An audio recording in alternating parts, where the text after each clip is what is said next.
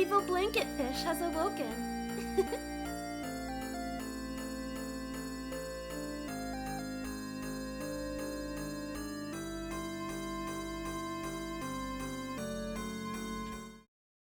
Oh, that hasn't been redeemed yet.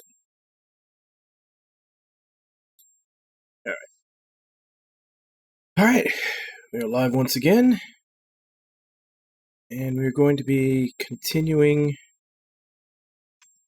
with Lufia II.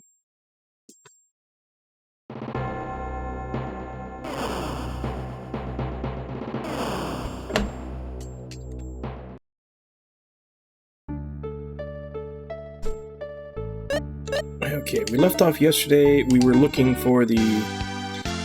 Well, I had already cleared out most of the dungeon, and then came to town that I was supposed to be looking for a shipmaker in that dungeon. So now we have to go back and actually go find him. And I was grinding money for the better equipment in town. I had just finished that when I signed off yesterday.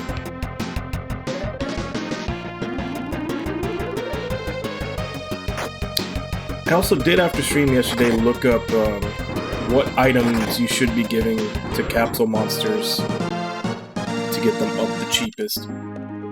Apparently for Class 1, it's battle knives. For Class 2, it's apple cider. And they're both from the same town. They're both from Sultan, I think is the name of the town. It's like one of the first ones. And then for Class 3 to Class 4, you need bronze swords, of which that's the expensive one.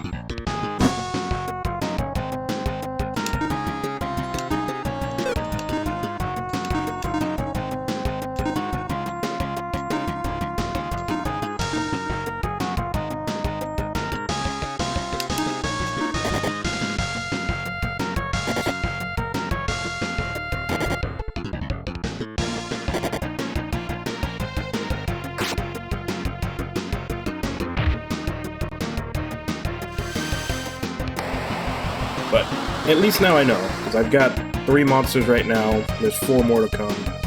So now I know what I need to go stock up on to get them up for the cheapest.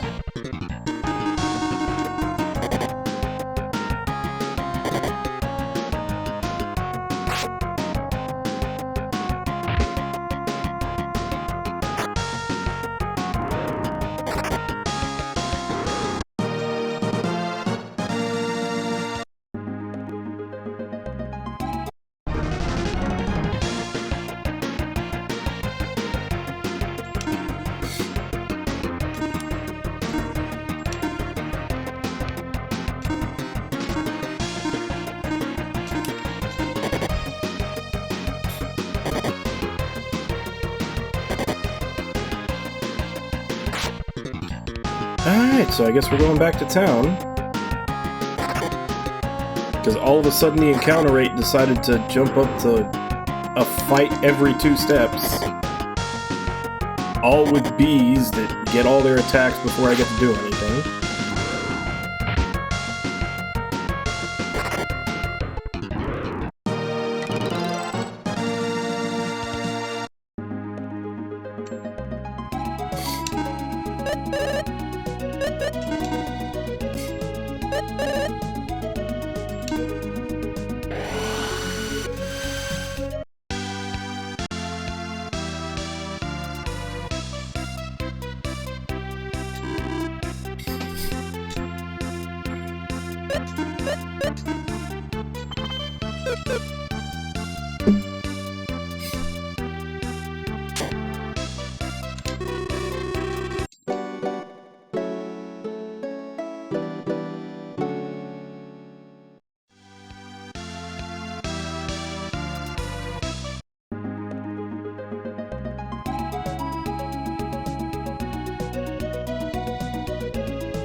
There we go, that's much better.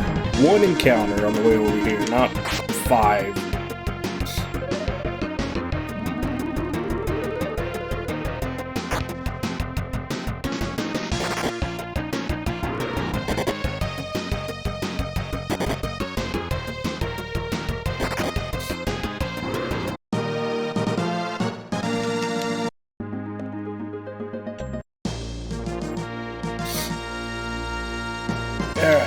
So now I have to remember all the puzzles in this so that I can get back to the end.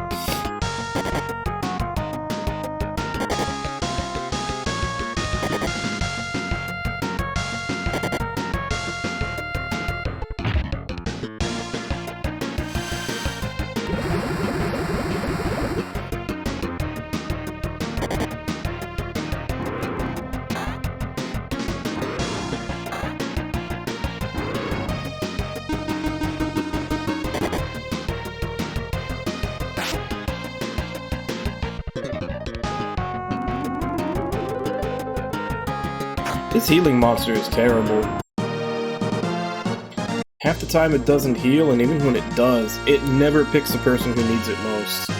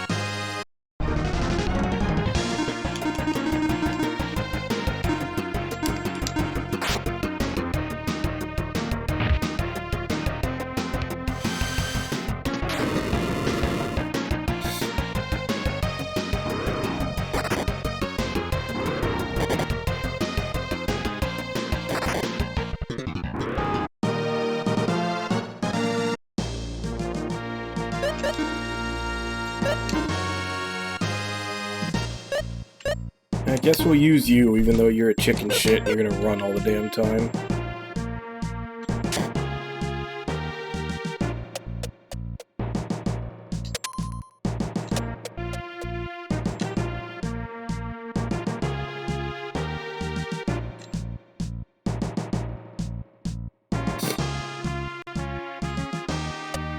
Hey, Hideru. No, this is not CS3. Have you finished CS3?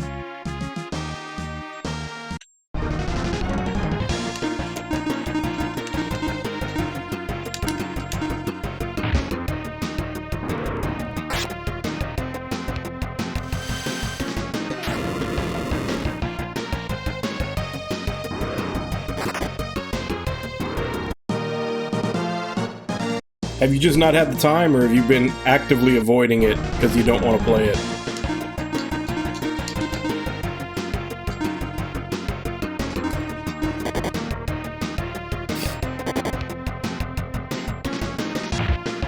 No, that's a pit you dropped yourself into. You gotta get yourself out.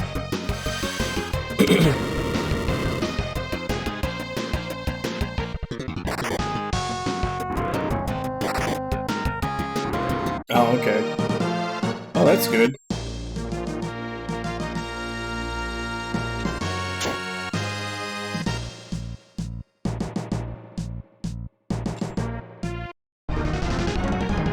That's right. Blame the events.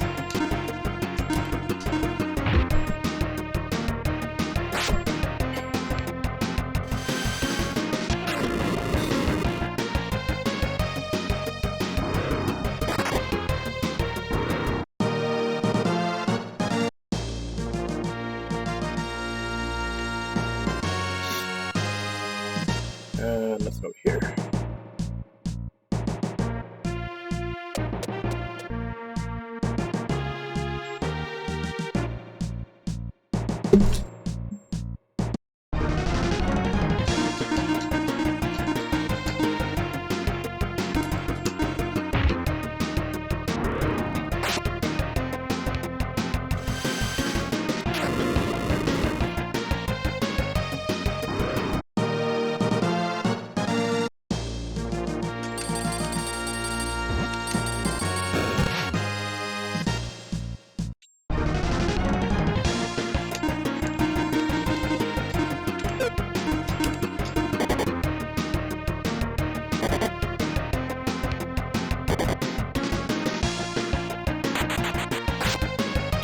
Guy's such a little bitch.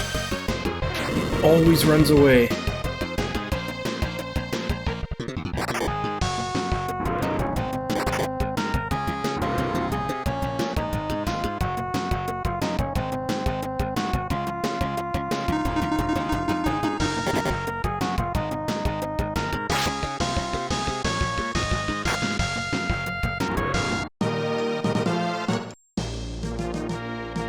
Nope, you gotta play them all. You gotta play them all or else you won't know what's going on and all the Trails fans will find you and, like, string you up.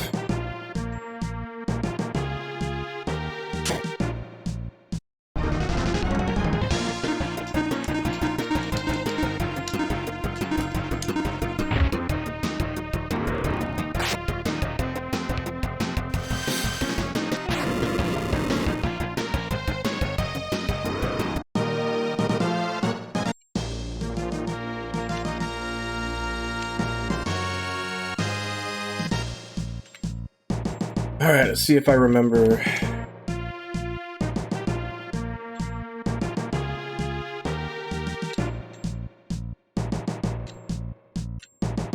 I just gotta get rid of these last two.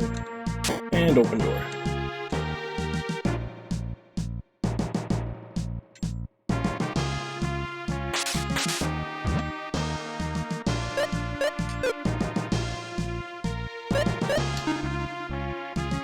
I mean, I have no problem with people liking what they like, but a lot of them are so rabid about it.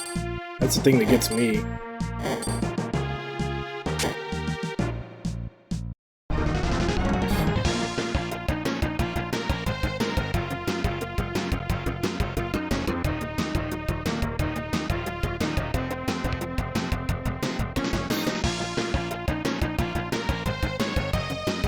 Nah, there's a lot of Tales of games that I like. Even some of the ones that I like, it's not necessarily because of the story. Some of them I just like because of the fighting.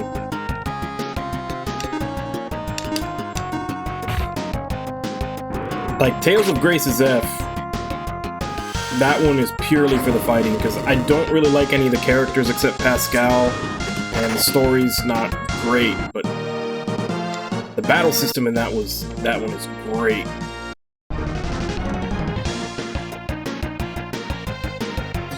And the ones that I like for the story, basically like Abyss, Xillia, Berseria. I haven't played Vesperia or Symphonia yet, because those weren't on PlayStation consoles. I have them, I just haven't gotten around to them yet. But those are the ones that a lot of other people seem to really like.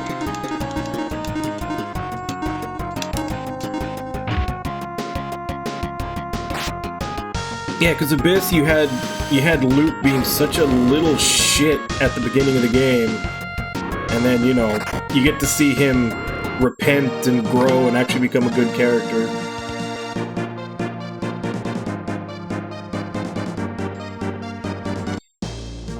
Berseria is all about Rokurou and Aizen being bros.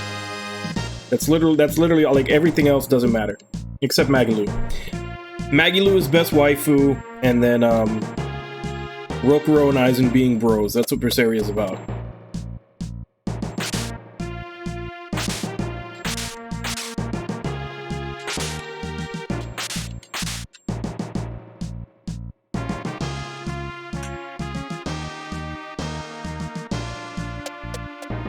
But the reveal, you know, towards Berseria was a little odd, because I would admit it did kind of feel like a cop-out, because you go through most of the game with Velvet being like, oh, I'm so mad at fuck, I forget his name though. What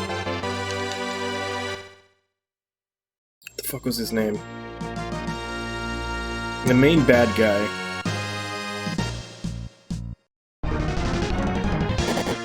Yeah, Artorias, that's right. It's like the whole game, she's like, you know, I'm gonna kill Artorias, he's such a piece of shit, you know, fuck him, I'm gonna kill him. And that's all she is, and then she finds out that, you know, her little brother was in on it, he agreed to it, he was okay with it, and Artorias was doing it all to save the world, and all this other stuff. She's like, alright, fine, I'm not mad at it anymore. And then she finds out that his way of saving the world is by essentially doing one of the reason routes in Nocturne, which is to take away their free will and just make them like an ant colony, and she's like, well, now we have to kill him.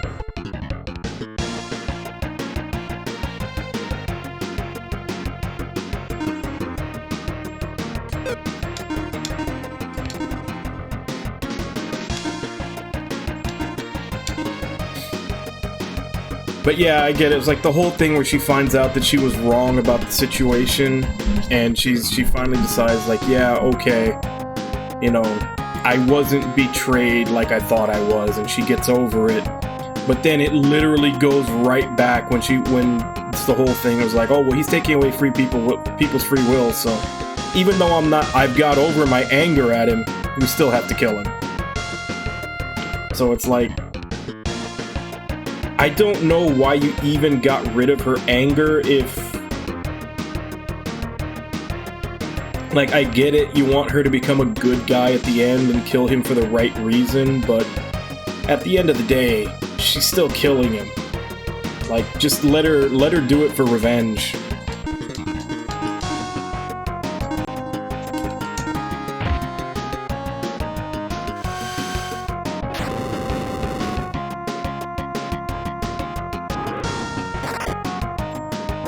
But honestly, the thing that bugged me most about Berseria was once you start getting towards the ending of it, it just keeps having to remind you that it's a prequel to Zestiria. Like, just, Dezel keeps popping up, or not Dezel, the other wind guy. But yeah, they have him keep popping up like every 10 minutes, and they keep talking about like, there's just so many references. It's like when you get to the end of the game, it's like, oh yeah, by the way, we're a prequel to Zestiria. Hey, we're a prequel to Zestiria. Hey, did you know we're a prequel to Zestiria? And it's like, by the way, Zestiria comes after this. It's like, yes, I know, Zestiria is shit. Just let me forget it.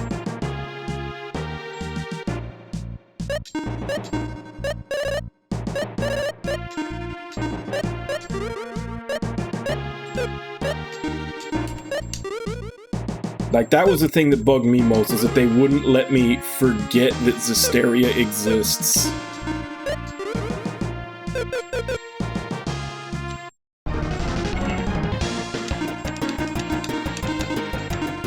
Like, I was enjoying, even with, like I said, that kind of lame plot twist of like, you know, I'm not mad at him anymore, we're gonna kill him for the right reason now. That was a little lame, but even with that, I was still really enjoying the game. And then it was just like, Zestiria, Zestiria, Zestiria, shut up!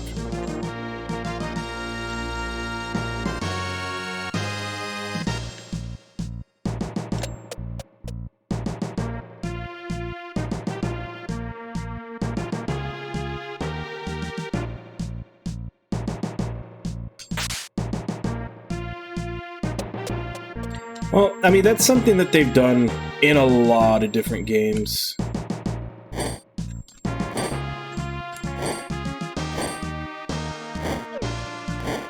Like I was saying, that like I even made the joke that that was one of the reasons that you could pick in Shin Megami Tensei Nocturne is that same thing. It's actually the reason of the guy who kills you at the very beginning of the game. That's his reason, is to have all of humanity, you know, basically lose their emotions and all just work for the common good.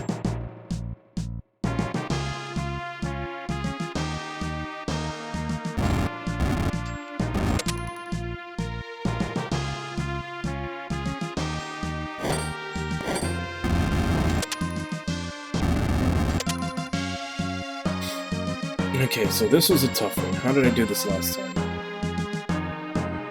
It was here. Go down here.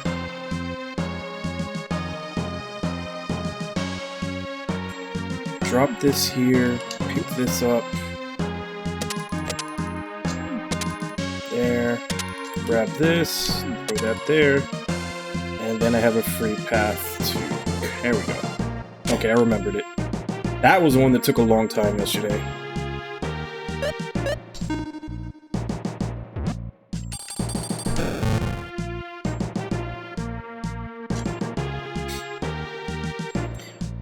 Well, I'm hoping that they do a better job of it in 5. Because when they did, the most recent Shin Megami Tensei game that they released was Strange Journey Redux. And a lot of people gave Strange Journey Redux shit because of the new dungeon and the character that's involved in that dungeon. But she's there to facilitate better endings. Because in Shin Megami Tensei games, one of the main like complaints has always been that every ending besides the neutral ending feels like you got a bad ending. And that's how they've always been. It's like if you pick law, it's always like stupid adherence to law to the point of tyranny. And if you pick chaos, it's always just, you know, random slaughter, everything, survival of the fittest. You know, if you're not the strongest thing out there, you're gonna be slaughtered. Like, it's just two extremes. And then neutral is the only one that actually feels like you got a good ending.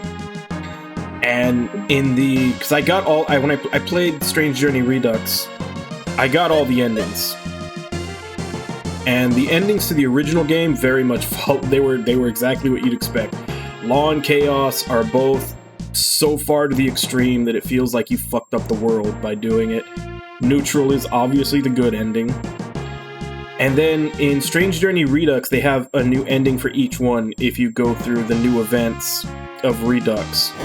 And they're all really good. Like, the law ending is just peaceful. It's just people agreeing to live in peace, and it's enforced a little bit, but it's not to the point where it usually is. Because that's usually what it is in the other ones, where people just, like... It's like a police state, where if you like do anything that's not within the rules, you're immediately disposed of. And they changed it to more of a peaceful thing, where you just have someone watching over you, and, you know, if you choose to leave or something like that, you can leave if you want to, but everybody else just chooses to live in peace. The chaos one is less survival of the fittest and everything eating each other and more tribal. It's going back to when humans were essentially living like tribally and worshipping the gods, and the gods they worshipped looked out for them and protected them. And then I forget what the second neutral one was, but neutral is, in Shin Megami Tensei, neutral is usually just going back to... You're essentially putting the world back to what it was. That's usually what it amounts to. I don't remember what the change was in Redux. I'm forgetting that. I might have to look it up again. But yeah, usually in all the Shin Megami Tensei games, like, the good ending is just going back to before everything went to shit. And that's what I'm saying, that is the newest game that they put out, and they actually put out good endings for each alignment. So I'm hoping that with Shin Megami Tensei 5, they're gonna keep that philosophy and give every alignment a good ending, so you can actually play the one you want to, or play all three of them, and actually get a decent ending and not just be like, well, if you didn't pick neutral, you know, you're fucked. You get a shitty ending. Because that was... the character that they added in Redux was this girl that supposedly came from the future and came back. And that was the whole point of her, is that when you're going down whatever alignment path you go through, if you go through the whole extra dungeon that they added into it, at the very end, she basically comes up and tells you, like, hey, this thing you're about to do, which is essentially the ending from the original game that you're about to get before you fight the final boss, like, she comes up and tells you, like, the thing you're about to do, here is how it fucks over humanity completely. It's literally pointing out that the endings in the original game are shit.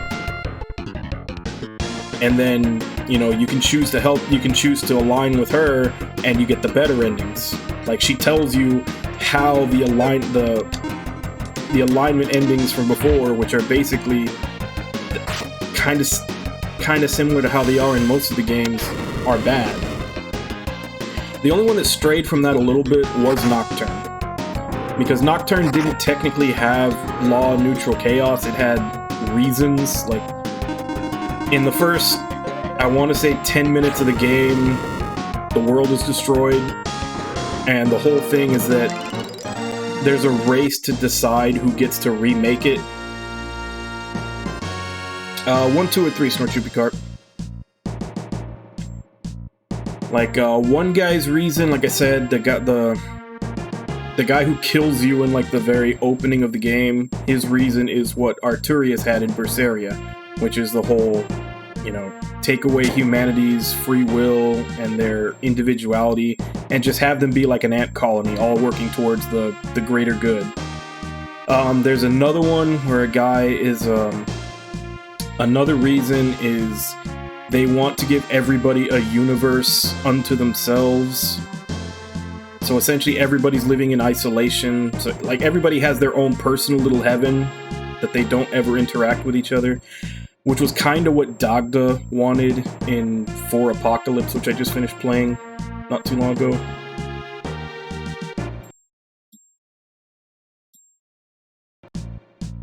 And then the third one was... yeah, the third one was basically chaos. It was survival of the fittest. So the normal law and chaos were in there, and then they also had that isolationist one with it too. And then you also have the option to go back to normal, which is usually what the neutral ending is. There's another ending where you can just destroy the cycle of creation and just leave everything at nothingness, which they later used again in 4 with the white ending, which is another faction that shows up. And then, like, the one that came with the expansion, which we only got the expansion, we never got the original, so it's the only one we know about, was the True Demon ending, where you go against God. Because in Shin Megami Tensei, God is a tyrannical asshole.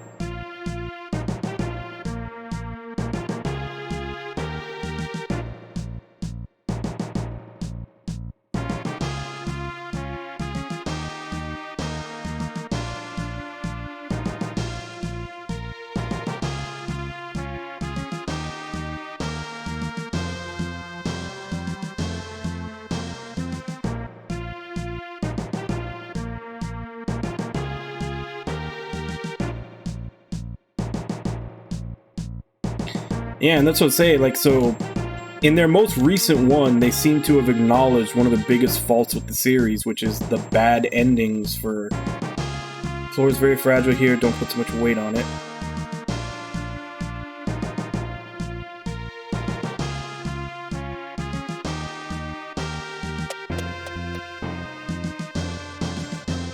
So I guess I have to fall on the other side.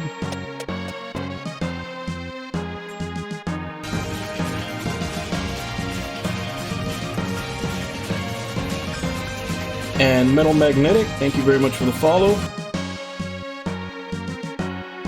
But that's, like I said, that's good that they realized that that was a fault with the series and that they actually did something in Shin Megami Tensei Strange Journey Redux. So I'm just hoping that they carry that over to 5. Yeah, well, he's in here, so you can thank Nami210. He's the one who redeemed for me to play it.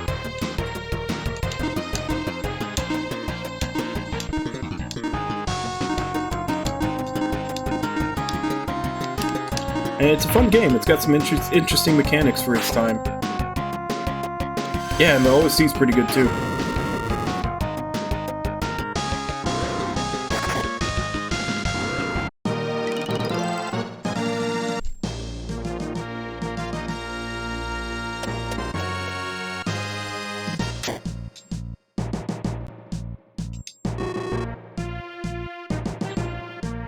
You Jayad by any chance?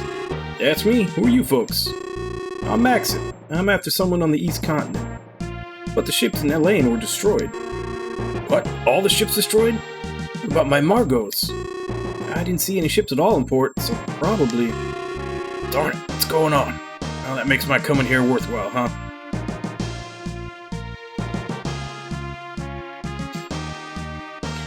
Well, now that I'm playing this, the only one on that list that I haven't played is Dragon Quest IV. I actually haven't played hardly any of the Dragon Quests. Because the first Dragon Quest I ever played was 7 on the PS1. And it was so long and took so long to get going that it turned me off of the series. I haven't really gotten around to trying another one yet. But at some point I need to give 11 a try, and then depending on how much I like that one, I'll go see if I go back and play some of the others. What are you saying? There's a tree called the Phantom Tree on this mountain. It's light, strong, ideal for ships. I'm a darn good shipmaker, you see. As soon as I get the tree, I can make the best. The monster ahead is too tough, so I'm stuck sitting here doing nothing. That's easy then. Let us take care of the monster. Are you sure? Trust me, but in return, please take us to the East Continent when you finish the ship. Is that Maxim talking or Dakar? Because the speech bubble looks like it's pointing at Dakar. Sure, no problem. Got a deal. But I guess it would be Maxim talking since he's the leader.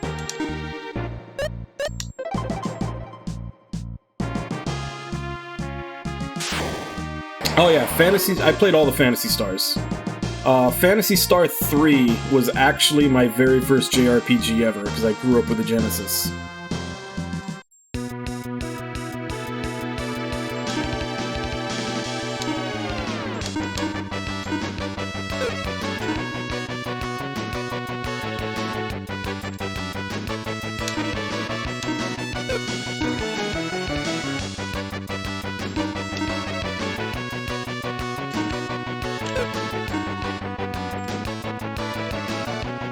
Yeah, so I played Phantasy Star 3, then 2,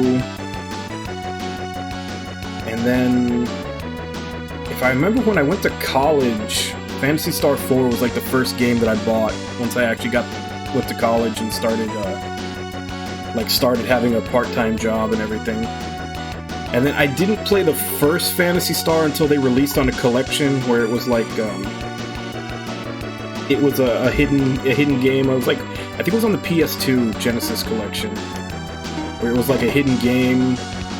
You had to like watch an interview with the creators and it would unlock, and I played it there.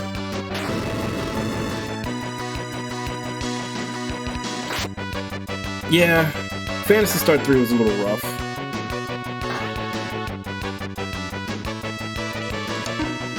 But even it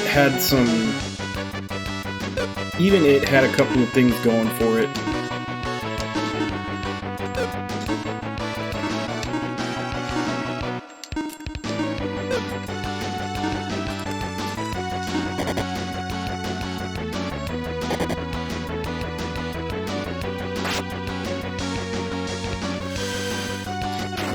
Like, it was pretty much one of the very first games to do a generational system, and it actually, like, that part of it, it actually did that really well. The scenarios for the different generations were really good.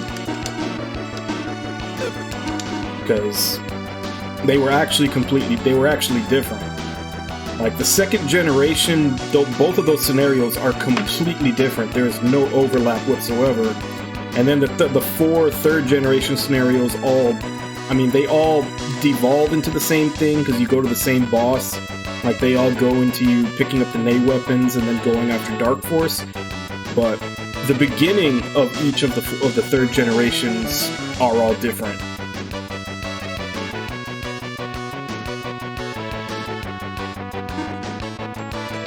Well, it was a different team, because the team that made Phantasy Star 1 and 2 went off to go make the Sonic games. I think it was Sonic 1 and 2 they made. And it was like, it was a brand new team that made Part 3. So they were trying to do something different. And they did. It just, they made one too many mistakes. Like I said, they did some things right, they just made one too many mistakes. Yeah. Like, another good thing in 3 that gets overlooked a lot of people don't even use it, is the technique distribution. Like, every character that can use magic, you can completely distribute, like, for every order of spells, what spell you want to be more effective than the others. And it's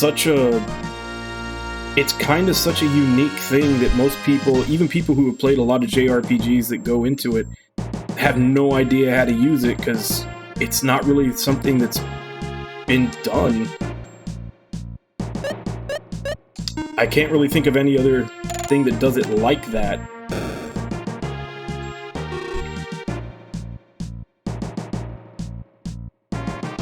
Yeah, Phantasy Star 4 is still one of the ones that, like, I'll still hold it up as one of, if not the top JRPG of the 16-bit generation.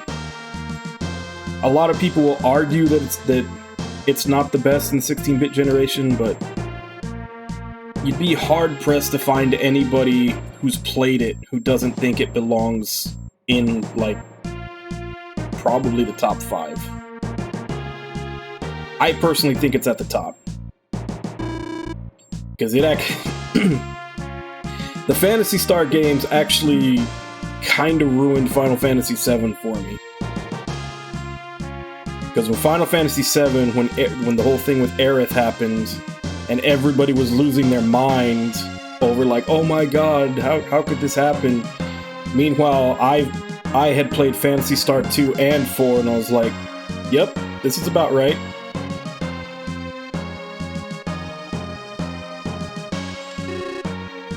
Sure. You think you can make a ship out of this? Sure, the best. Alright, I'll go back to the city and organize some help. Yeah. Like, even just the way they handle the similar event happening in 4 felt like it had more weight to it. You can go back to the city in a flash. What? You should come over here and stay close to us. Salon, we're ready. Alright.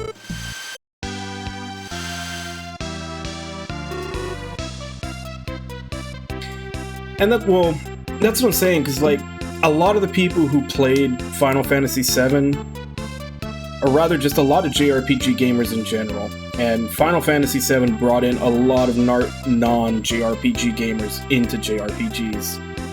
So to a lot of them, it was completely new. They had never seen, you know, a death like that, a death of a playable character. So it was impactful. You know, this is a character that you'd had for, I think, probably like 20 hours at that point fighting with you. That was just gone, and there was nothing you could do about it. So it hit pretty hard. But it hits, I mean, everything hits harder when it's the first time it happens to you. I mean, at that point, I had already played Phantasy Star 2, I'd already played Phantasy Star 4, and I had played Vi on the on the Sega CD, all of which have that happen to you. So, by the time I got to in Final Fantasy VII, it wasn't the first time it happened to me. It was like the 4th or 5th time that it happened to me. So, it was like, oh, damn, that sucks. I really liked her. But it wasn't like, oh my god, how could this happen?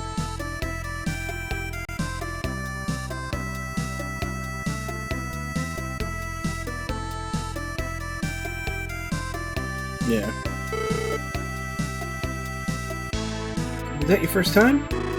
Yeah, I don't meet many people who can use spells. My stomach feels kind of weird. You're just spell sick. It happens to some people when they get hit with one. Me? Sick? You're kidding. I've never been sick, even riding out a storm. Ships and spells are different, but you'll soon get used to it. Oh, thanks, I prefer ships.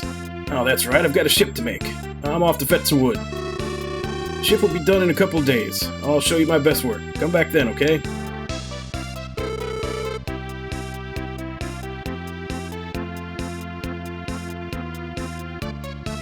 I guess sailors like cruising better than warping. I'm so used to warping now that I can't travel around slowly in ships. But you can't get over places where you've never been by warp. That means we must travel by ship. That's true. By the way, Maxim, what are we going to do until the ship is done? Jai had said a couple of days, so we'll have to stay in the city until then. Maxim, I just remembered something I have to do. Me too. You're not thinking about going out of the town, are you? Not to show off or anything, but besides, being great and all, I'm good at making friends. No woman in her right mind would befriend you. Save it until you see what I can do, alright? Where's this confidence coming from? Yeah, nothing special to be proud of. Oh, Maxim, you heard us. We'll be chilling around the city for a couple of days. Typical males.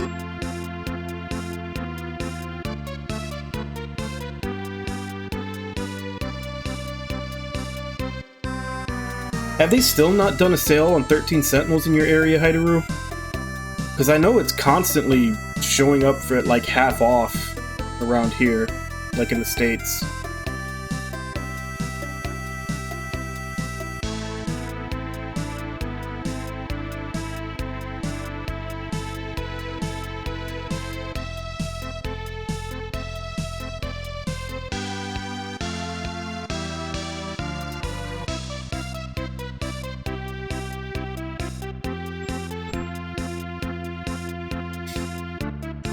Yeah.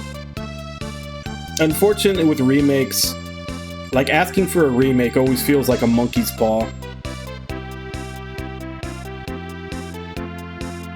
Because you never know when someone says yes that they'll make a remake if they're actually going to do a good job or if they're going to try to mess with it. And Cappy, don't say it like that. Everybody's gonna think you say you regret it because you didn't like the game. He regrets buying it at half price because he wishes he had spent full price on it, because he loved it.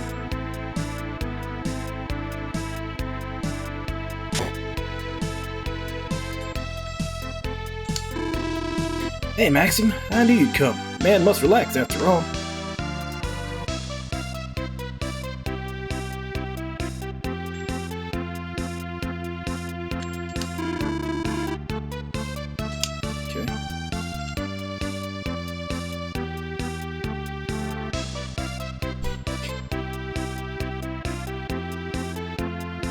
Fun fact, there's actually 15 Sentinels.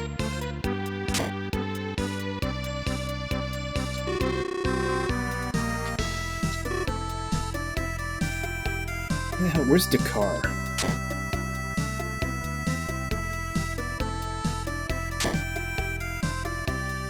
Yeah, unfortunately none of the consoles have picked that up from Steam yet.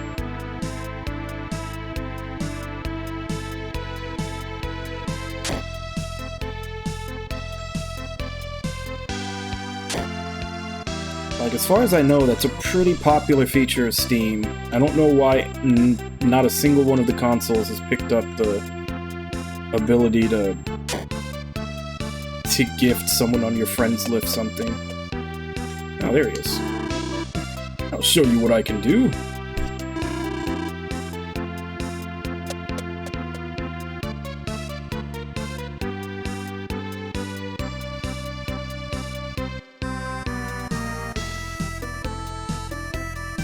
I think you can, yeah.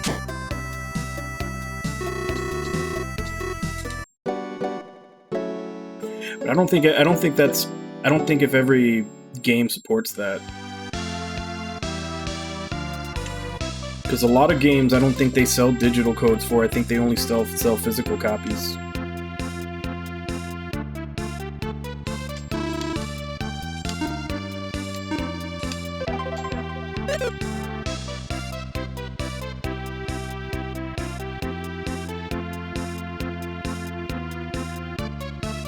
Oh, did they?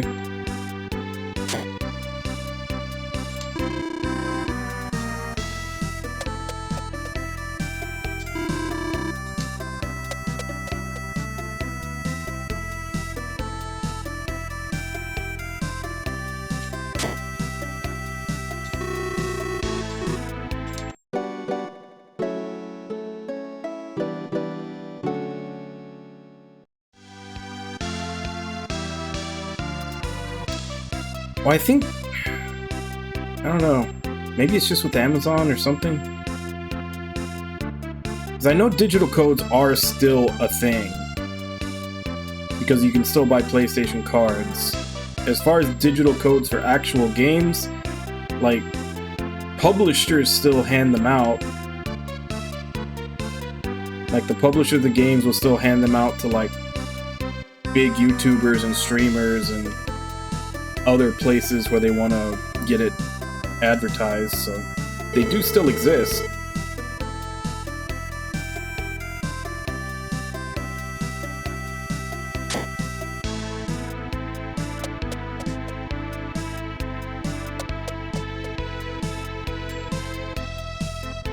And that's what I'm saying, like, they still exist because publishers hand them out.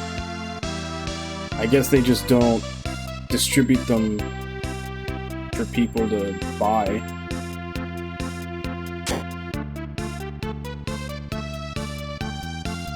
Probably has a lot to do with those, I forget what the name of they are, but those sites where people sell codes and buy codes, like the rebuyers. Like, a lot of people buy games from those sites for super cheap, but a lot of the codes are invalid. That was a big problem recently. Yeah, it's like websites where they sell off like super cheap game codes, but a lot of them are either already used or they're not valid. Like, it was a scandal about 1.5 years ago. Look at this beauty. I did it. It's done. This is the newly born Margos. Incredible. It's amazing how fast you can work. It's nothing really. Piece of cake. Do it all the time. Oh, it's ready, huh? Good timing. I needed a break from the party. Yeah, you just don't know how to handle the wild side like I do, huh? Who's talking? Who was it that got smacked upside the head by a new friend? You don't know how strong she was. She's probably stronger than Gades. Uh-huh, sure. It's not strange. She just knows how to handle brutes like you.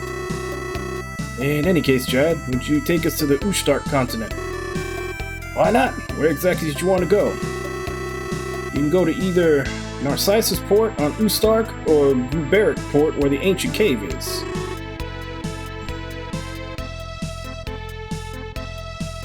So apparently I can get some pretty good gear from the ancient cave. Ancient cave is full of treasures. I wonder if that really is true. Well, let's go. So I guess we'll dip our toe into it.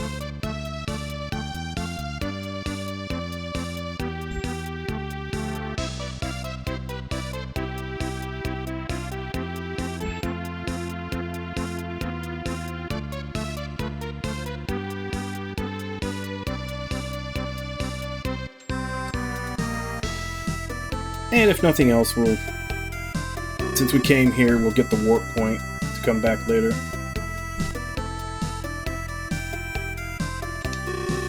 You guys are warriors too? There's something different about people who come here, you know? Ancient Cave is incredible. Every time you go in, it's different. You never see the same place. You get 10 potions when you enter the cave. How you use these shapes your destiny. You You might think they're just potions, but only in this dungeon will you feel they're special.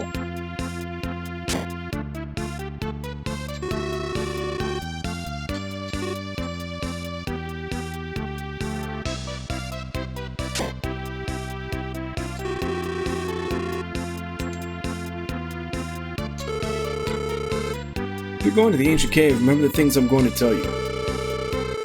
Listen, shape of the cave changes every time you enter. Sounds weird, but it's true. B1 you enter differs from the B1 you entered before, so drawing a map won't help. Also, you can't take your items or anything with you. You have to leave them at the entrance. When you enter, your party members' levels go down to level 1 and you weaken, so watch out. Levels will be restored and the items you left will be returned, so don't worry, that's it. Yeah, see, I knew about the ancient cave because I see a lot of streamers that just do this. Oh, like they'll have like a day where they just do ancient cave every week.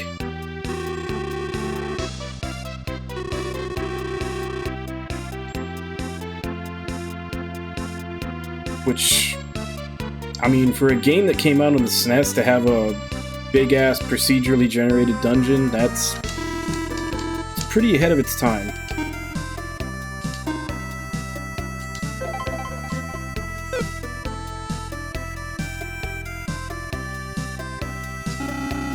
The treasure chests of the ancient cave hold not only weapons and items, but also spells. Say there are things in the cave you can't bring out. Of course, many people want to go.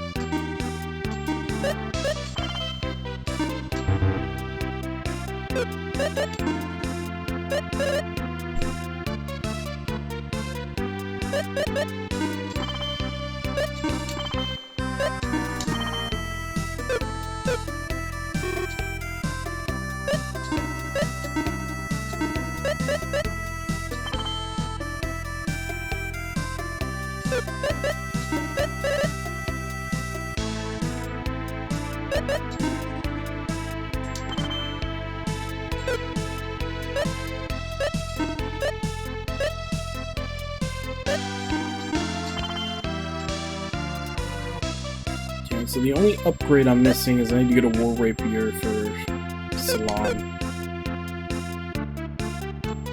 But I can wait till later.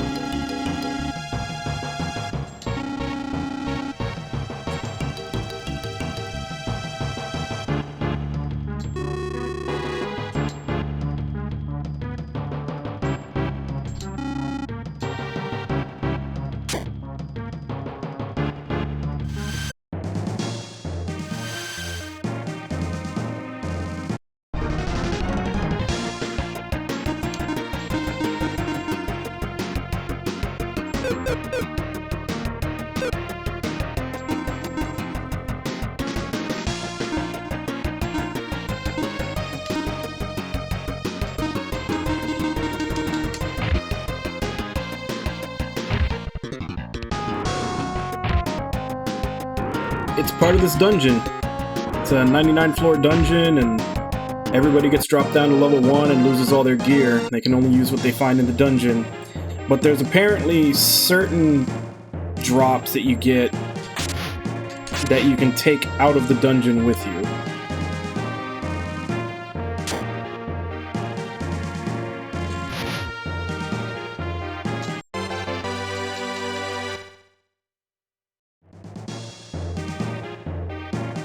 And this is I think it's supposed to add replayability to the game, because it's something that you can keep doing over and over again, even after you beat it. Which, I know you don't like procedural generation, Cappy, but it's still something that was way ahead of its time.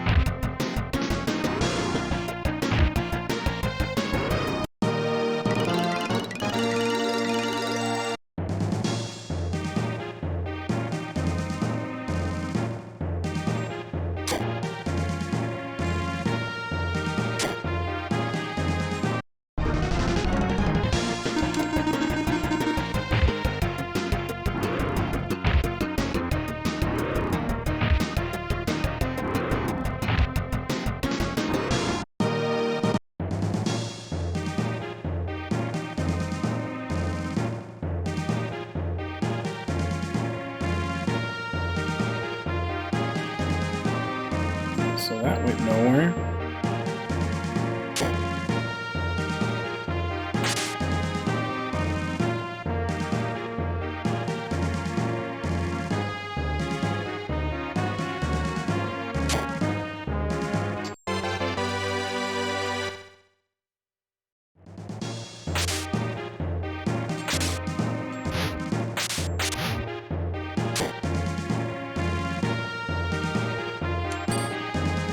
More of a pet.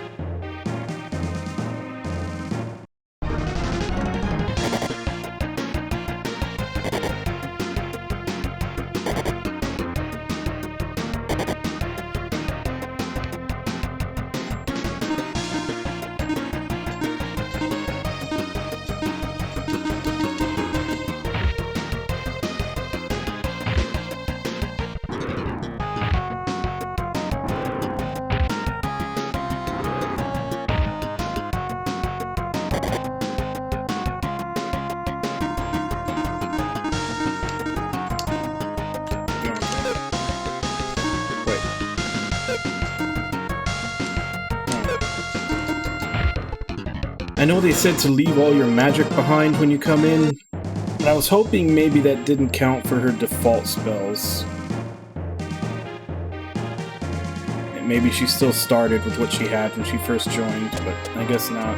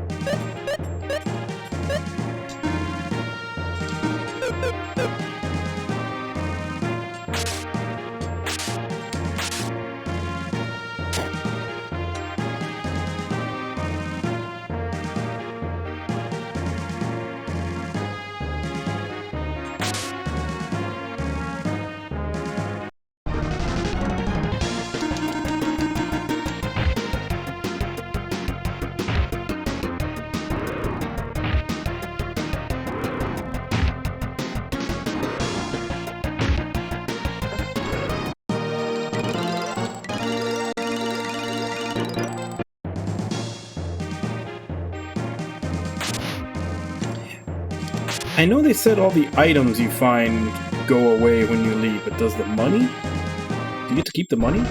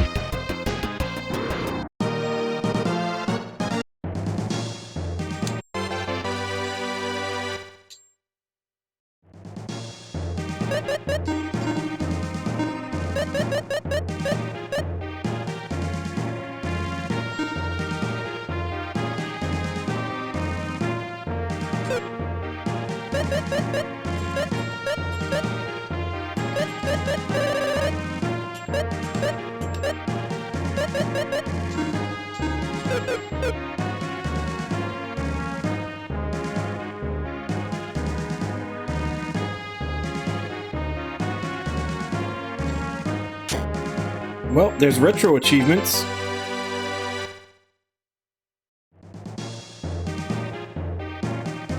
Like, there's a whole mod group devoted to adding trophies and achievements to retro games.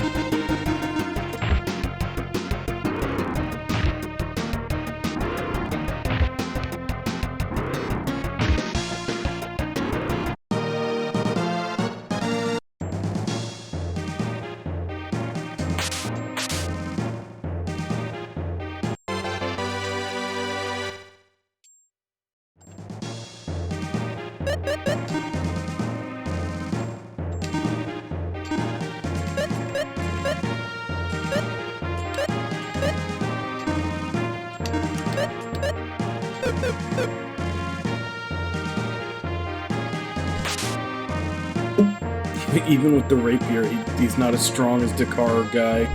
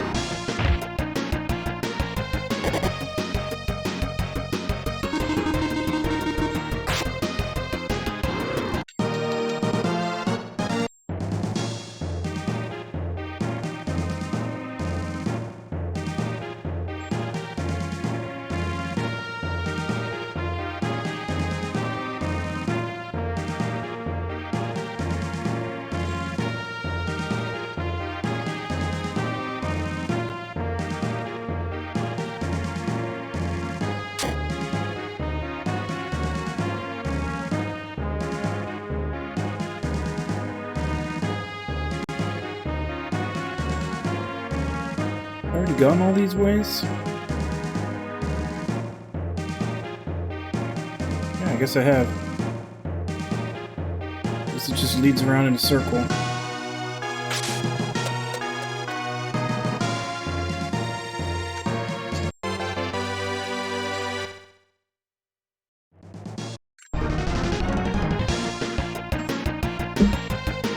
Hey, Necromancer, how you doing today?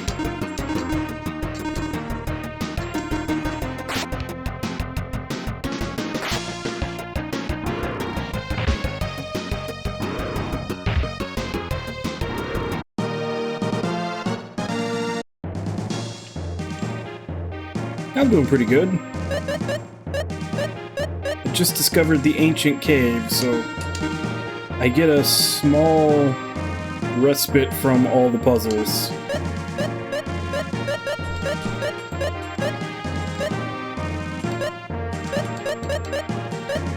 She's the only one who can put it on. Yeah, they're just giving her a lot of equipment.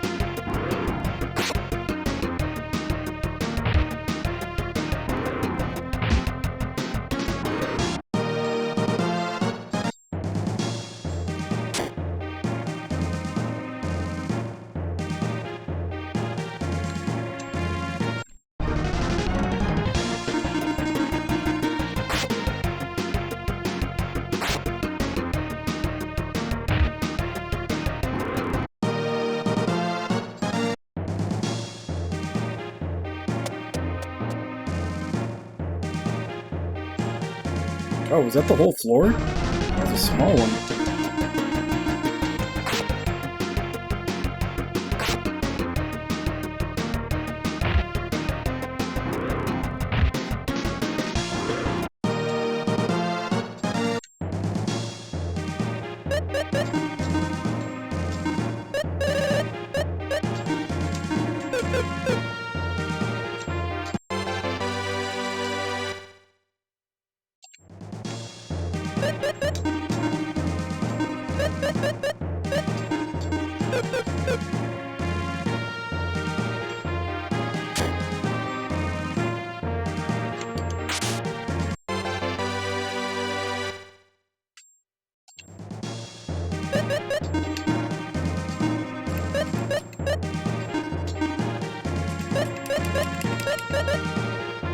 Nobody else can use the knife. You'd think everybody would be able to use a knife.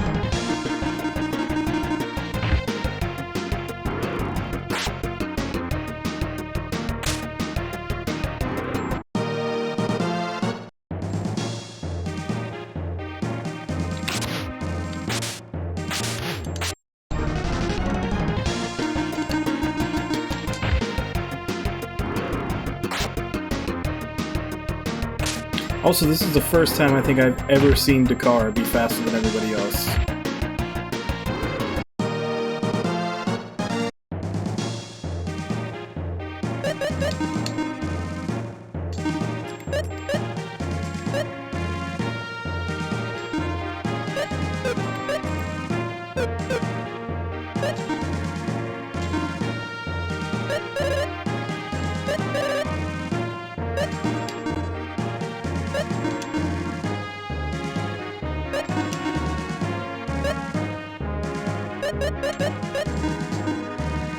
Oh, they're too hard to please.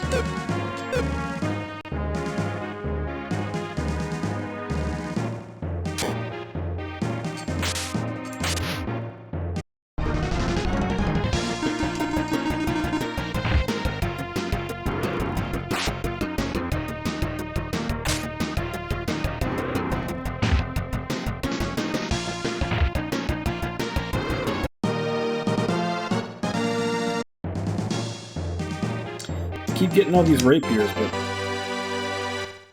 yeah, nobody can use them. There we go. Finally, something he can equip.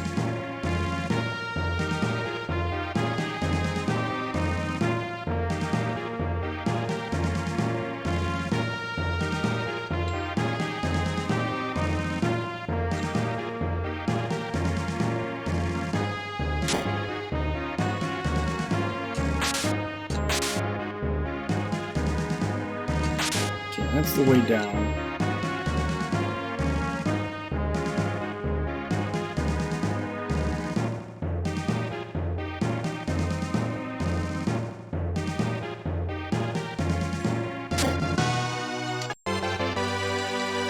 Another rapier.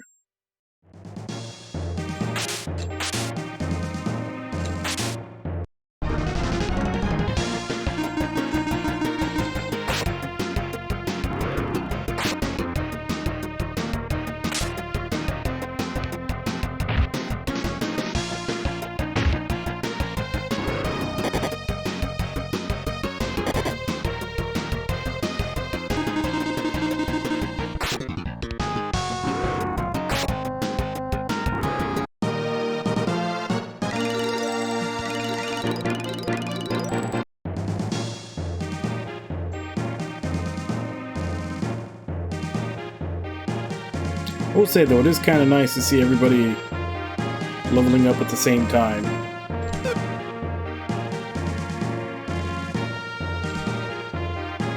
So this would I mean, assuming you don't die, this would be really good for people with OCD to have everybody at the same level and same experience. Yep, we're dipping our toes into the cave. Nami told me there's some good items in here, so I figure I might as well give it at least one go. Hey Ritsujin, how you doing?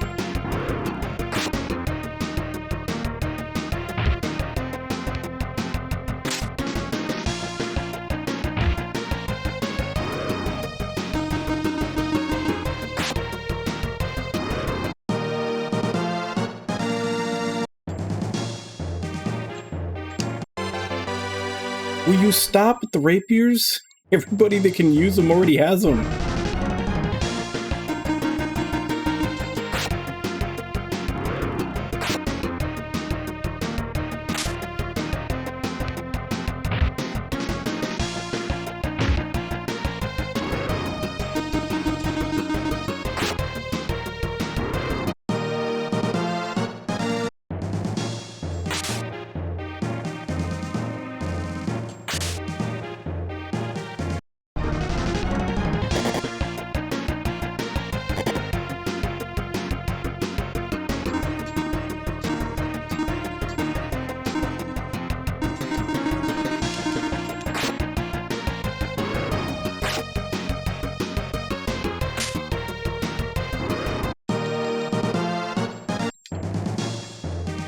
Yeah, I'm not sure what I get to keep, though. Because it said that there's some stuff you get to take with you, but everything else you have to leave behind when you're done. And I don't know how to differentiate... I don't know why I stumbled over that word. I don't know how to differentiate between what stays and what comes with me.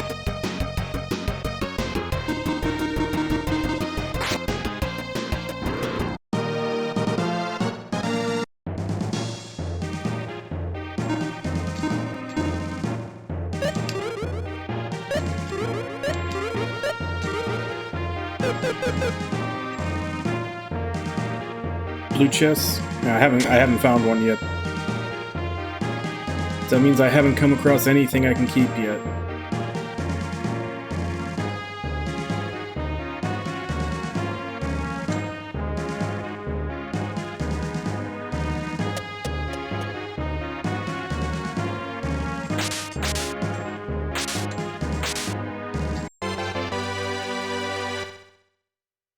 I do, however, have 2 MP restoration potions, even though no one has found a spell yet.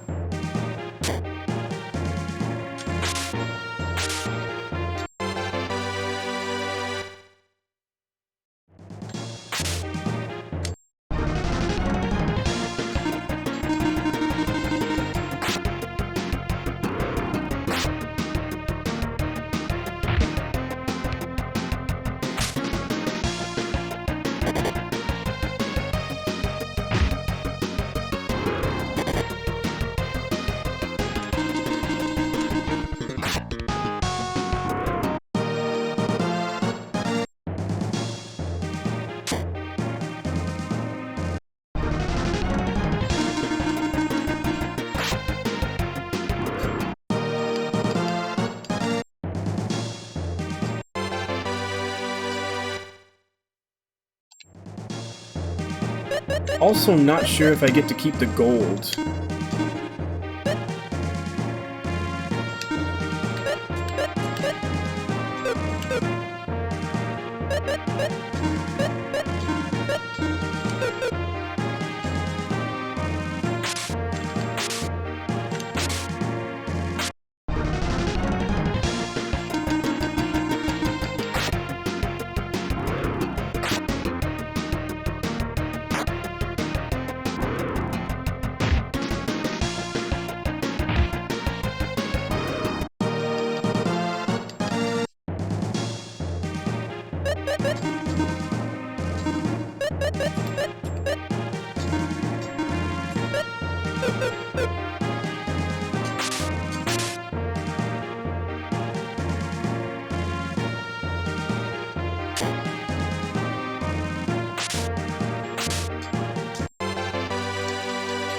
Another rapier. The cave of unused rapiers.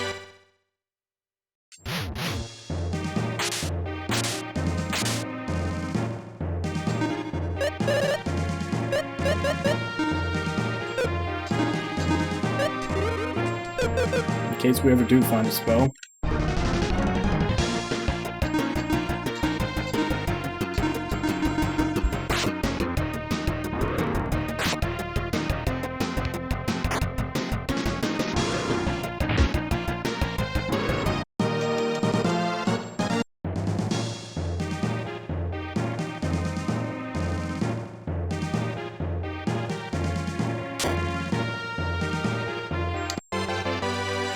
Scimitar, there we go. There are other swords in the world.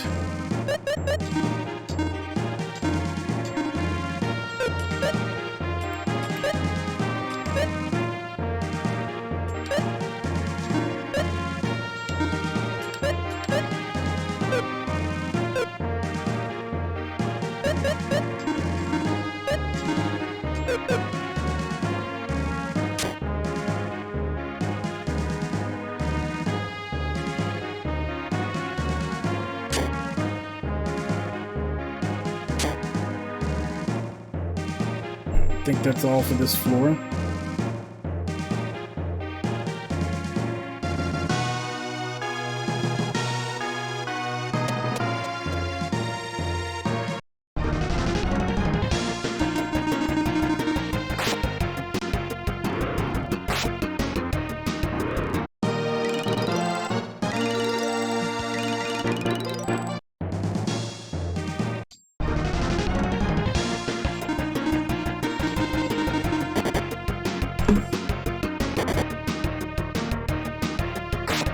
I guess it did feel a little too good to be true that there was two chests right next to each other like that.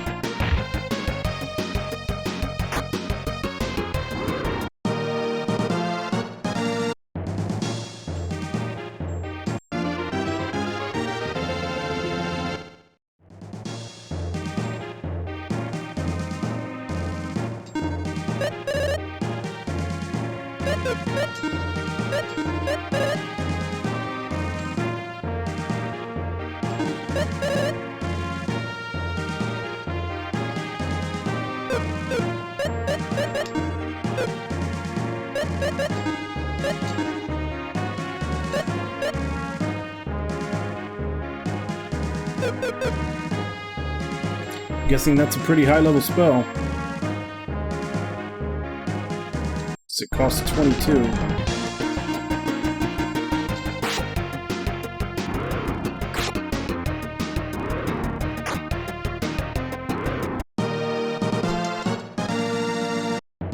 Now, I never really checked, but do you not lose damage for being in the back row?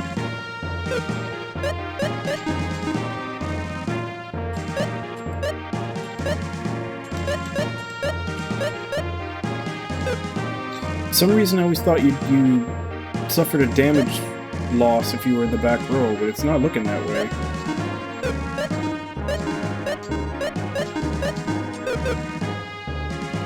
I know you take less damage if you're in the back row.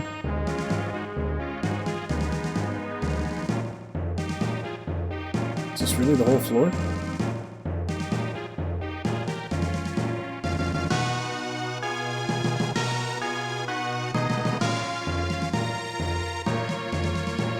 That's the whole floor.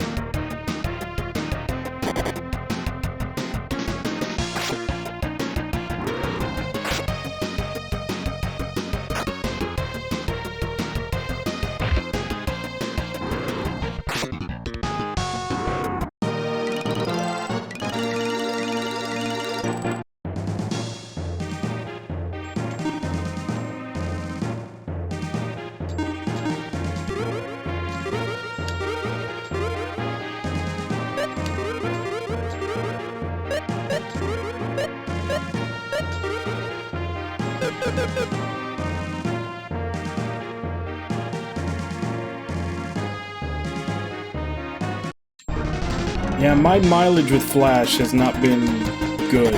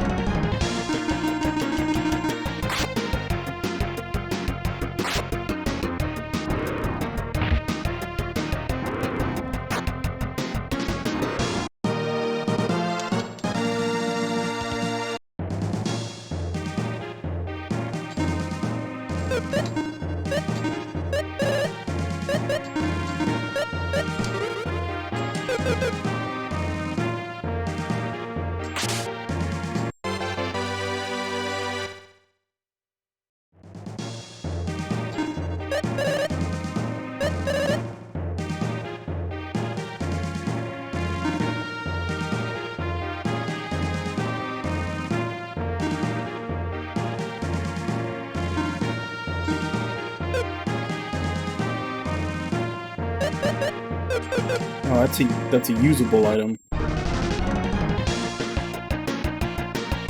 Oh, it's a weapon? I thought it was an item I could use. Yeah, I guess so.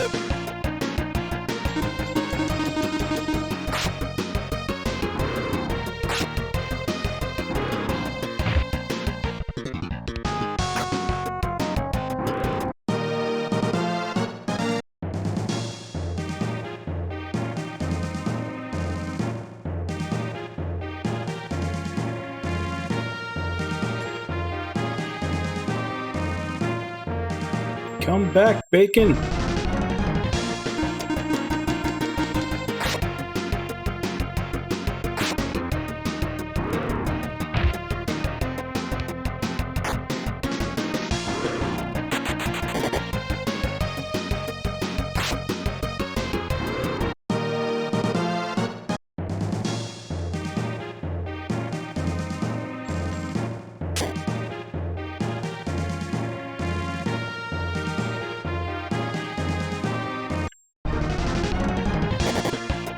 How was that a surprise attack? I walked right to him.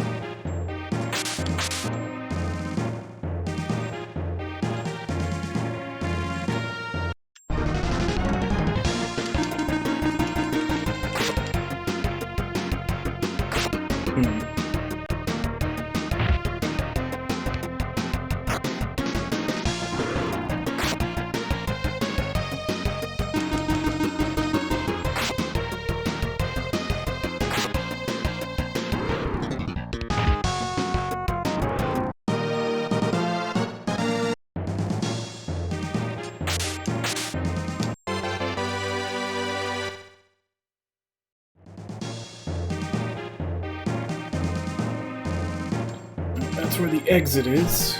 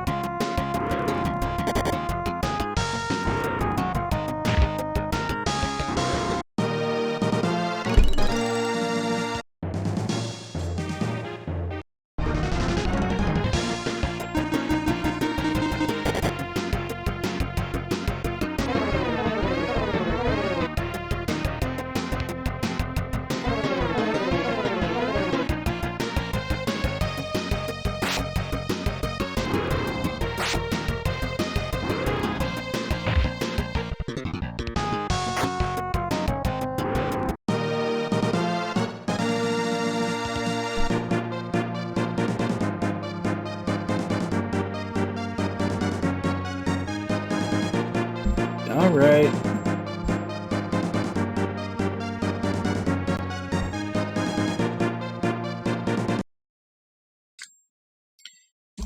Come here, you attention hog.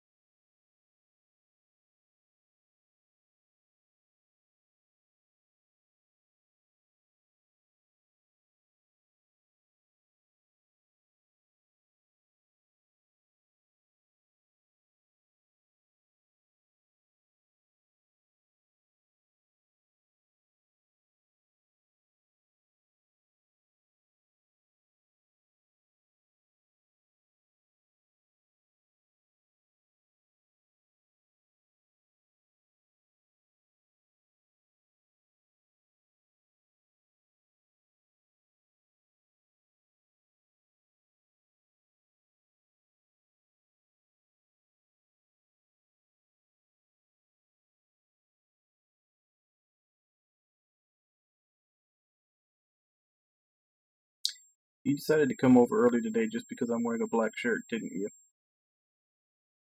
You had to get your fur all over it.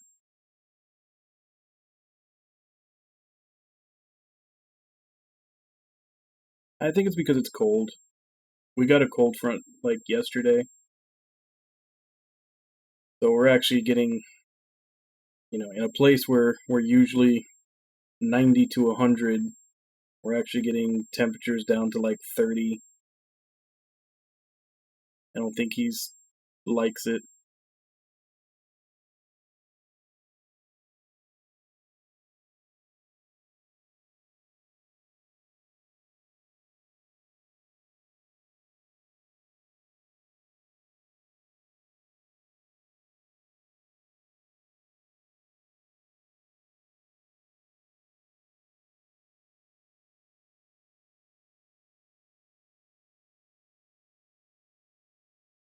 Oh, he has several.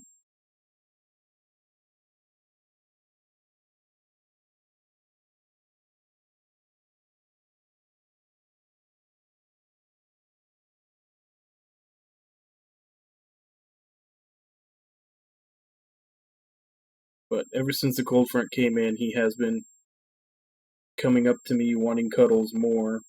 I'm just guessing it's because of the cold.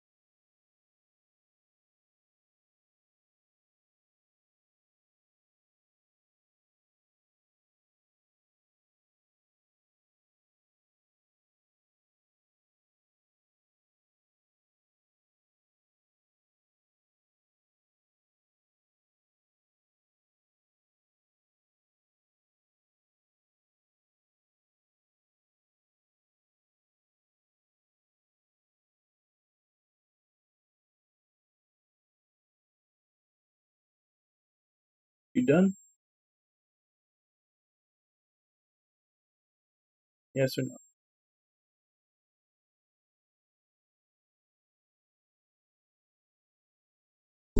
Yeah, he's done.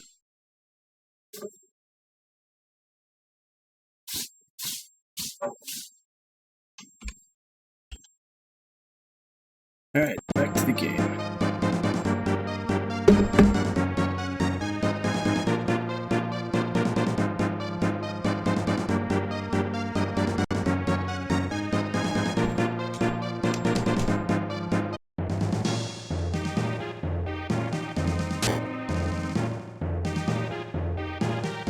Okay, so that was just a big circle leading back to here. Next floor. So far I haven't had a single blue treasure chest, so I'm not leaving here with anything yet.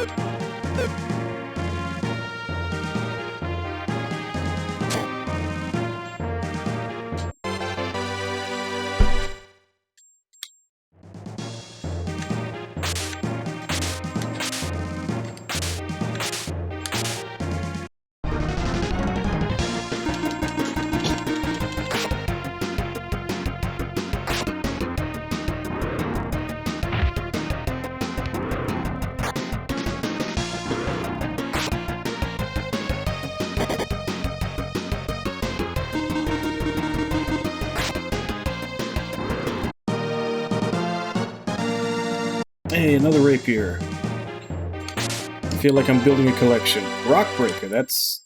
I don't think I've even encountered that in the main game.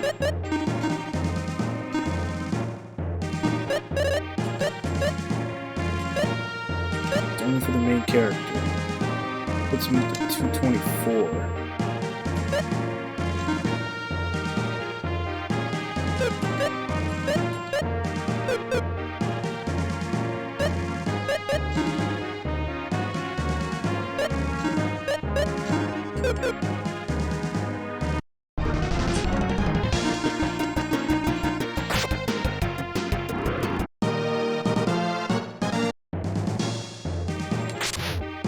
I'd love to have a healing spell.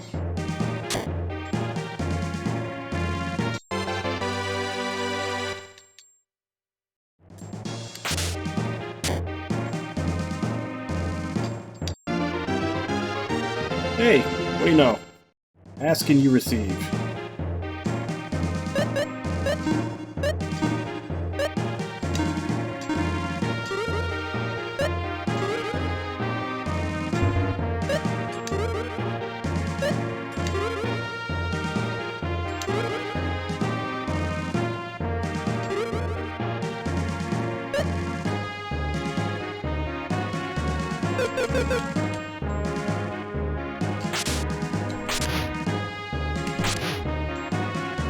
I would love to have a 400 damage sword in a blue chest that I can take with me.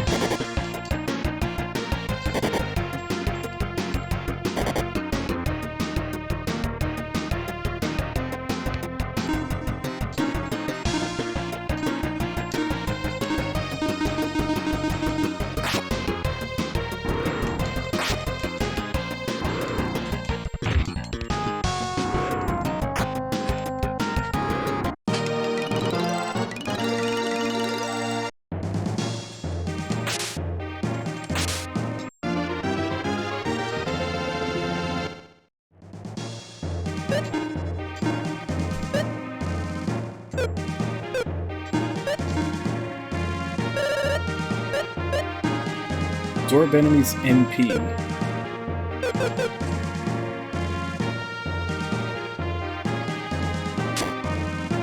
Let's see how effective that is.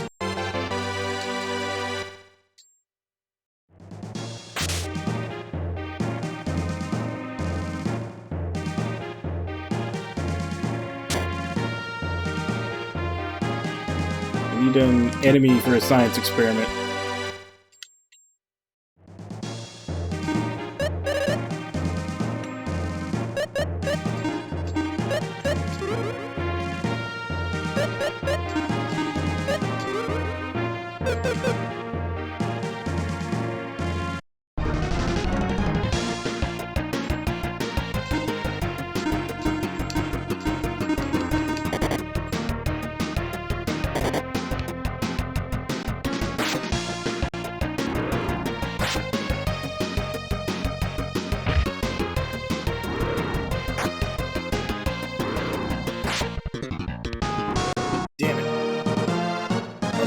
I was hoping at least one of them would survive so I could just use absorb on it over and over again.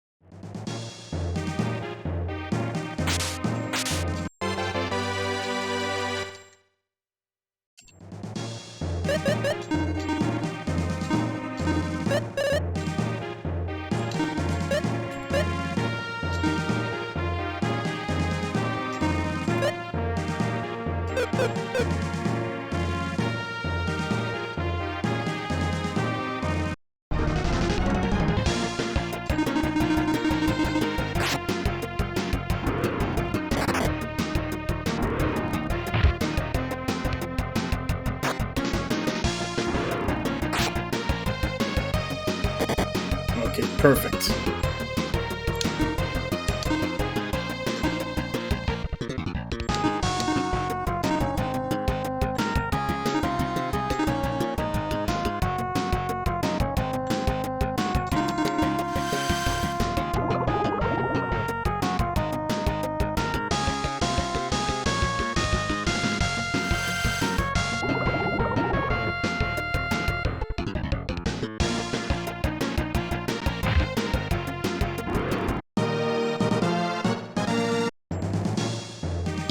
Right. Even if I do leave one alive, I've still got to hope that my monster doesn't kill it.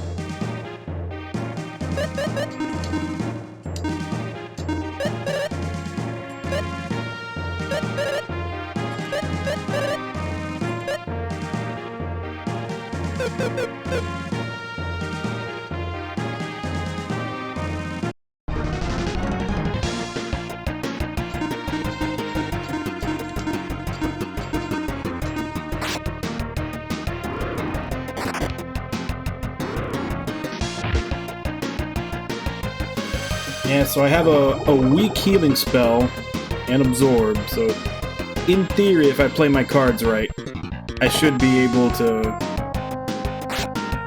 have as much out-of-battle healing as I need.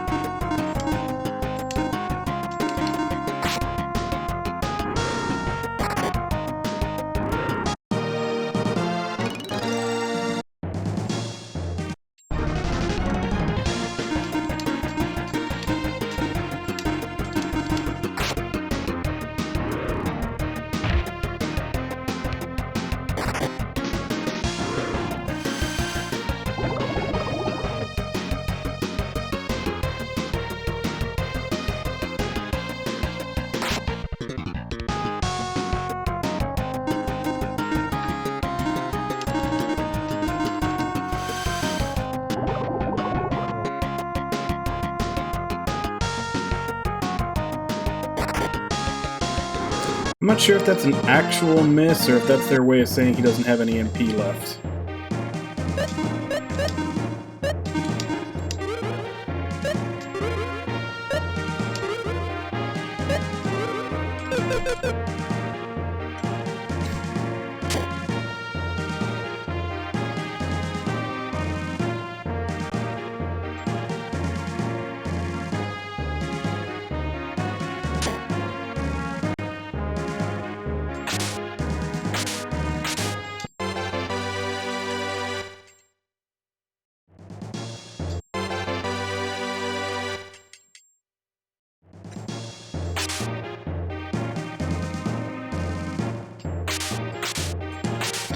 So, are the blue chests just rare, or are they, like, at certain levels? Like, you have to go certain levels deep before they start appearing? Because I haven't come across a single one.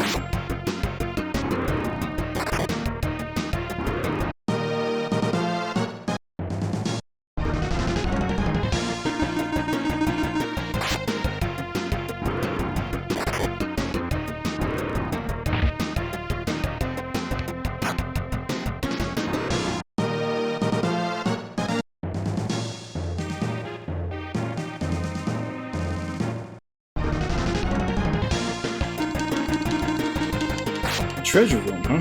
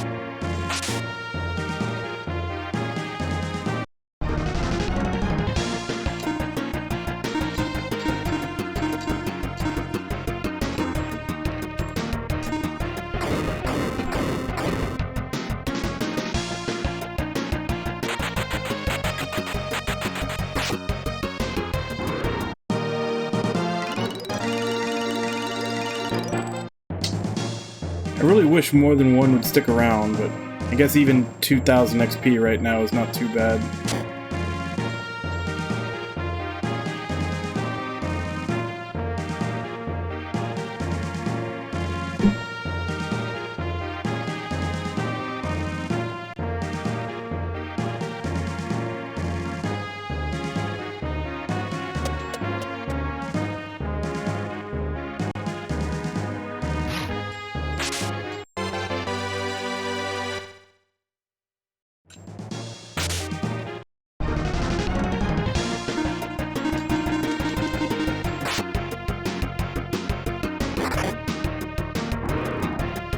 Yeah, it is.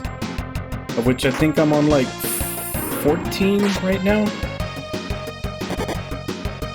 I decided to jump in and see if I could get anything good. But so far, I haven't come across anything that I can take out of the dungeon with me. How you doing, Wabon?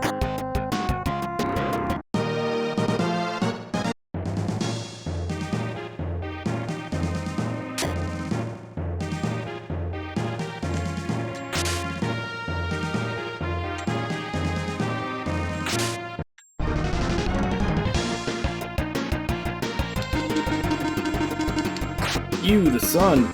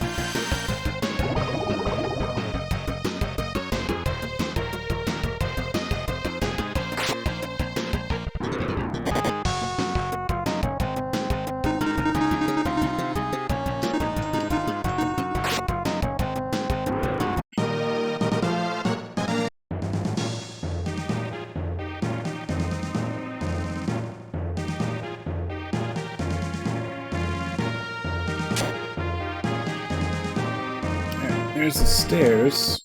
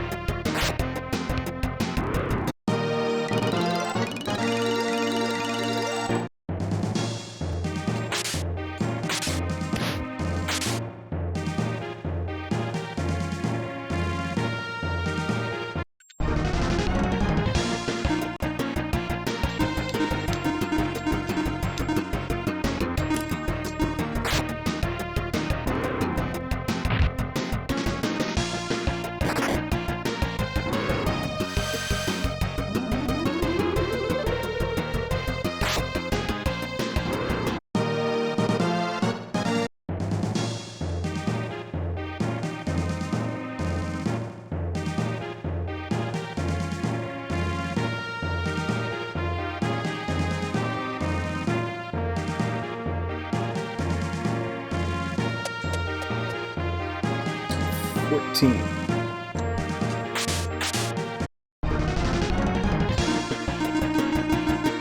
I thought I was already on 14 a couple of floors ago, but I guess not.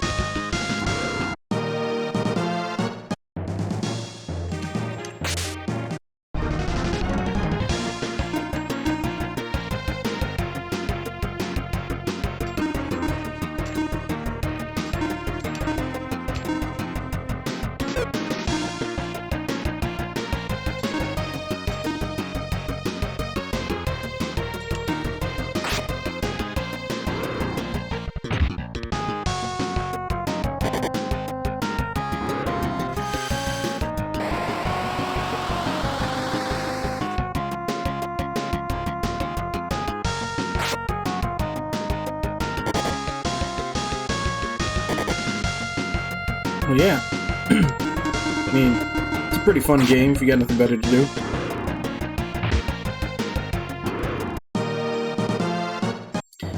Although I then immediately dived into the ancient cave, which has no puzzles, thereby making my stream title kind of a lie.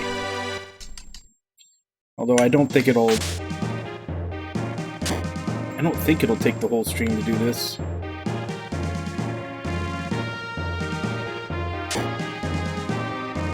Of course, I don't actually know how long a run of this takes.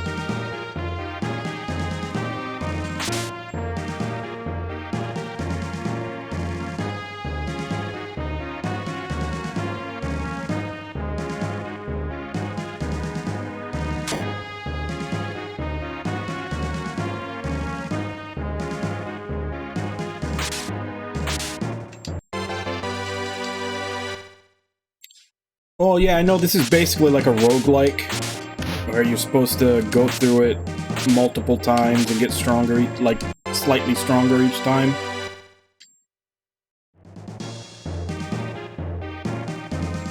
But for right now, I'm basically just giving it a shot. So I don't know how deep we'll go before we call it quits.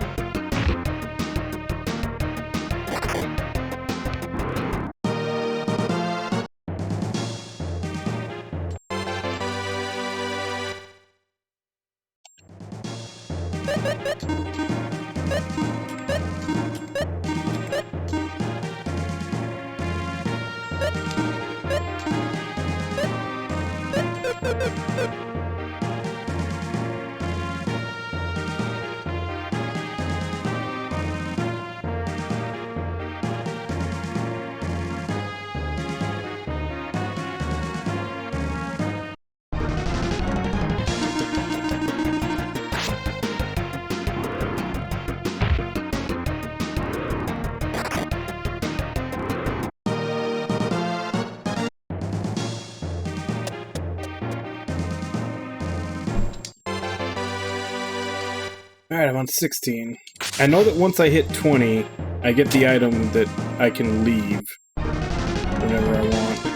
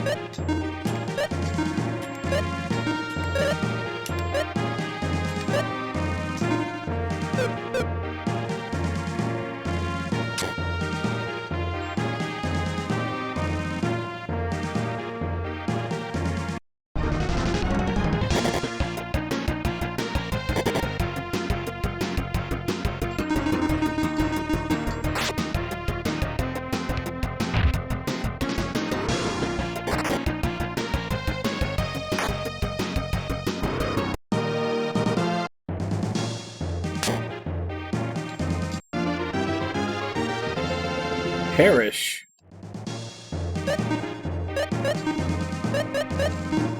Destroys enemy instantly. It only costs 4. Guessing the success rate is probably not too high.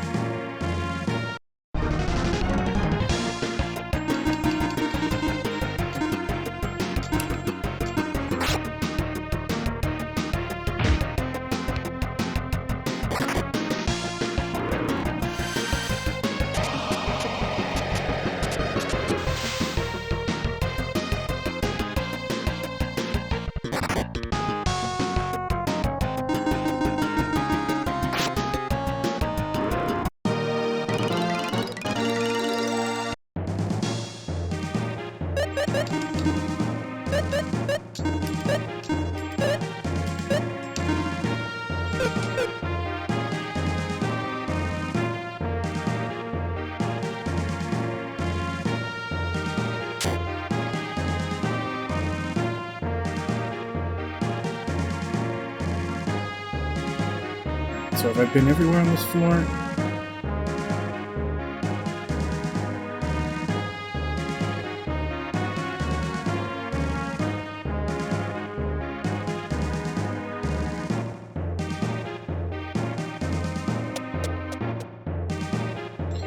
$17.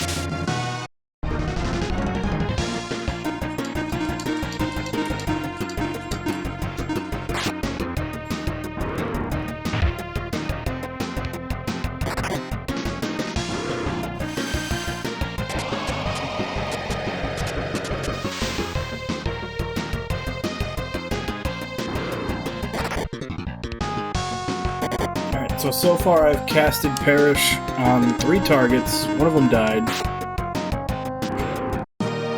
So with my limited data set, 33% chance to kill.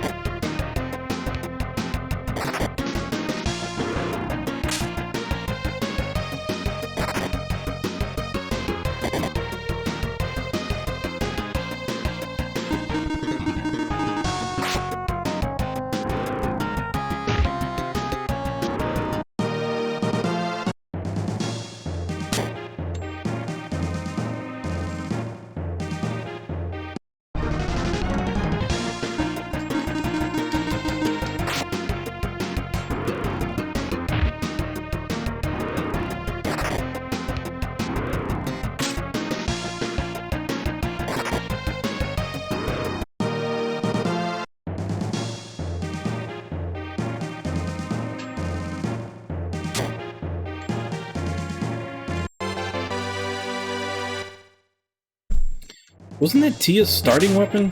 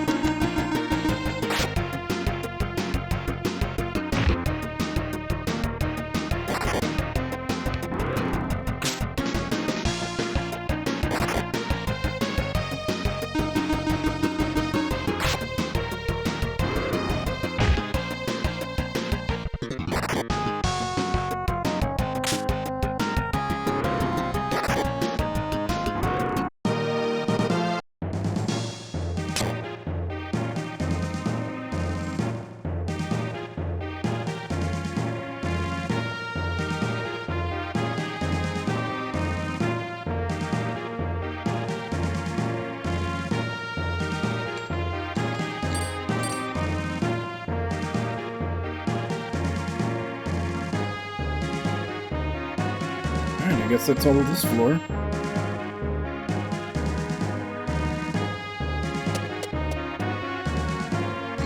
$18.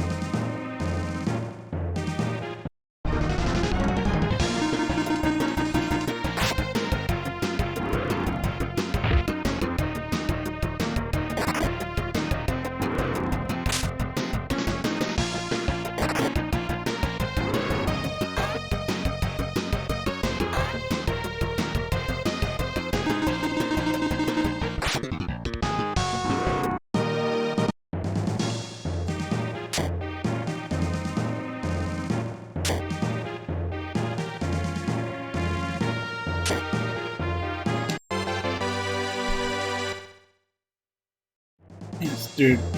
Past few levels have just been giving up a bunch of, like, beginning of the game weapons.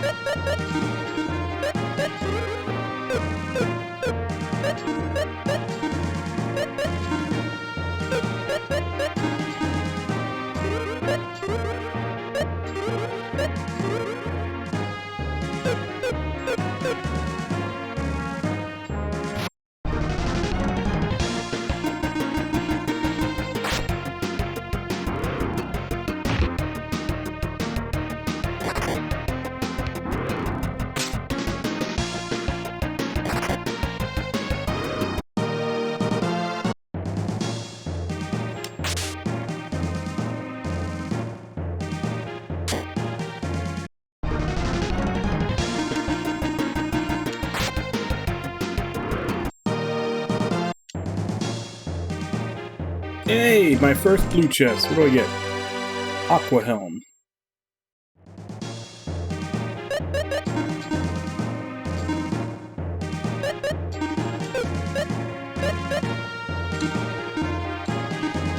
Turns water attacks back against enemy for a short period.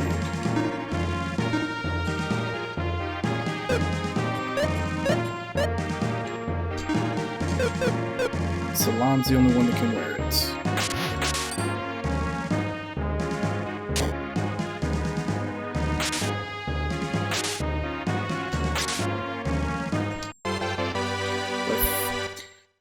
I at least have one thing that I can carry out of here.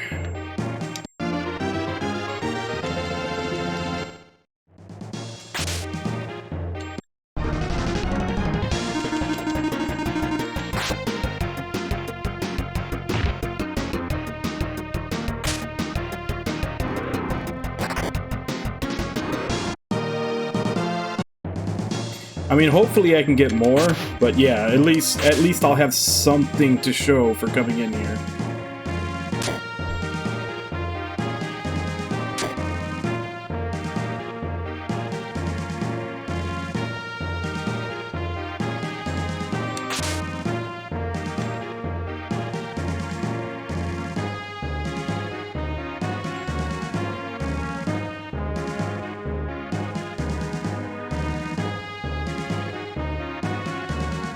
And I think that's this whole floor.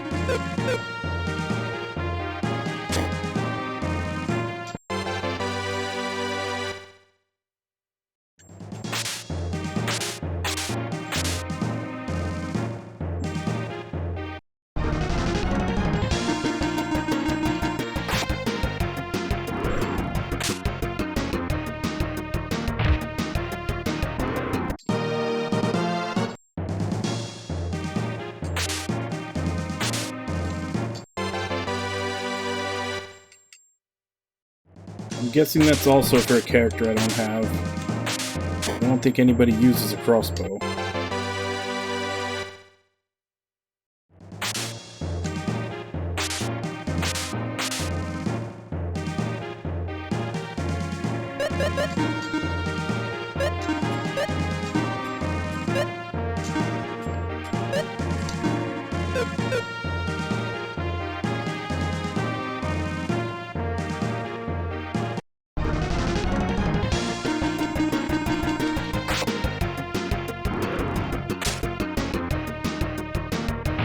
Oh, is this what a treasure room is? A whole bunch of treasures and a whole bunch of monsters?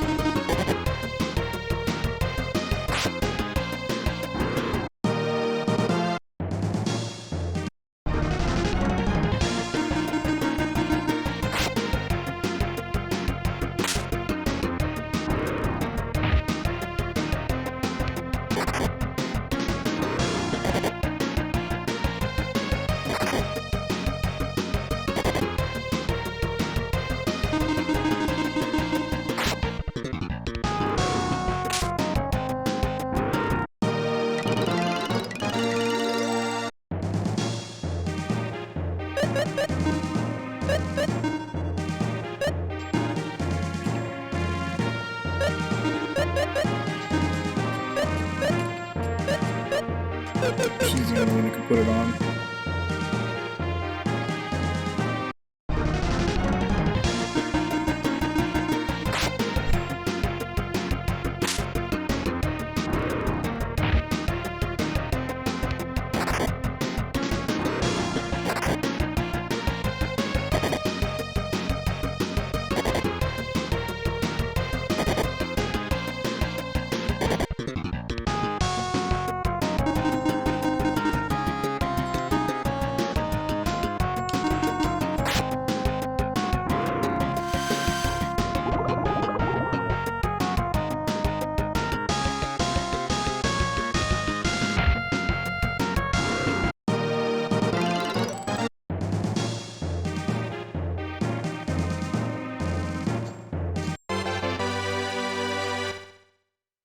Another wrench.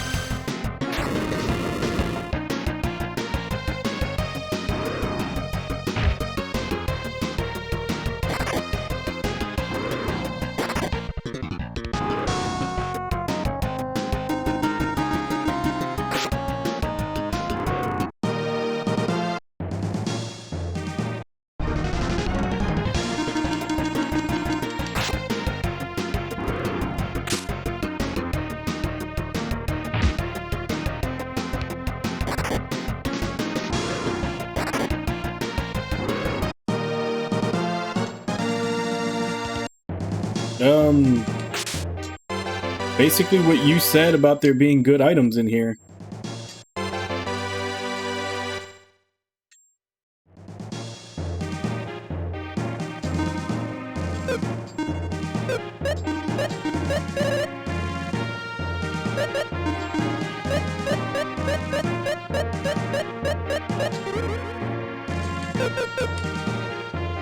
I got one. And it was just like one floor ago. I got one with an aqua helm in it.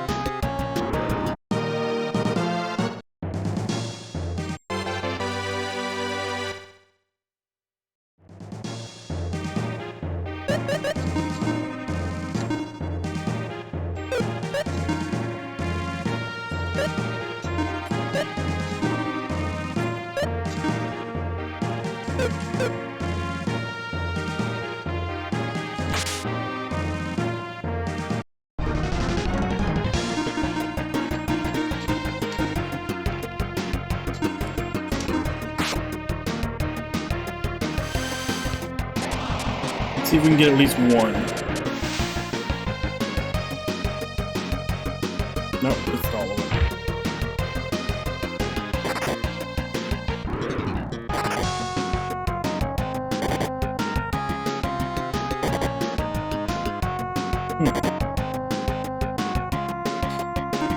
I don't know if I'll be doing a replay right away, but once again, that's definitely a feature that they were way ahead with, and I'm surprised we don't see more of.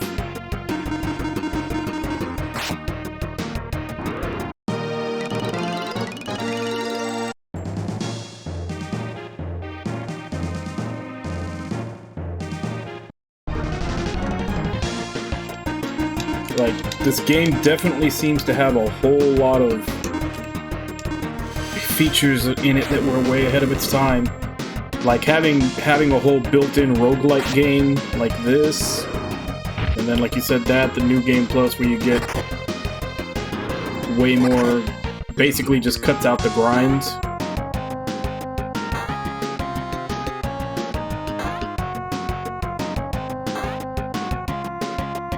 Yeah, I kind of like chasing them.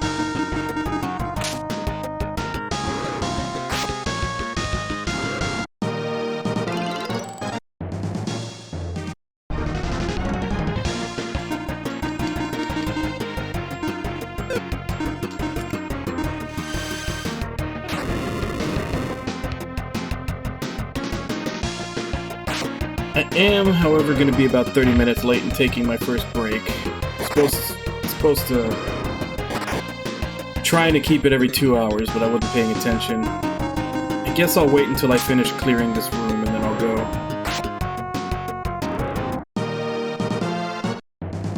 There's only a couple more monsters in here.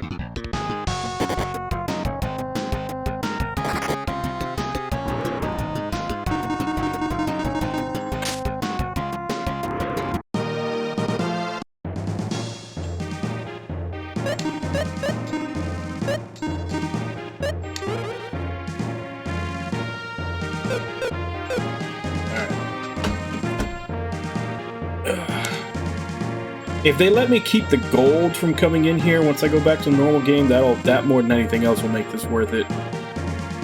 But considering how much I'm making, I have a feeling maybe they won't.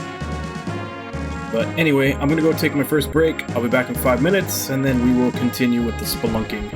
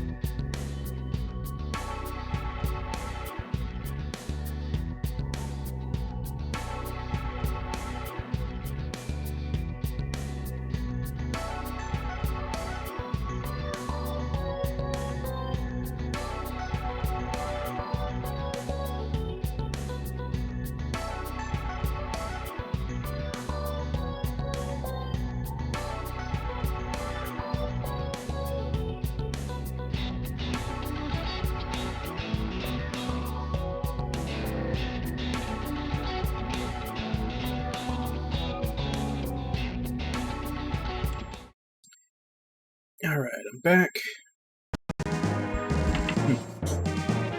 And you know, obviously now that I think about it, a lot of the times when I wouldn't really watch them because I hadn't played the game yet.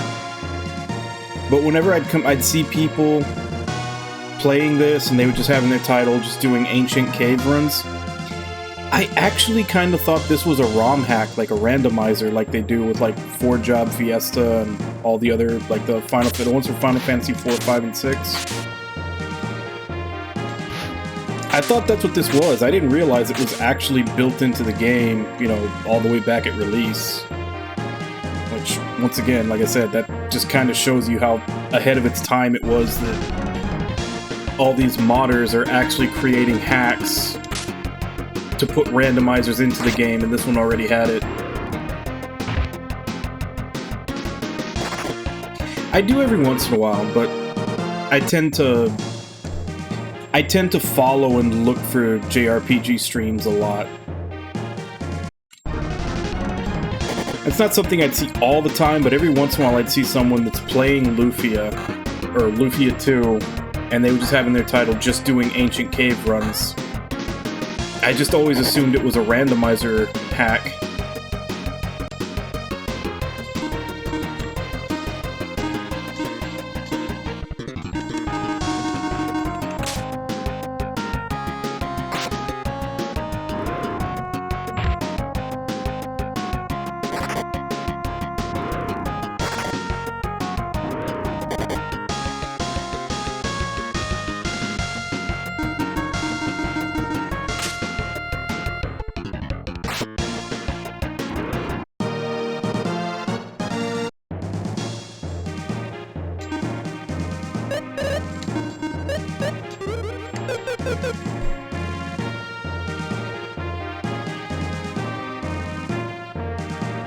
So we got 2 doors down there, 1 here.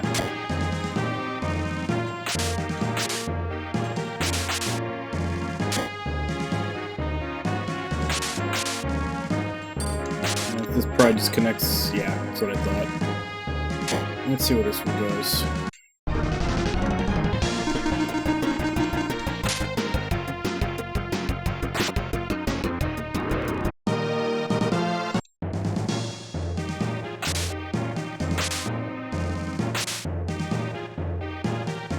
Also not sure if I should be looking for hidden paths. I don't know if they actually have them in this.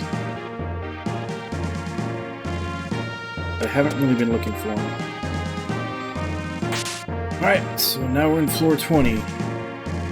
This is where they said we'd get the items where we can actually leave if we want to.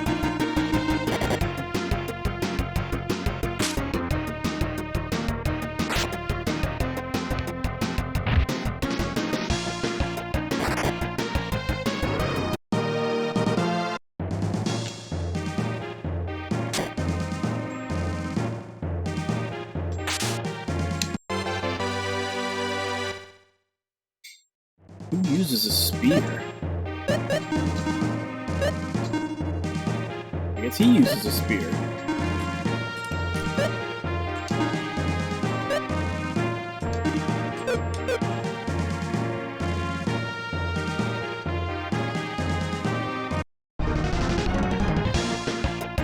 Yeah, that jumped up a lot.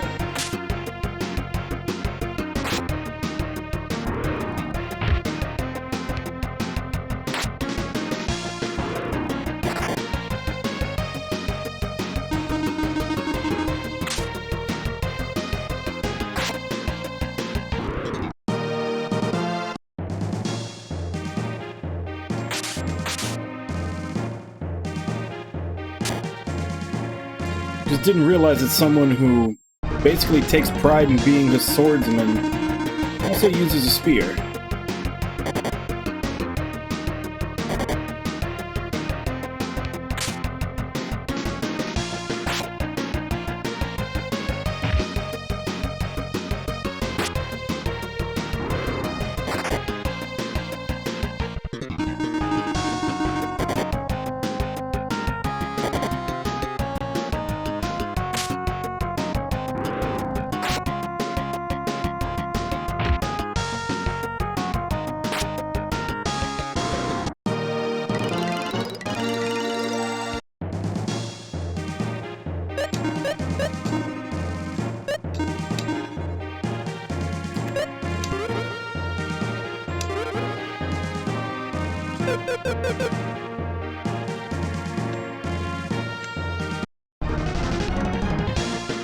I think I found another treasure room.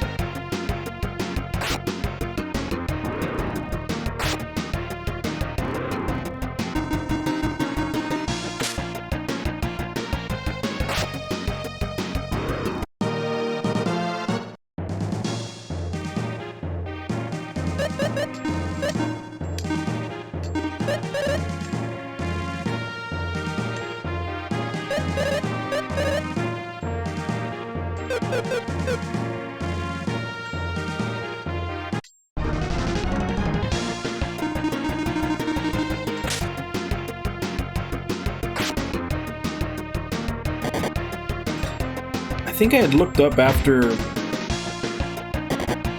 I think second or third day in streaming, that the deadly sword is actually really good, but you have to get it uncursed.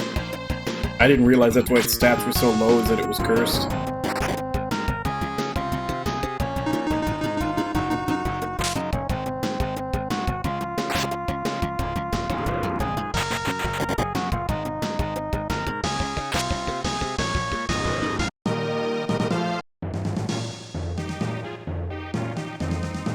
Yeah, I figure, like, when something's cursed pretty much in every game, that means you can't get rid of it.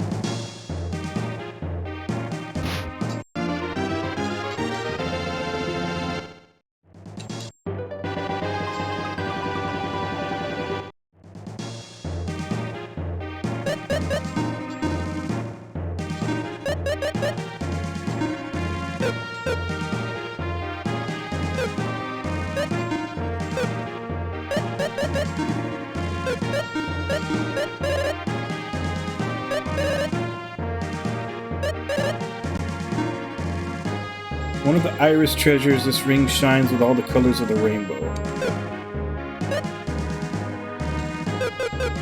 Okay.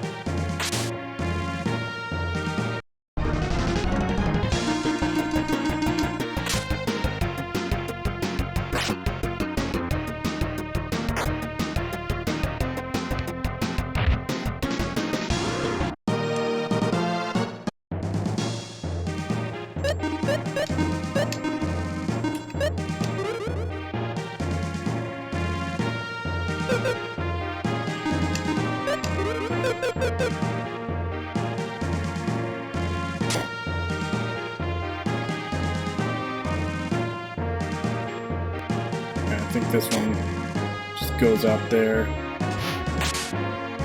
But at least there's a chest in the middle. Stone plate.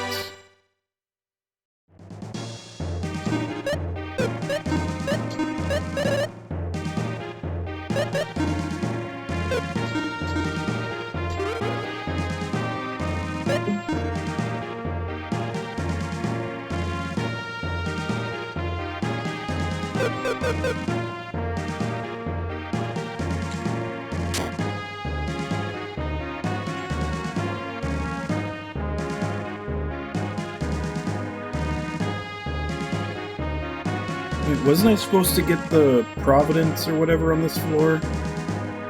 It's supposed to let me leave whenever I want?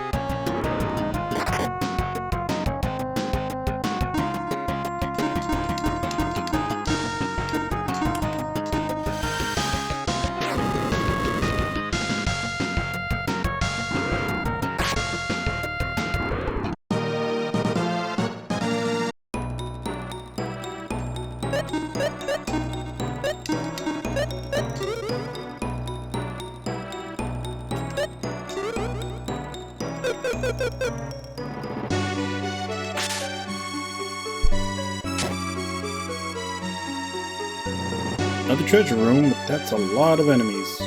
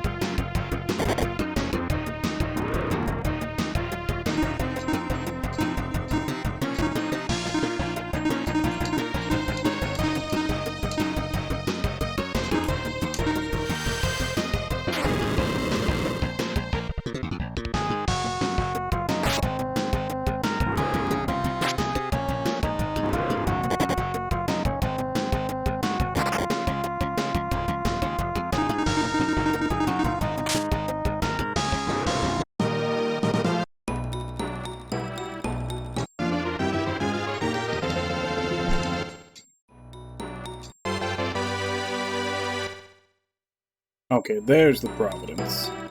So it's on 21.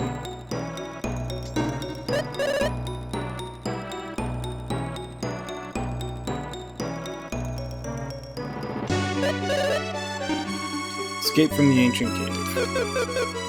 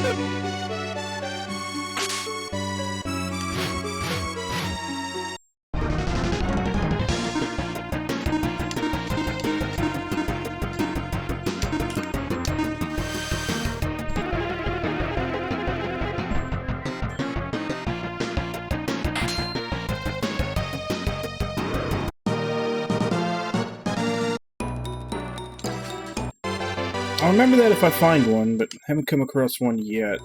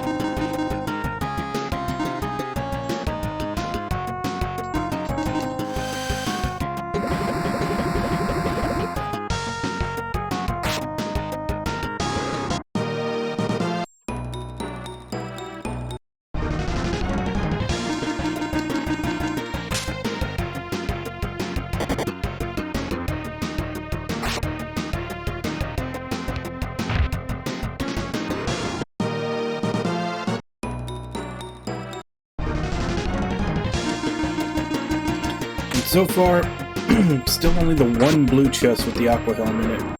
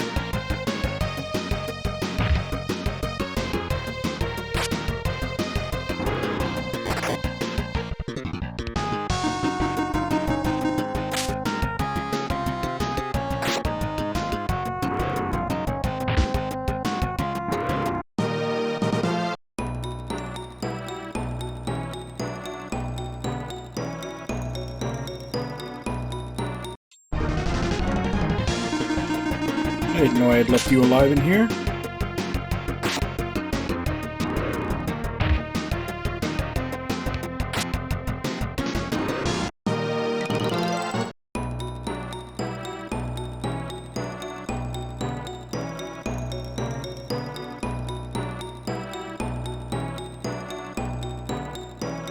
Is that everything? Yep, that's everything for this floor.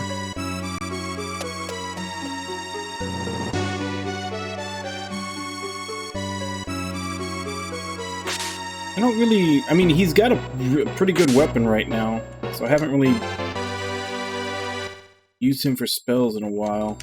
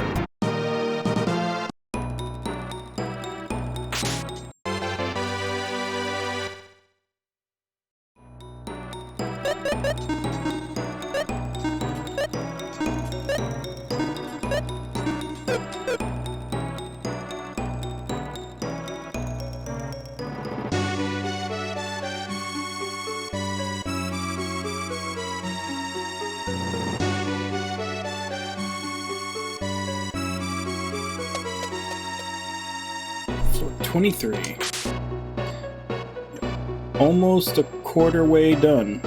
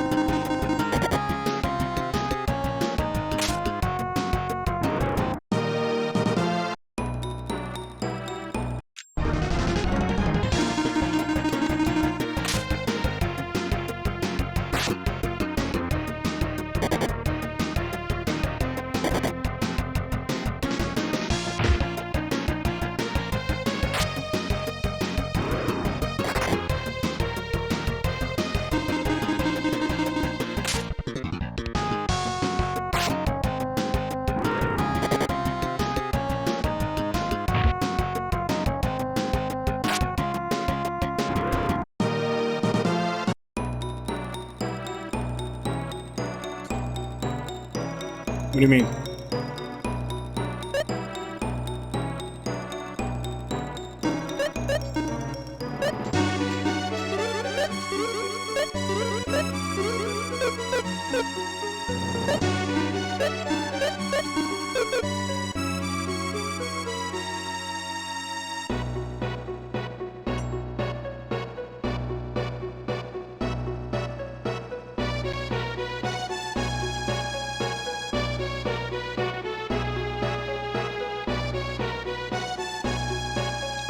Guess that's all there is to this floor.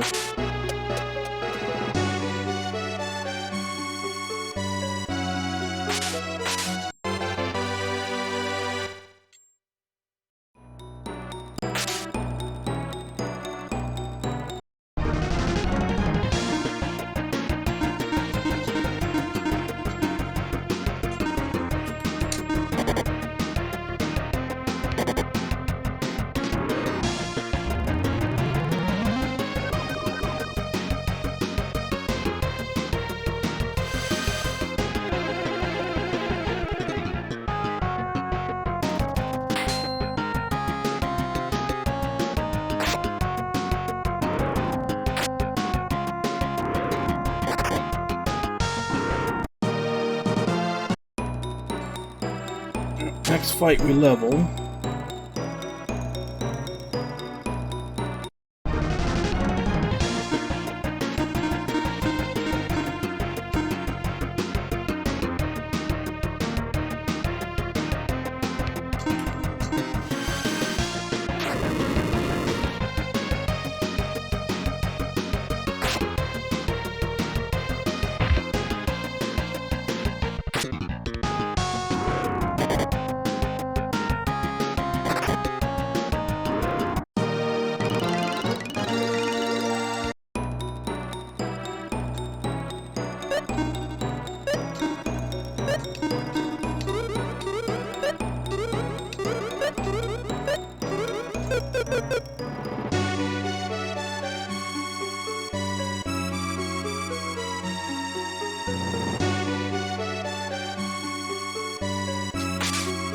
No, so it's not actually procedurally generated. Well, obviously, I think procedural generation didn't become a thing until way after this. It's just a whole bunch of floor tile sets that it randomly goes through.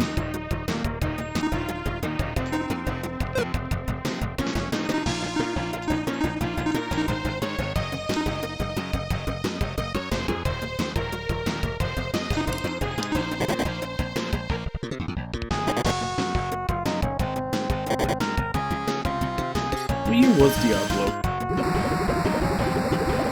I forget what year the first Diablo was.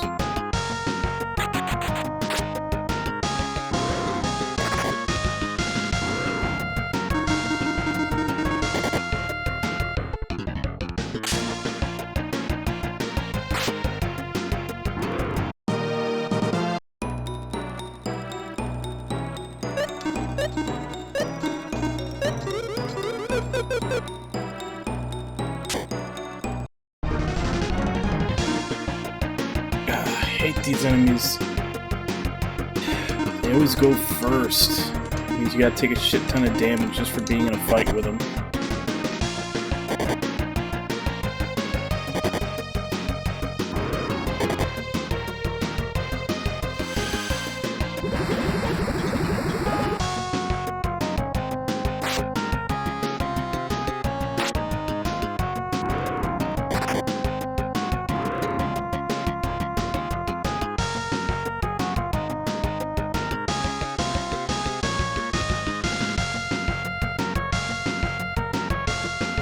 Well, way more than that, actually. I think it's actually... I don't know if it's 4 to the 99th power or 99 to the 4th power. Combinations.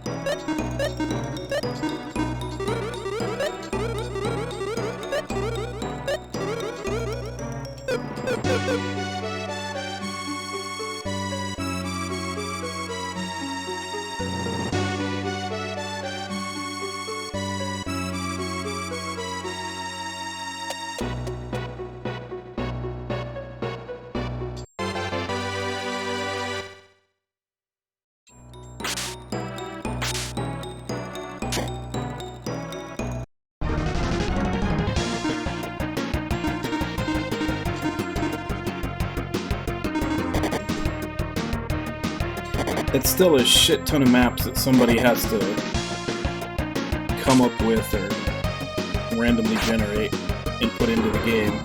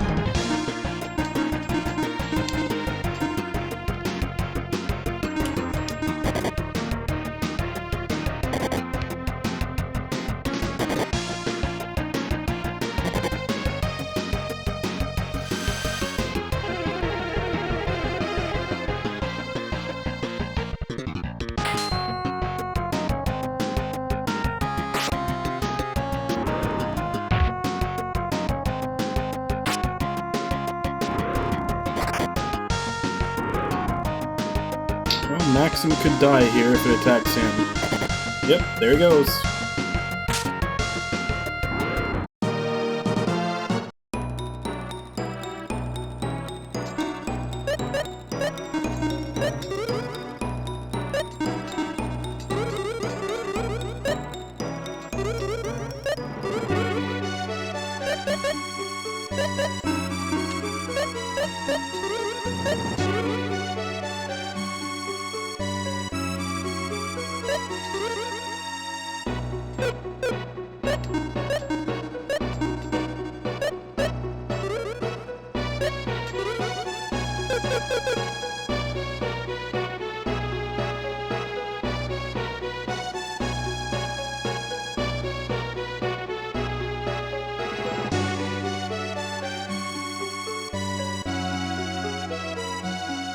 I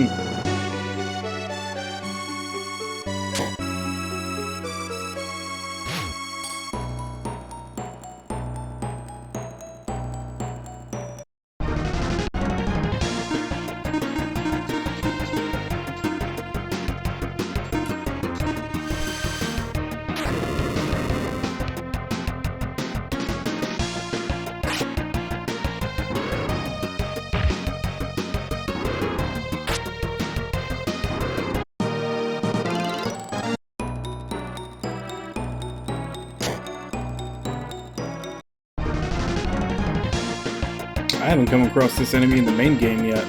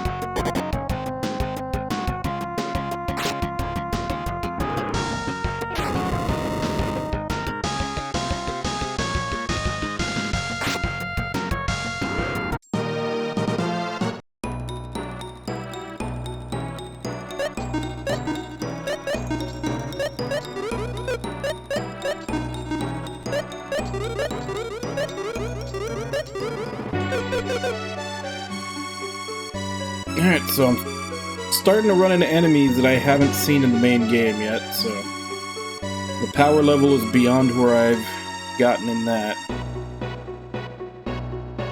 Despite the fact that I'm about 6 levels lower than I am in the main game.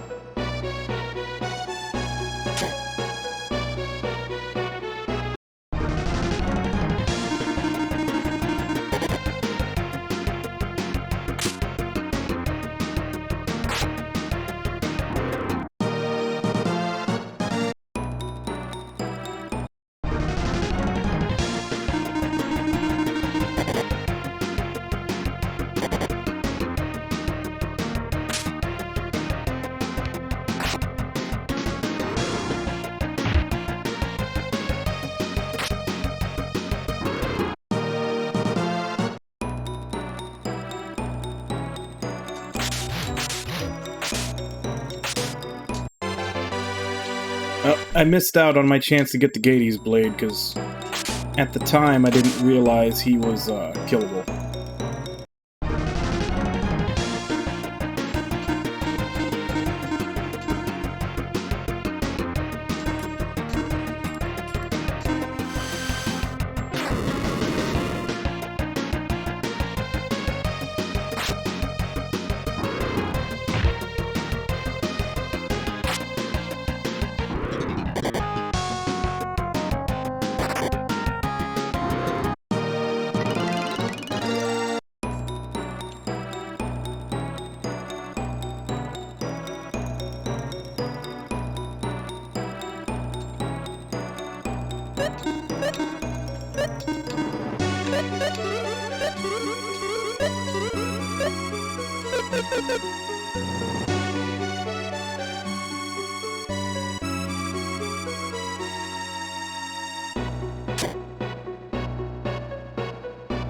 Oh, can you?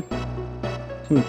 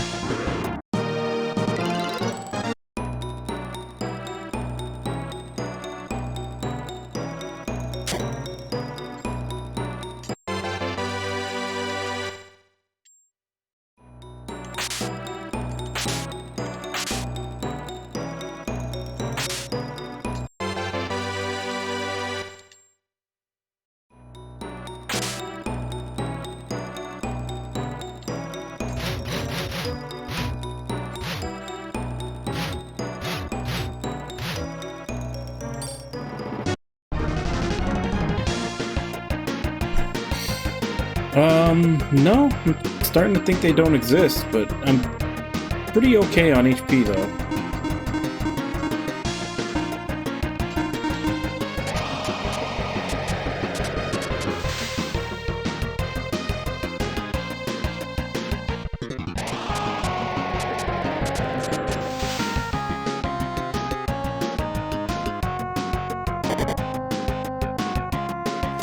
Well, shit.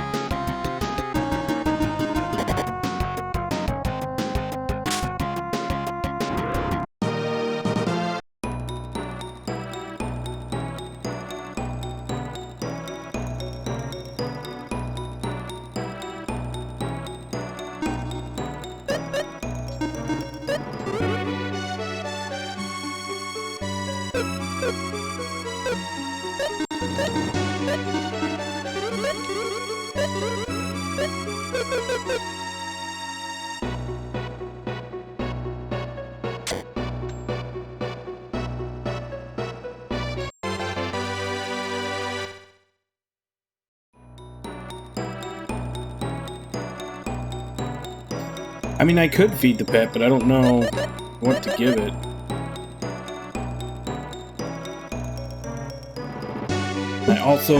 I don't know if... Do any of the monster drops come with me? Because they have been dropping some fruit.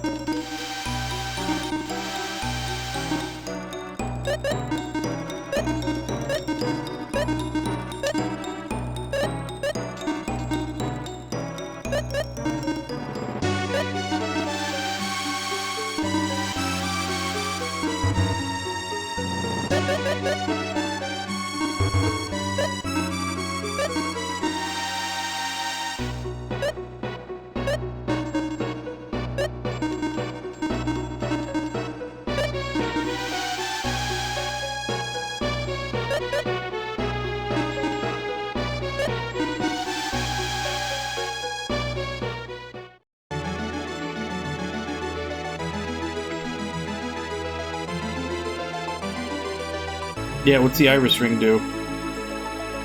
Doesn't seem to do anything.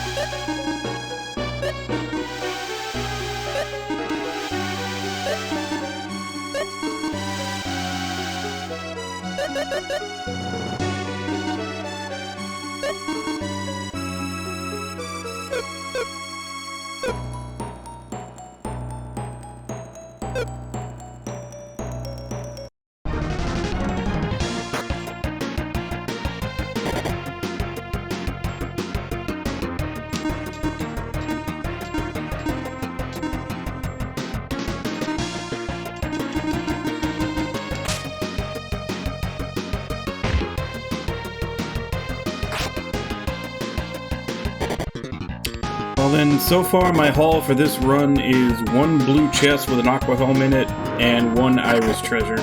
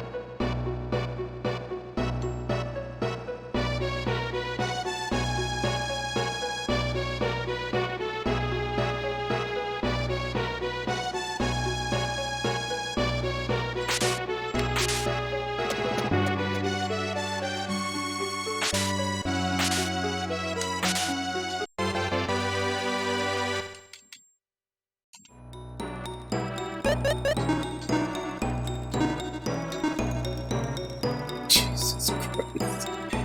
His attack power is just going through the roof.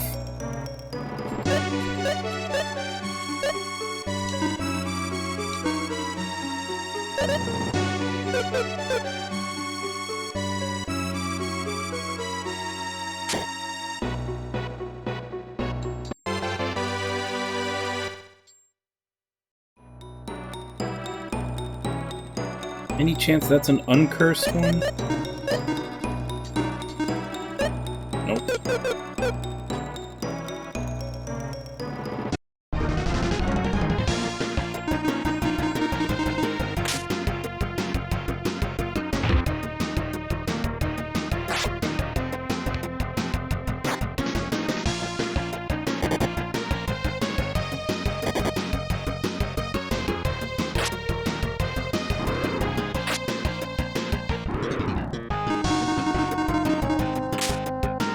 If only I could take those weapons with me, but they're all from red chests.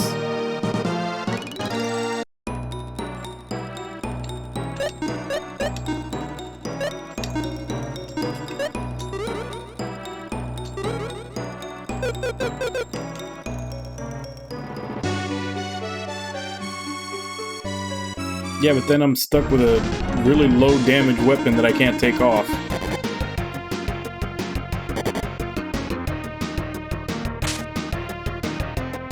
I mean, I have a spell for... I have an instant death spell. I've got Perish, but fucking never works.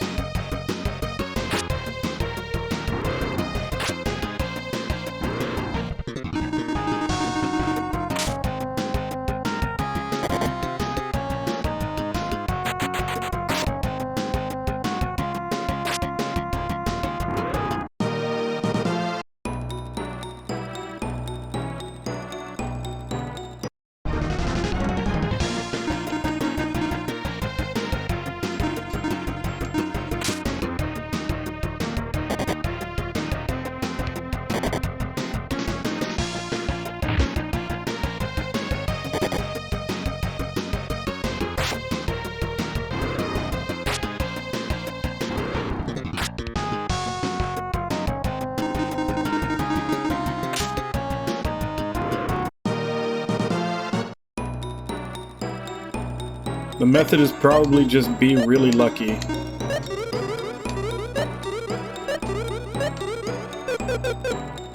Which... I seem to only be lucky when I don't know that I'm being lucky.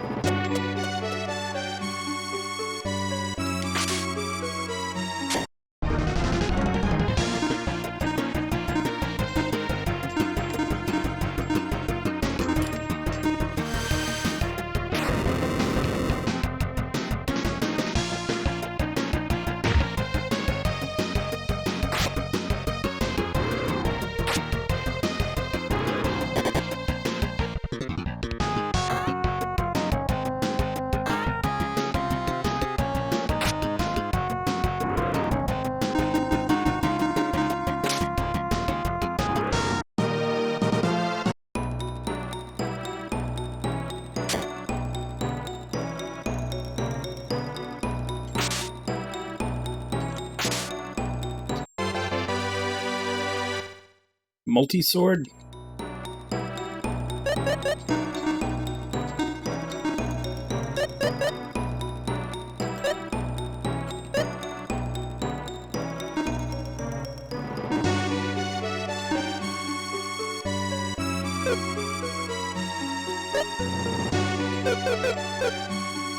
Multi-sword is kind of weak.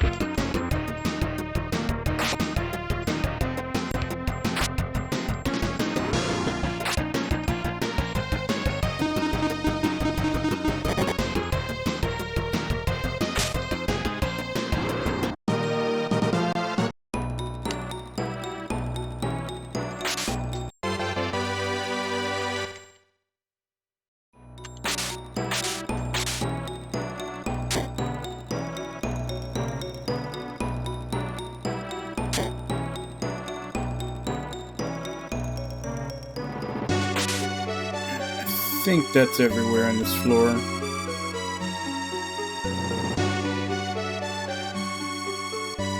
Yep. Alright, on to the next one.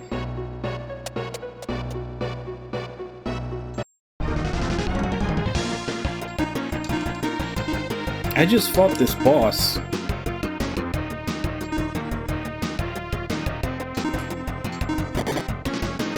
Like in the main game, I just fought this boss.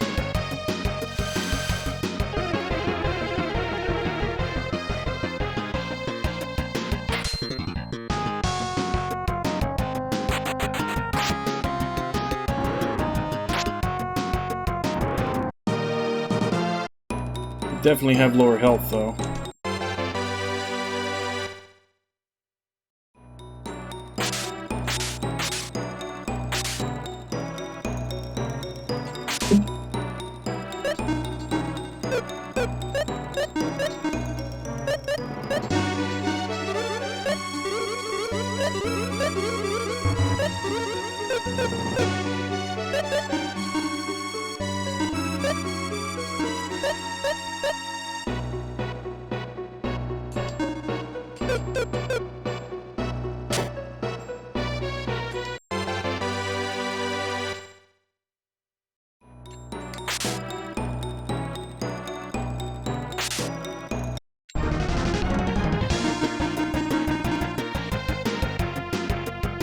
Yeah. All it needs is a blanket.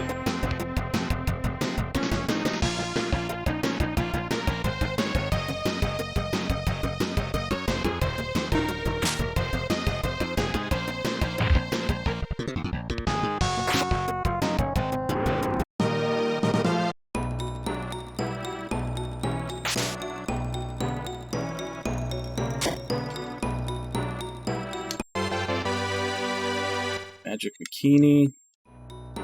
I don't know if that would be an upgrade.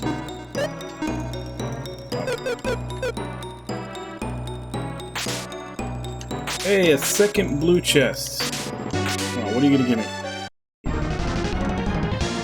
God damn it. That's not fucking fair.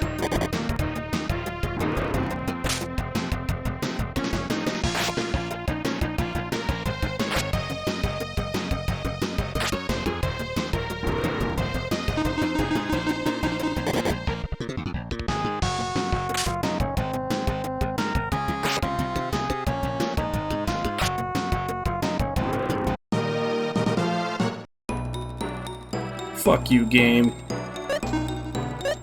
Making me think I got a blue chest.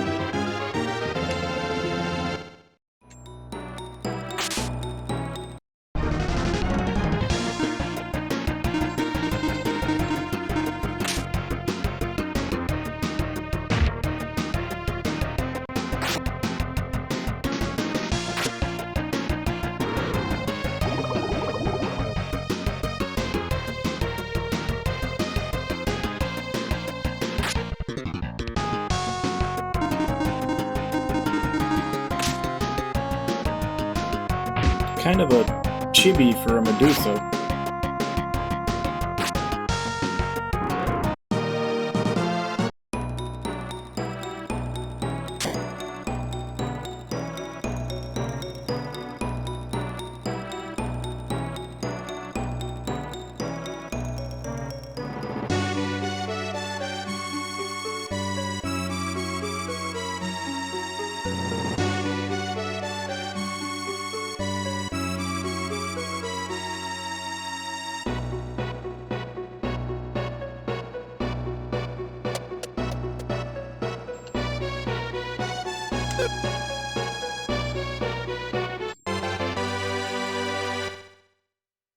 This another mimic? Yep. Motherfuckers.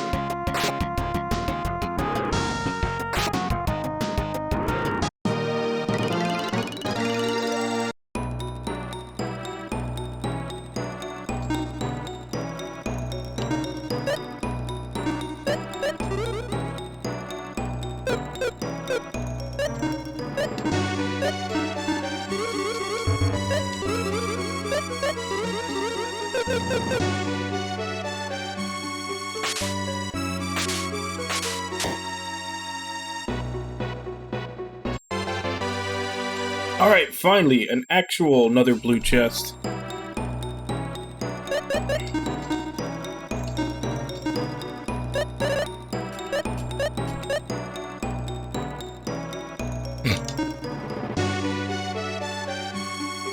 So I've gotten 2 items for Salon out of this place. I got a snow sword and an aqua helmet.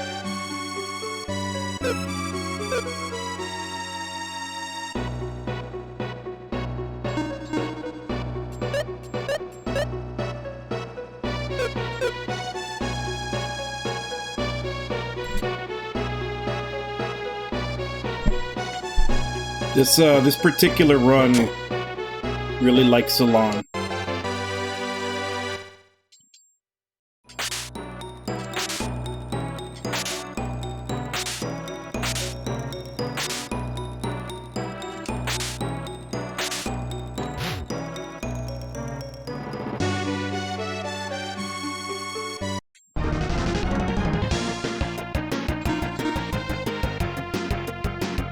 a Jirahan, and that's very obviously supposed to be a Dullahan.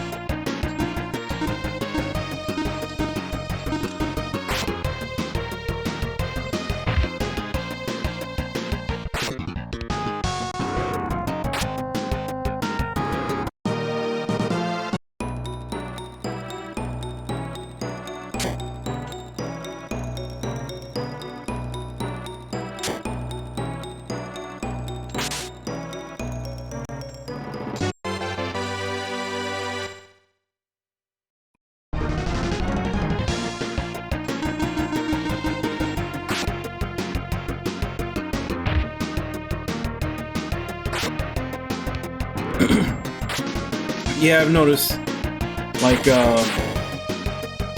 all the golems are instead named Gorums. I'm trying to remember, there was a couple more that I saw yesterday. Oh yeah, the Treants were called Torrents.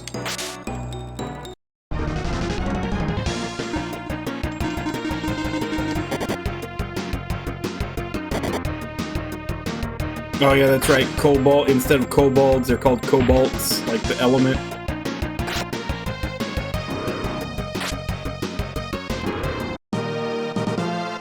It was cobalt, like they named them after the element.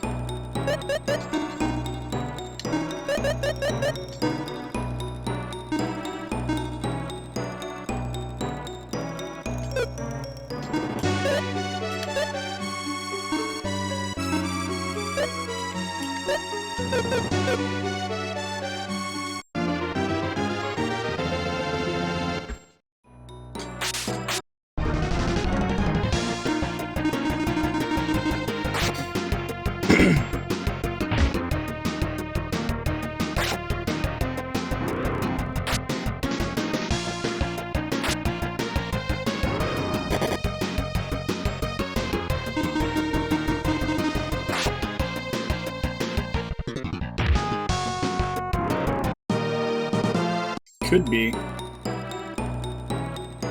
Because if you saw the monsters, I mean, even like basic mythology or anything else, you'd be able to figure out what they are.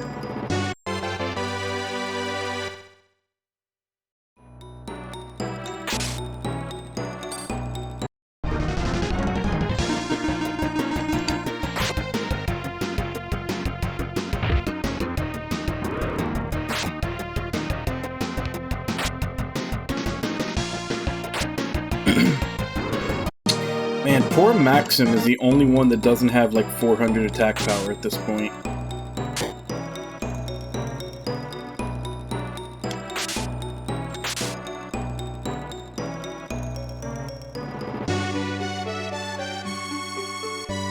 So here's a question. If I die, do I lose everything? Like everything that I've done in here? Or does it just kick me out with what I found? Because this is a pretty good sword for Salon. So I'm tempted to leave the dungeon, if that's the case, before something goes wrong.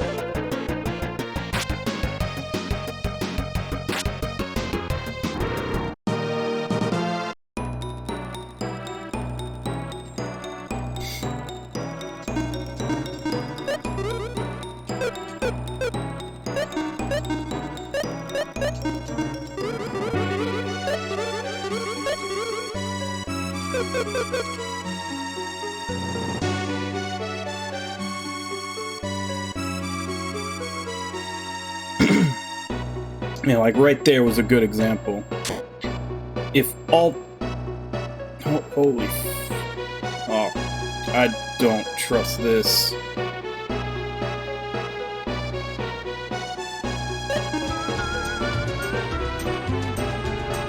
Hey, Timo. Thank you very much for the raid. How are you doing today?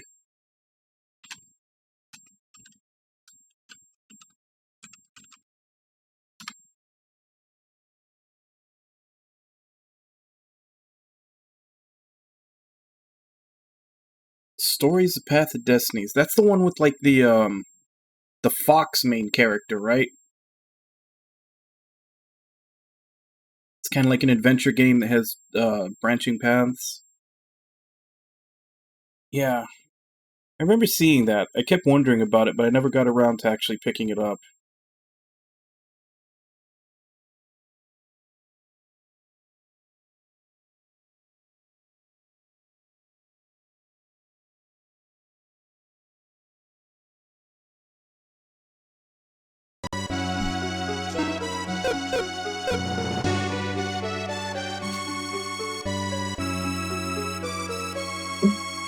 I don't know about this.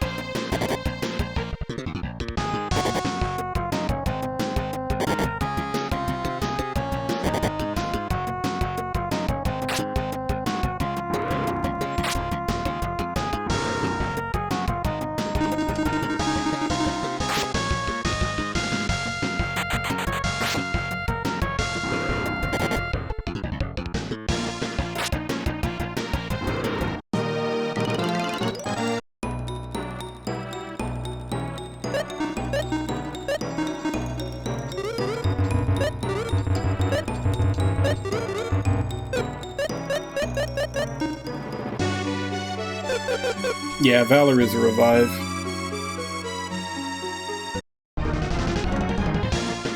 Jesus, there's 4 of them.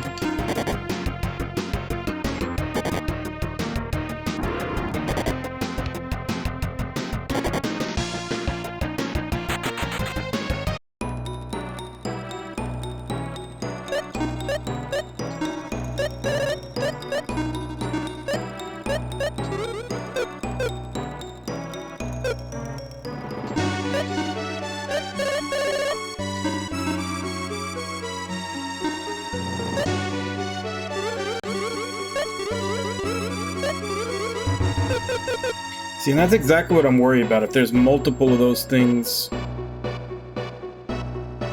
and they all do their attack that hits everybody, I'm pretty sure if there's 3 of them and they all do their hit everybody attack, they could just kill my party. And that's what I was asking, like, if I die, is it just game over, done, all this was wasted? Like, do I have to leave the dungeon to keep the stuff that I found?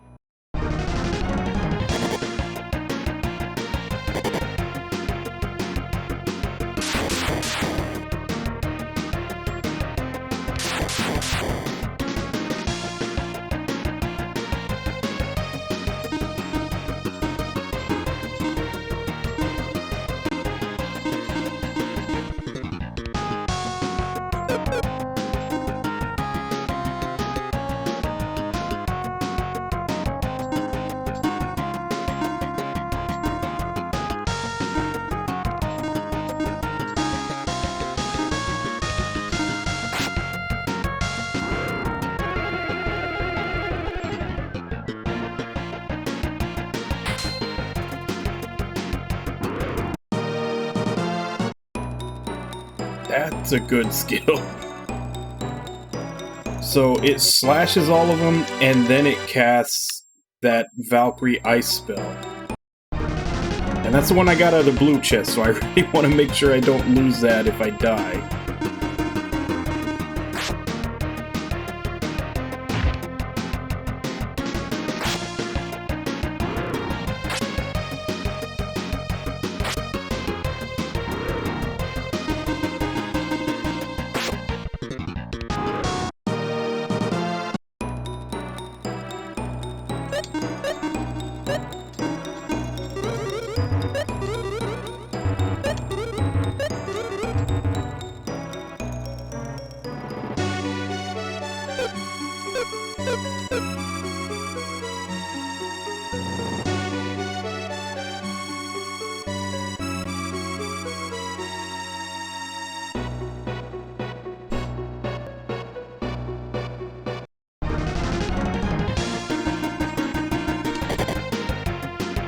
I'm not gonna die on purpose, but the save stating is a good idea.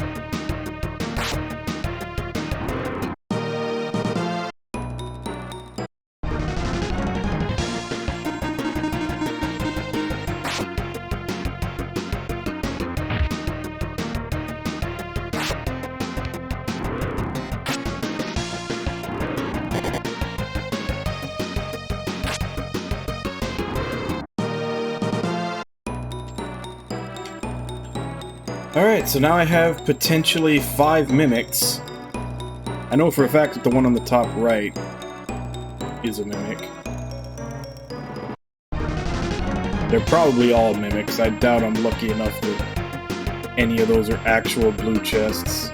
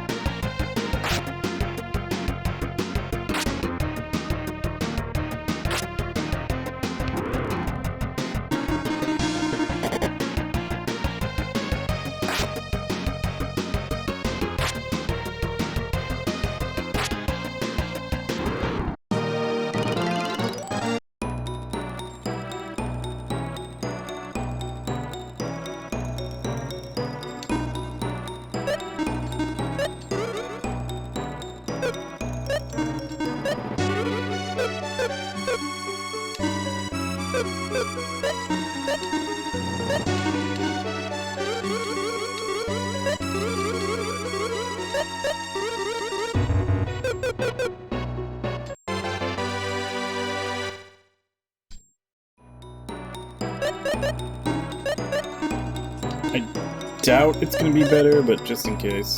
Yeah, I don't think so.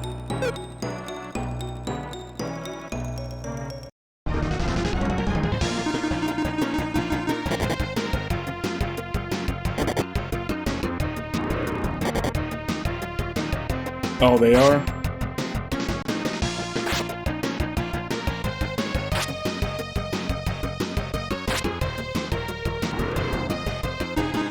Yeah, and that's what I'm saying. I didn't think I was lucky enough to find another blue chest this early, despite there being that many of them. Yeah, they're all mimics. I didn't know there was an actual visual way to tell them apart, though.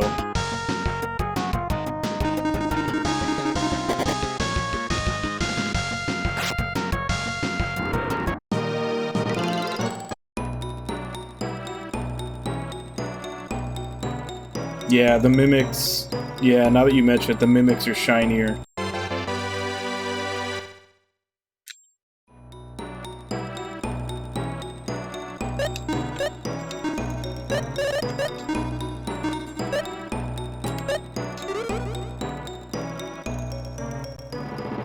Oh, it doesn't revive if you cast it on everybody?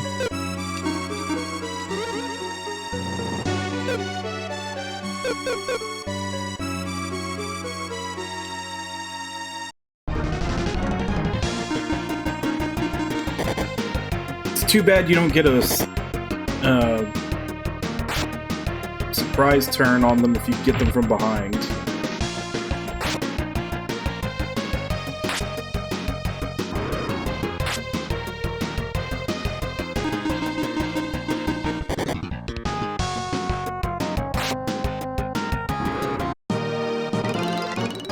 They are worth really good XP, though.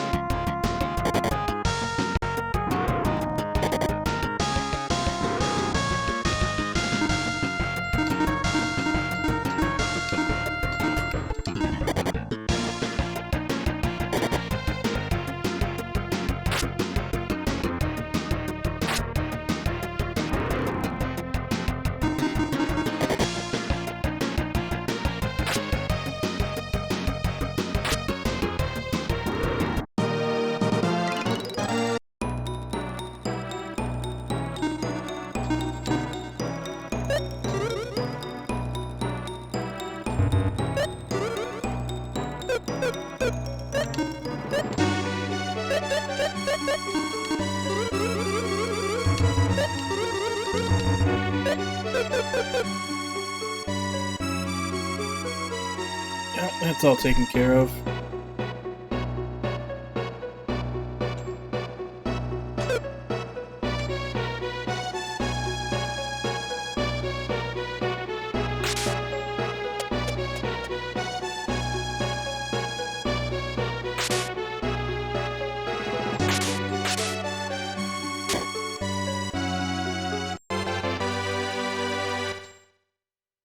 Yay, a weapon from the very first town in the game.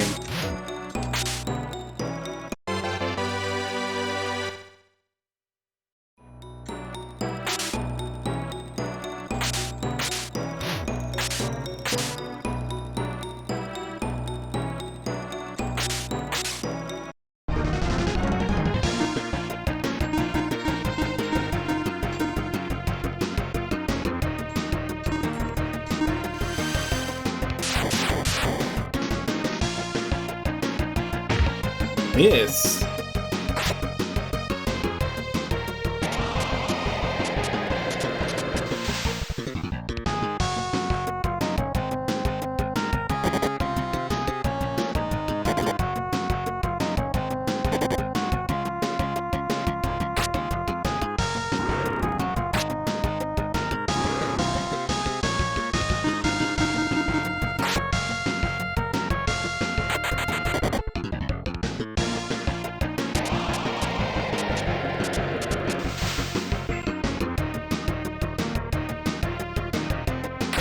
Man, I wish that spell worked that often when I used it.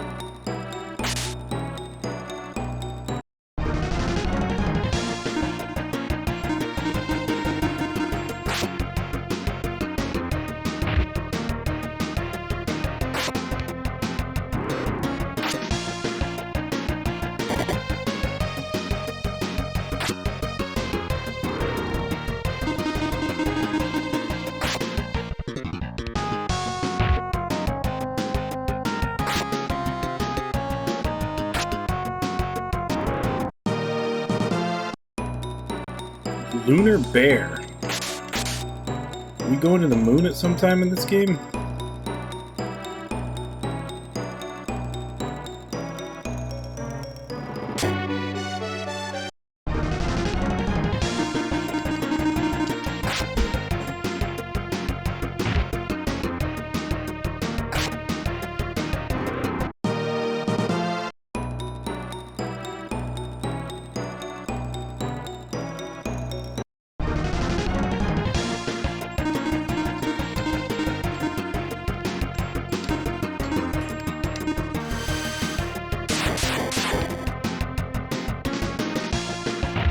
Why does that miss?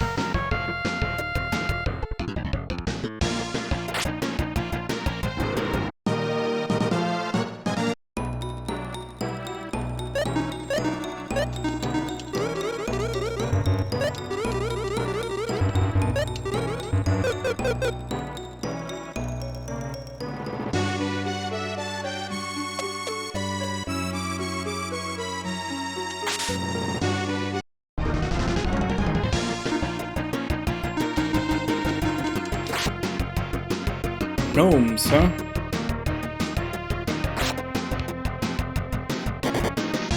Why are gnomes such a high-level enemy?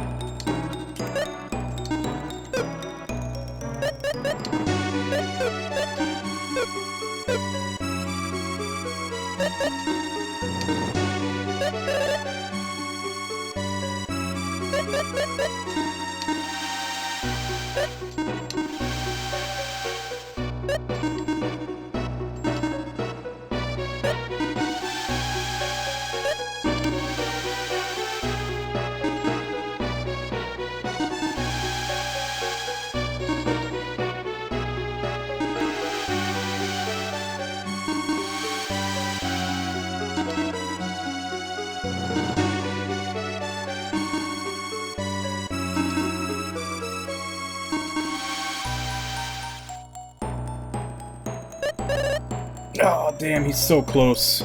He's only 4 away.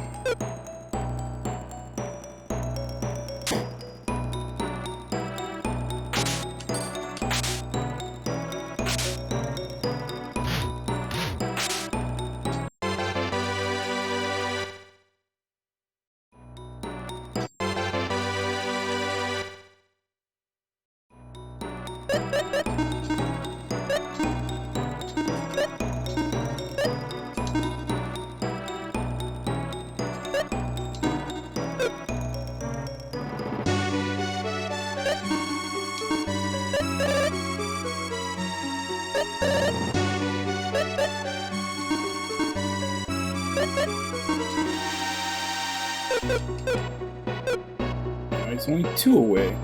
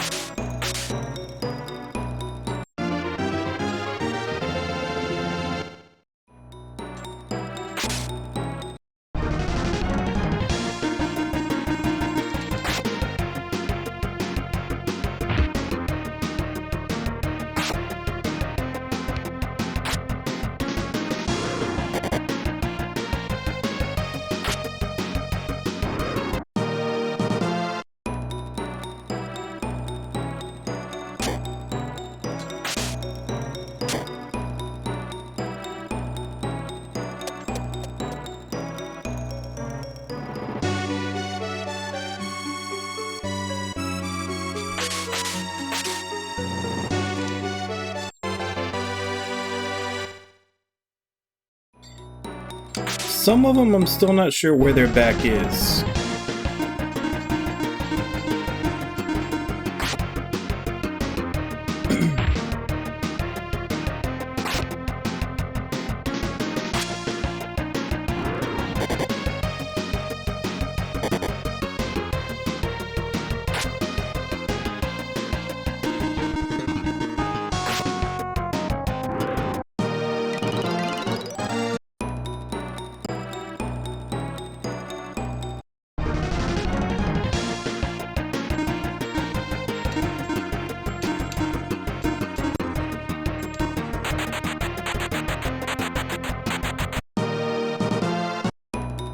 Well, that was pointless.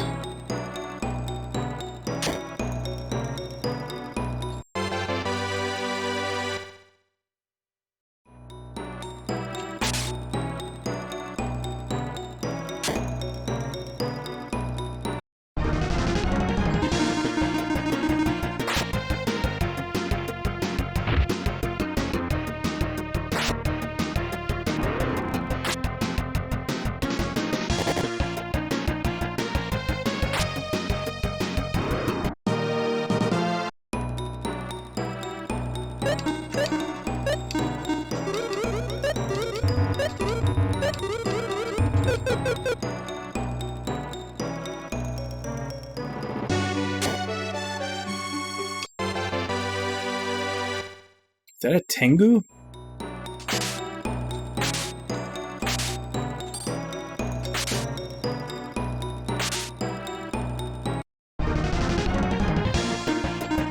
Yep.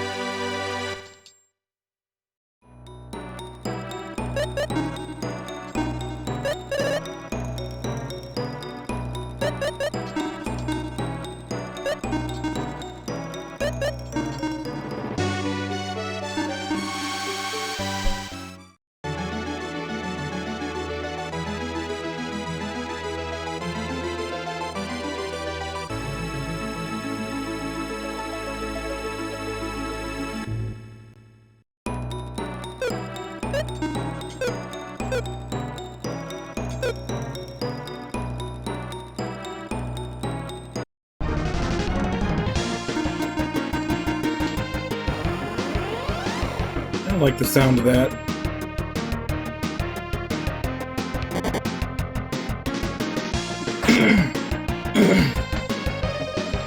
So what was the kamikaze part?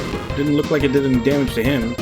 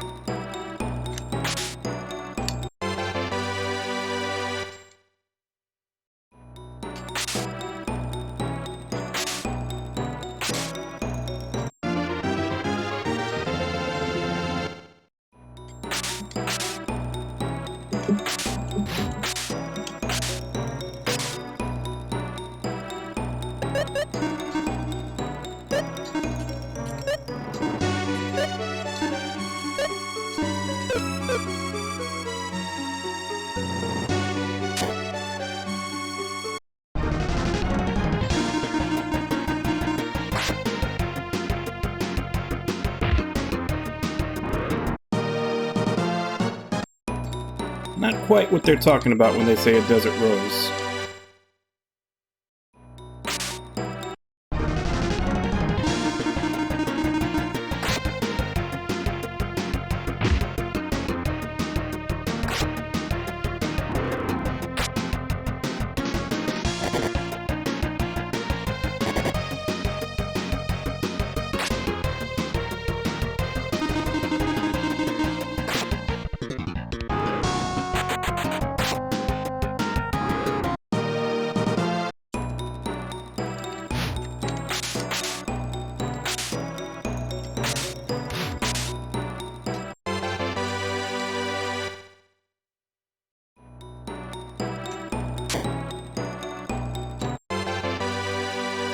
Crazy Blade?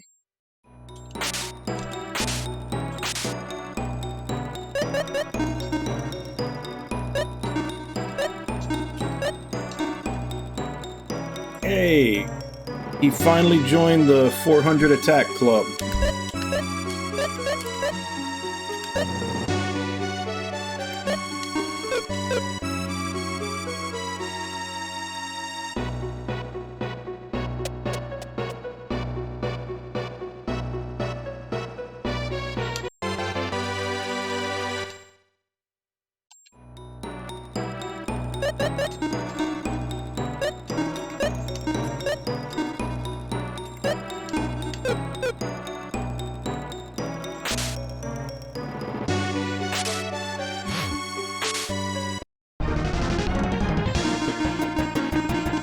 I'm guessing that Ramia is supposed to be a Lamia.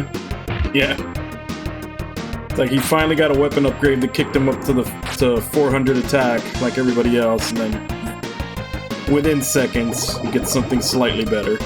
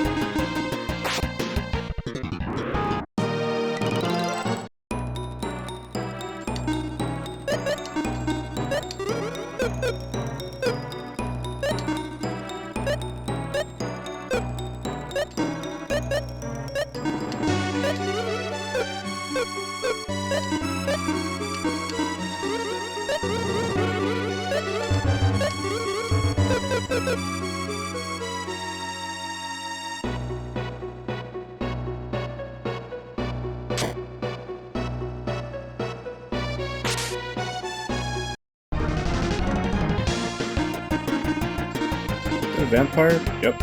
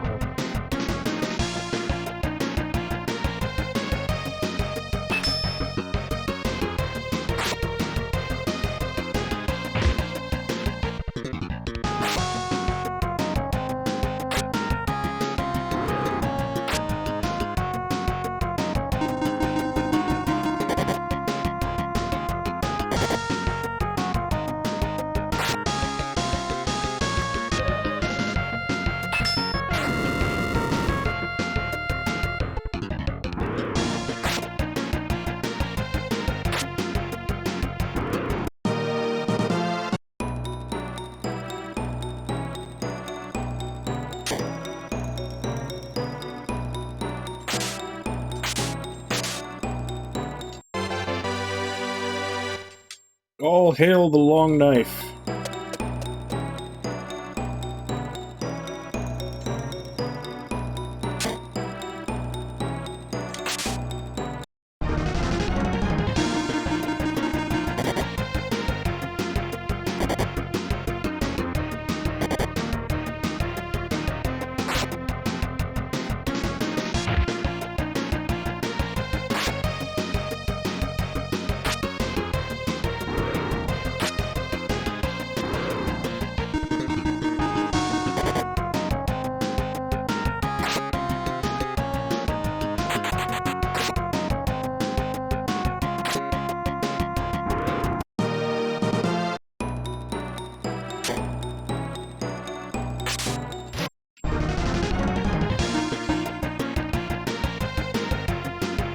Assassin?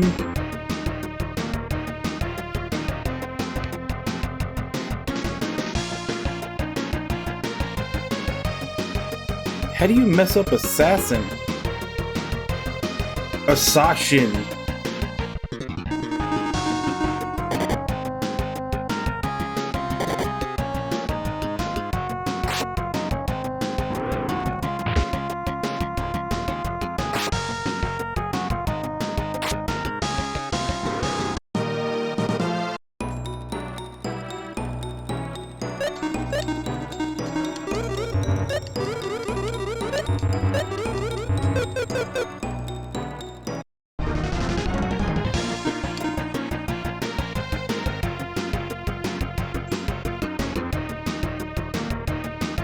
I'm assuming that's supposed to be Armored Drake. I don't know how it ended up being Bait.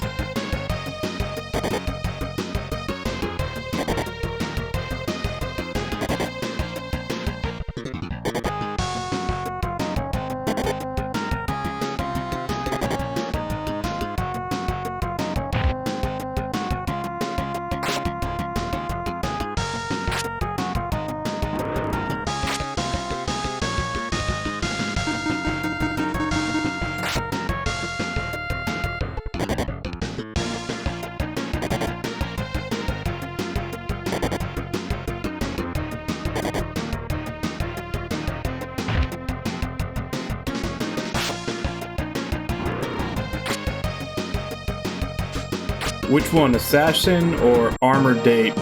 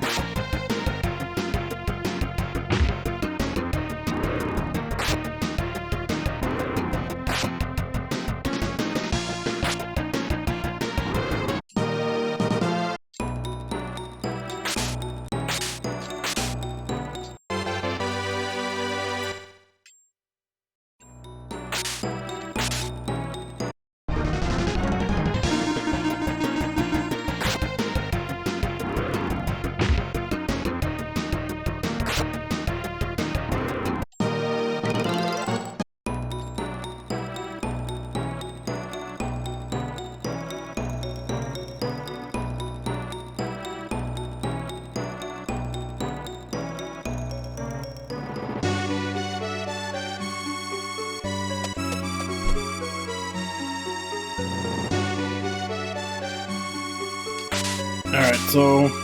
Damn, it's already 40 minutes after. I've been putting it off. Every time I get one more floor and then I'll do my break. One more floor and then I'll do my break. I'm gonna do my break. So I'll be back in 5 and then... I guess we'll continue this. I might as well finish out the stream doing this and then... Right when the stream's gonna end, I guess I'll exit.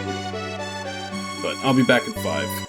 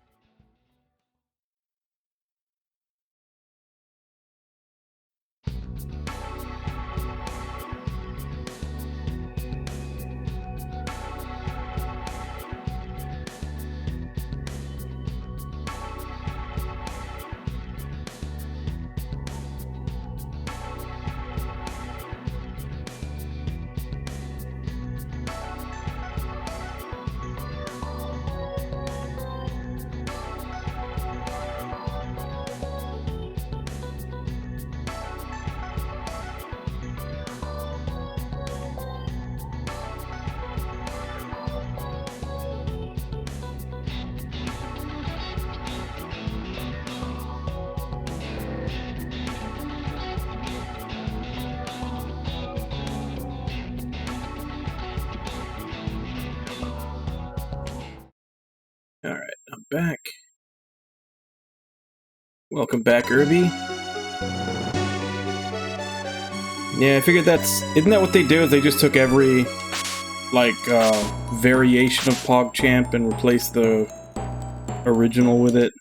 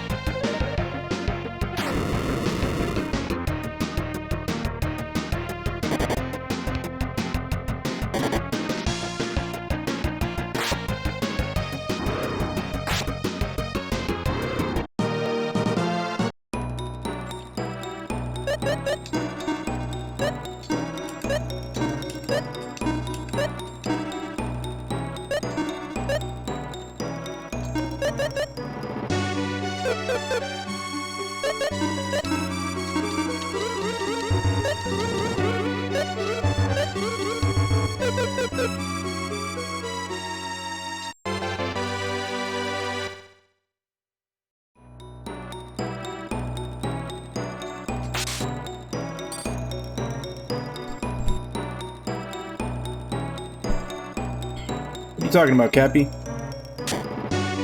What you talking about, Cappy? Quilted silk.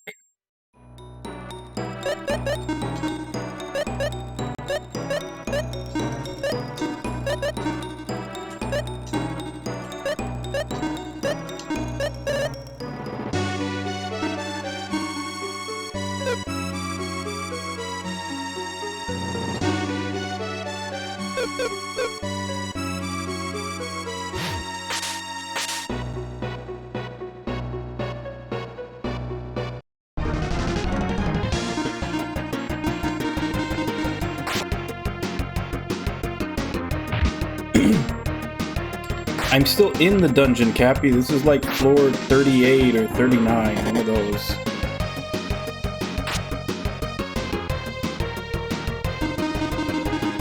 It's done. The demon path would be way too much grinding, and then on top of that, I basically just took a quick look at the last mission of it, and it's just you killing all the people that you made friends with in the normal path. Which, I know when I played it the first time I did that, but I don't know. It doesn't really appeal to me anymore. No, it's the same pet, it's just upgraded. See?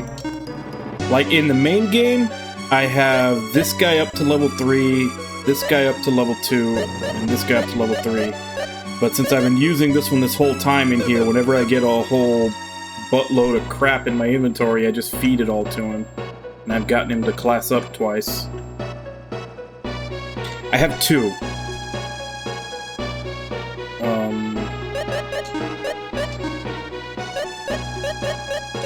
The Aqua Helm, which was the first one that I got in a blue chest, and then I also got this, which is a pretty damn good sword. Like, the special ability is really good.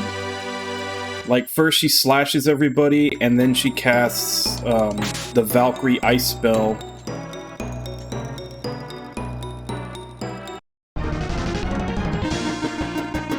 I'm hoping for at least one more before I finish today. Well, basically, once stream's done, in like an hour 10, I'll leave the dungeon. So I'm hoping to maybe get one more blue chest before that. I also got an iris ring, of which there are supposed to be 10 different iris items, and Ritsu, Jin, and Nami have been telling me that basically said that those are really rare. Don't know what they're for, but they're apparently really rare.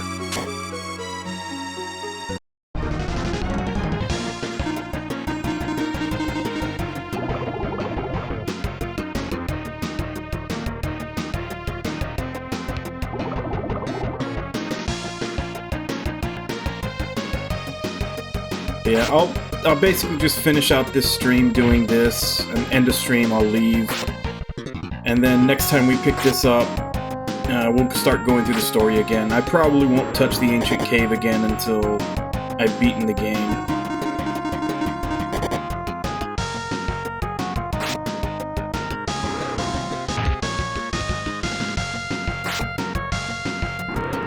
And even then, I may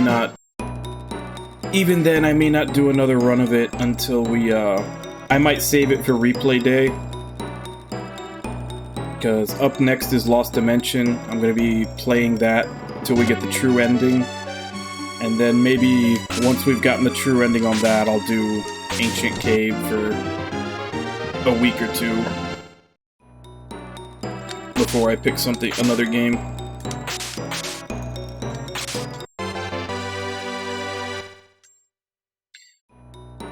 Basically just trying it out today, and then from next session on, we'll go back to doing story.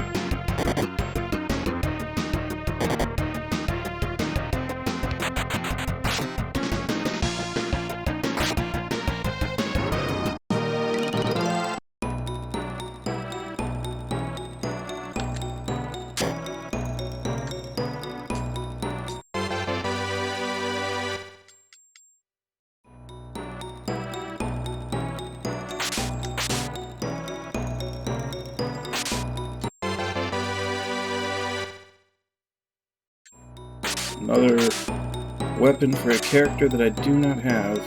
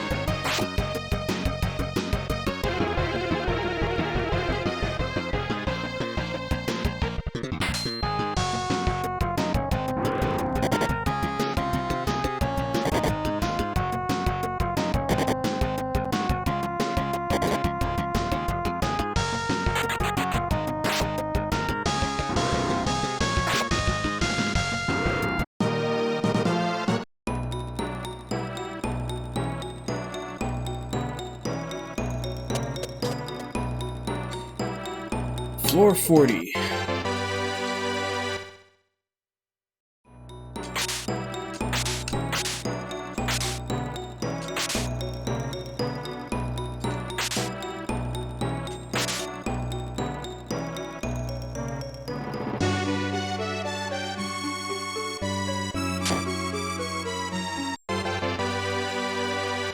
Rainy Axe.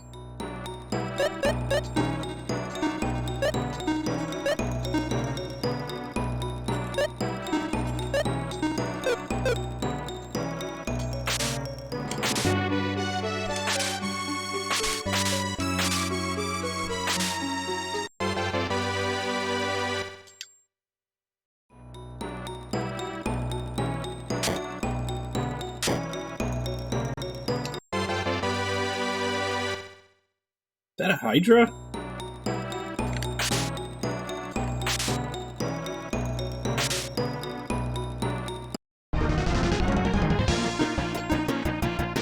No, it's not a Hydra. It's a Hydra.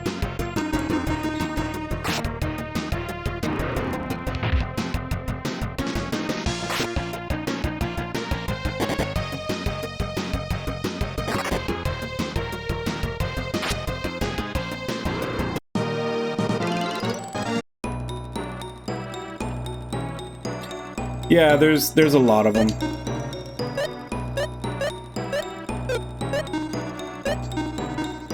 As I've been seeing new enemies going through this dungeon, I've kind of been pointing out all the times that there's a mistranslation or a misspelling. There's a lot of them in this game.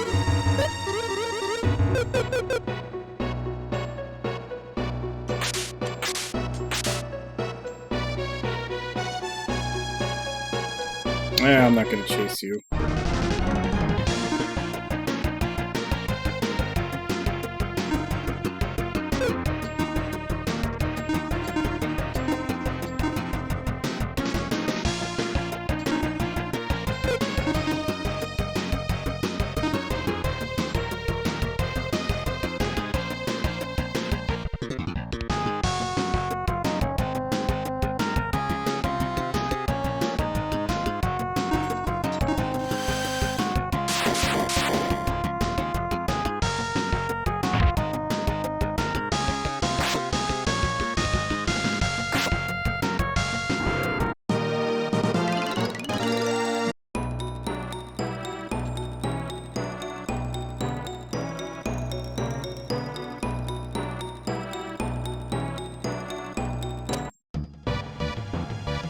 '41. You gotta change the scenery now.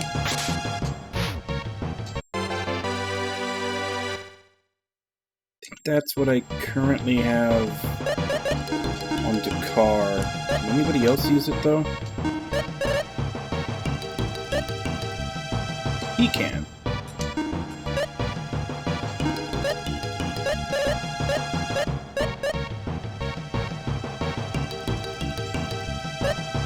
Can't use the axe though.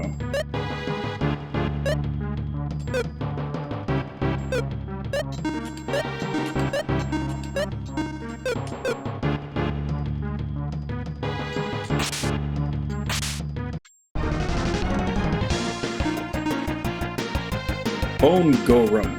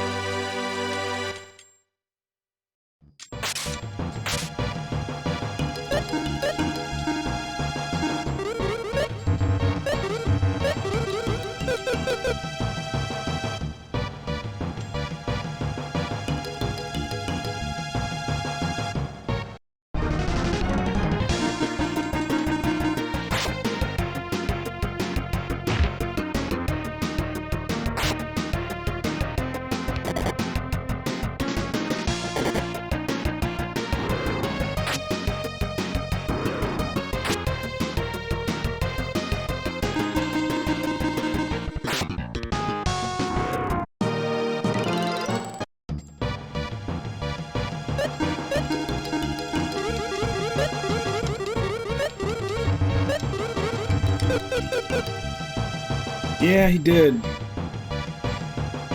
Speaking of which, might be time to feed him all the crap again.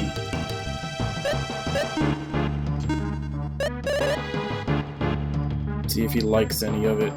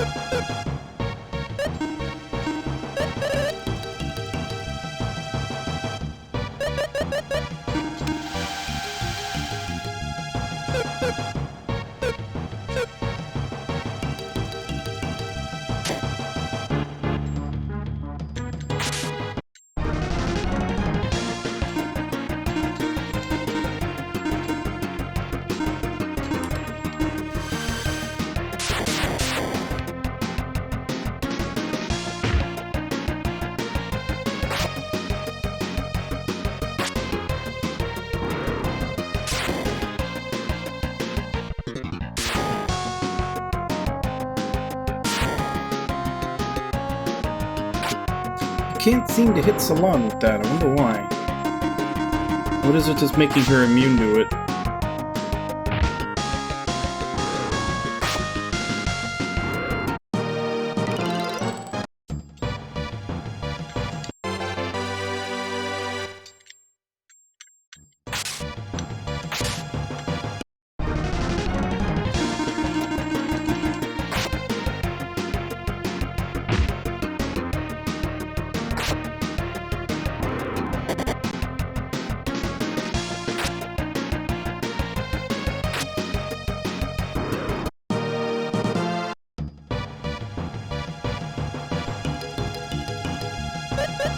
I don't know.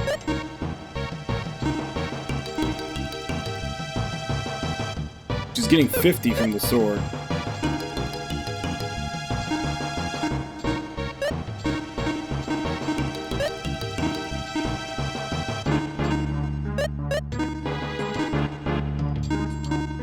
Yeah, it's 50 magic resistance from the sword.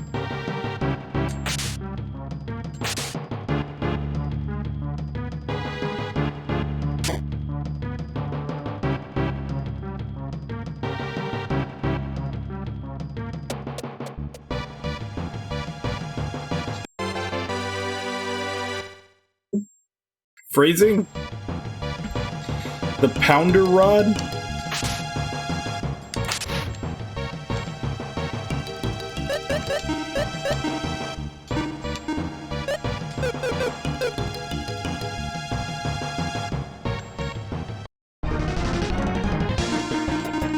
Vampire Rose.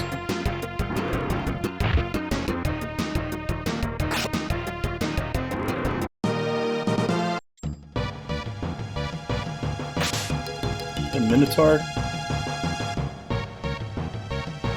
Minotaur that doesn't want to be fought. Yep, the Ramia, which is supposed to be Lamia, and Minotaurus. Okay, that's just a slight spelling mistake. It should be M-I-N-O, not M-I-N-A.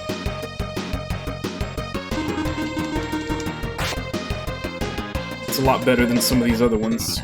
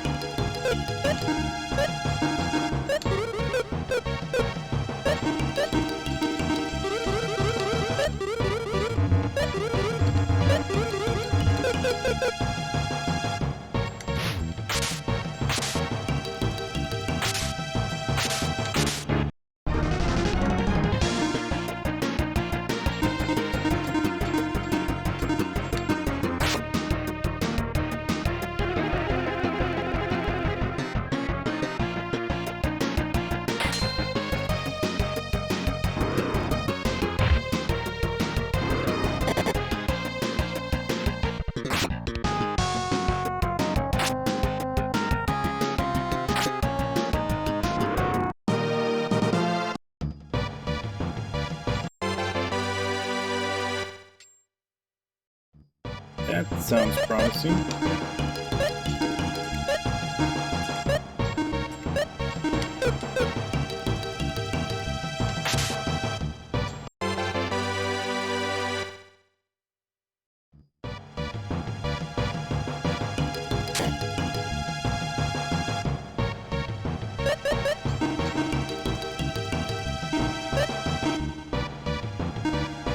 Restores HP of each member of your party's HP by 50 of user's max HP level. Which I assume is 50% of the user's max HP.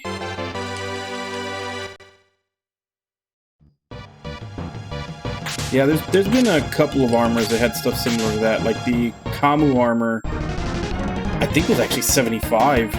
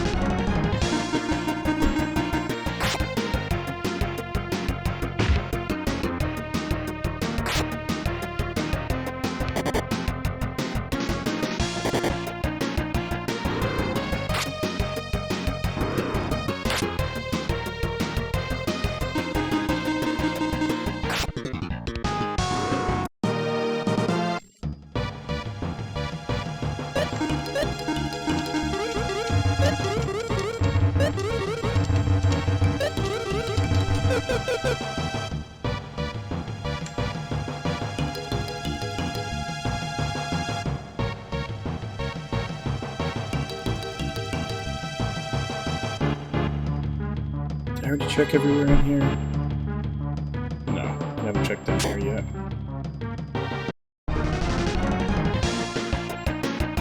Alright, see if I can kill one before they run away.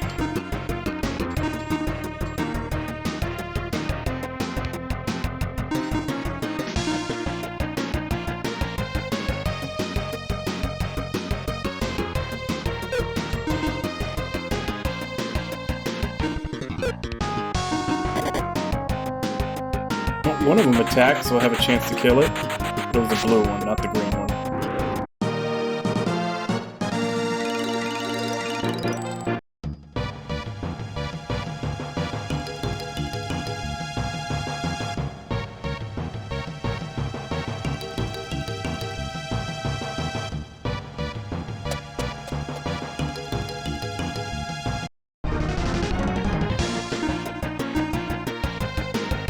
Corridros?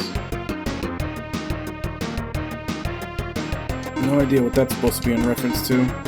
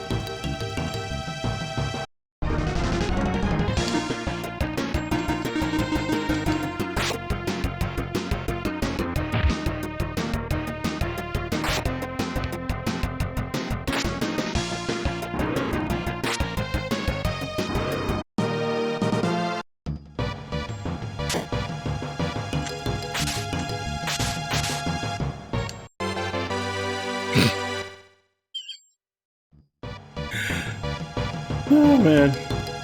That just reminds me of like the first 10 floors where it was just rapier, rapier, rapier all over the place. And I didn't have anybody that could use them outside of the main character.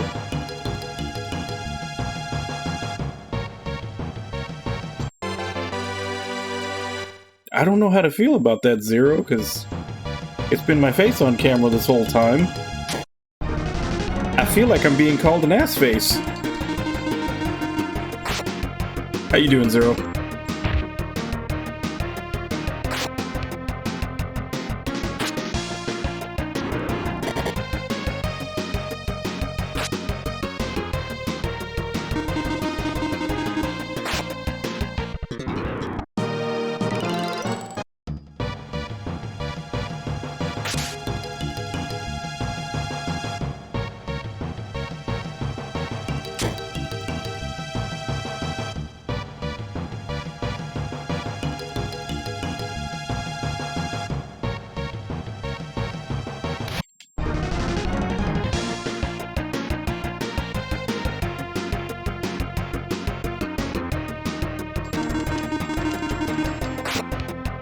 I mean, I encourage lurking.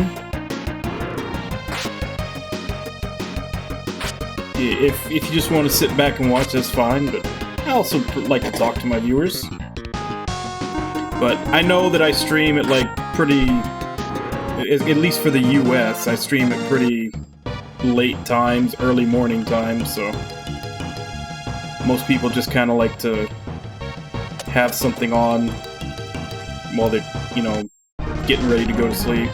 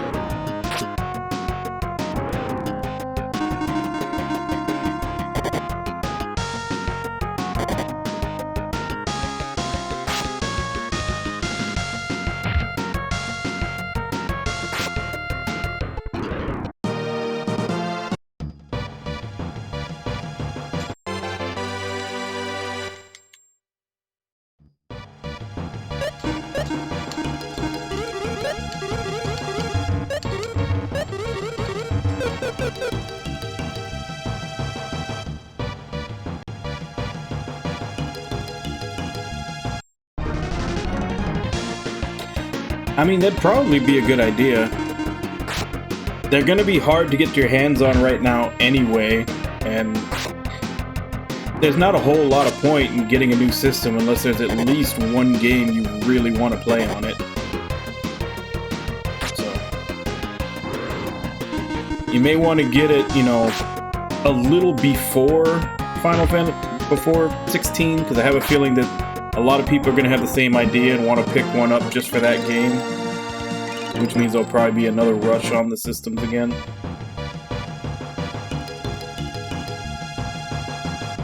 Alright, Zero, that actually sounds really good. So, enjoy.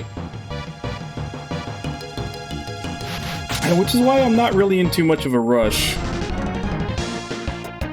Because, I mean, I still have a massive backlog of games ranging from Super Nintendo all the way up to current gen that I kind of, you know, jump back and forth between, so getting the newest hardware is not really a big concern unless a game that I really want to play on it comes out.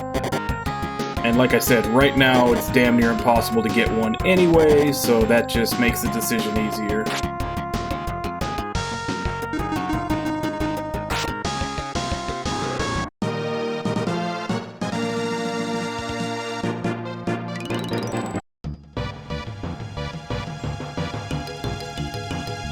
So many of them we didn't have a chance to beat. Like, I think on my backlog... Actually, let me check. I'll give a full count. Just how many there are in there.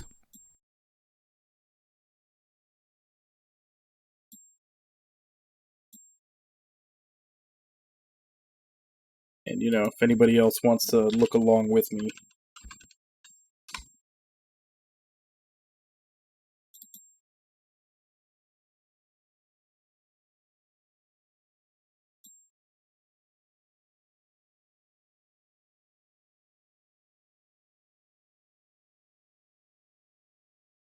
So, SNES games, 125 until 165. So that's... Let me go ahead and put this... Hey, Cracky, how you doing? So, if we take a look, this is my little Excel sheet of all the games that are in my backlog to be played on stream. Let me go ahead and give it a Cracky shout out while I'm doing this. But yeah, from 125, right here, which is where we start with the Super Nintendo, till 165 is all the Super Nintendo games that, you know, I want to play that I haven't. So that's 41. That's 41 games. All JRPGs. My math right? Yeah, I think my math is right. Now, out of those, 1, 2, 3... 3 of them are not fan translations. The only ones that I want to play that actually came... The only ones that I haven't played before that I still want to play that came over and got a translation were Lufia II, which I'm currently playing, Dragon Quest III, and Earthbound. Yeah, I never got around to playing Earthbound. But yeah, those are the only ones that came over that I never played that I still want to play. All these other ones are fan translations, which means they never came out of Japan, and a lot of these fan translations are fairly recent.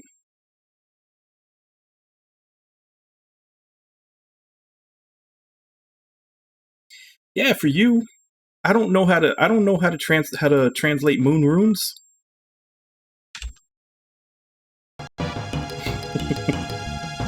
But yeah, so that's once again it's getting towards the end of my stream, and you know, closer to my bedtime, so math is getting harder. That's 38 fan translated Super Nintendo games that I eventually want to get through. Like, and that's just the Super Nintendo. Like, there's other ones, not as many. That's most Super Nintendo seems to be the one that's gotten the most work done on fan translation, but there's DS games, there's a couple of PS1 games, there's some Saturn games, there's other fan translations out there to get to, but yeah. Now I know, that's what I'm saying. It's like I am in no rush. I am in no rush to get a PS5 until it comes out with a game that I absolutely feel I have to play.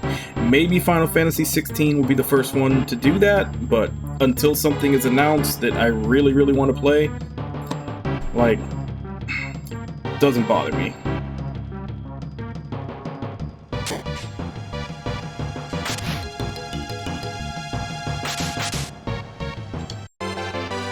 Bright armor. Check that, see what that is. Is that better for anybody? It is. He gets a crystal nail. He gets a silver armor. Alright, so that was an upgrade for pretty much everybody. Except Salon, but she's already got good stuff.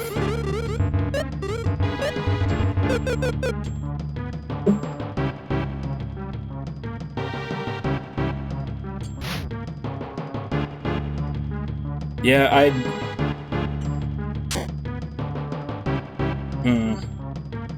was about to say, I'd say the place that I get my fan translations from, but I don't want Twitch to get pissed off about it.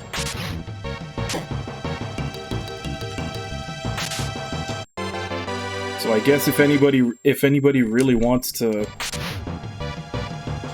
know the site where I get them all off of, maybe direct message me. I'll get back to you after the stream. But yeah, it's a site that I go to, and it literally has a section just for fan translations, and I just go there every couple of days and check to see if there's a new one.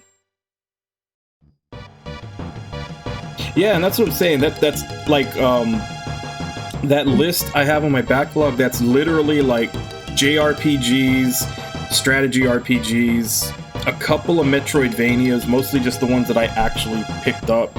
There's more on there. Like, if I ever want to get heavily into Metroidvanias, I'll look up more of them, but it's basically just the ones that I've already picked up on, like, Steam sales and stuff.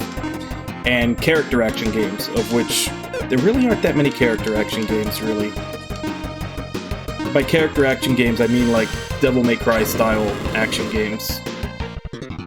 Yeah, I finished Bloodstained, let's see. I did this, I did Mask of Deception before this, and I did Bloodstained before that.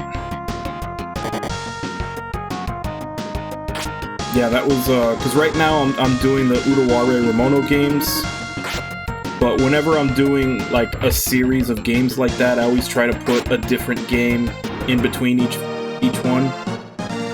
So I did Prelude to the Fallen, then I did Bloodstained, then I did Mask of Deception. Now I'm doing this, and once I'm done with this, I'll do Mask of Truth. I always like to put something else in between games when I'm doing a series. And then after I'm done with the Uda games, I'm gonna start doing the Yoko Taro ones, which is Drakengard 1, Drakengard 3, Nier, and Nier Automata.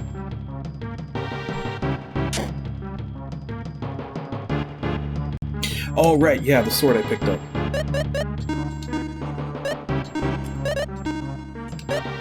It was better than what he had. Yeah.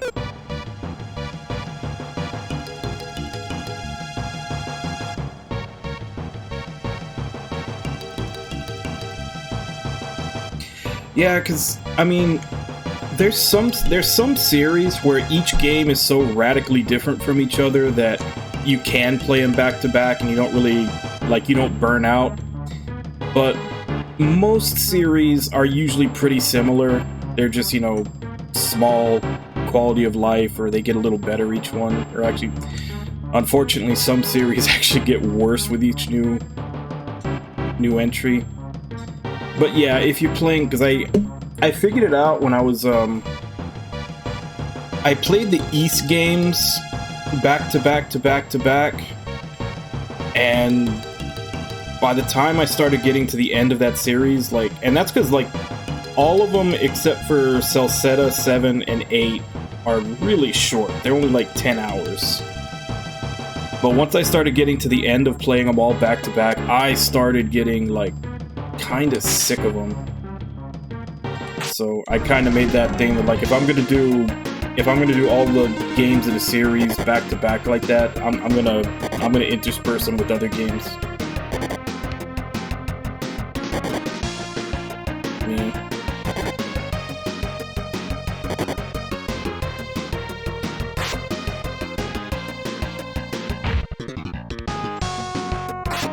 The one that's likely to be really weird is when I hit, like, really long series. Like, at some point I need to do the Saga games, because the only Saga games that I played the first Saga. I played the WonderSwan remake of it, and I played Saga Frontier, and I played Saga Frontier 2. And I played one scenario of a limited Saga. So that still leaves Saga 2, Saga 3, all 3 romancing sagas, the rest of Unlimited Saga, and Saga Scarlet Grace that I need to play. That's going to be a long series of games, and I definitely will go insane if I don't put different games in the middle of each one. Yeah, Tales also. There's quite a few Tales games I didn't play. I didn't, because I was mostly just... At the time, I was mostly only had PlayStation systems, so I didn't play Symphonia, I didn't play Symphonia 2, I didn't play Vesperia. I own them all, but I haven't gotten to them yet. I haven't played Xillia 2, because Xillia 2 uses almost the same, like, maps and world as Xillia 1, and I didn't want to burn out, so I put it off. And just never got back to it. So I still need Symphonia 2, Xillia 2, Vesperia, and I also picked up Hearts R on the Vita, because I have a PS TV. And then there's a couple of fan translations for the DS. There's Tales of Tempest and Tales of Innocence that are out.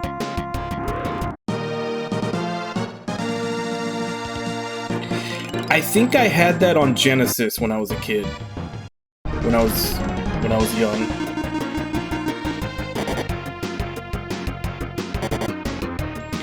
And as for Star Ocean, I'm really only missing 2 and 4. Because I played 5 and the remake of 1 on stream. I played 3 before I started. I played 3 like way back on PS2. I never got around to playing Star Ocean 2, but I own it on PS1. I'm trying to decide if I want to play the PS1 version or the PSP version. And then Star Ocean 4, I did play when it first came out, and the story and the characters made me quit. Like, I don't remember how far into the game is it, but there's a part where they end up going back in time and end up in like Roswell during the 50s when the whole UFO thing happened. And I was like, I'm done, I'm out. But I want to give it another shot. I have the remaster, like the HD version on Steam.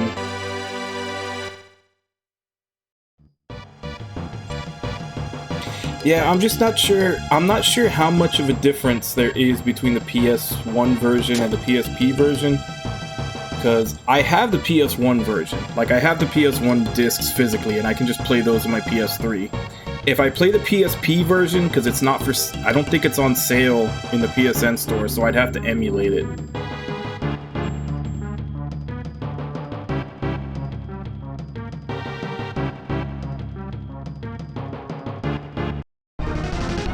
So it's just a matter of, I may, if it's not that much of a difference, I may just play the PS1 version.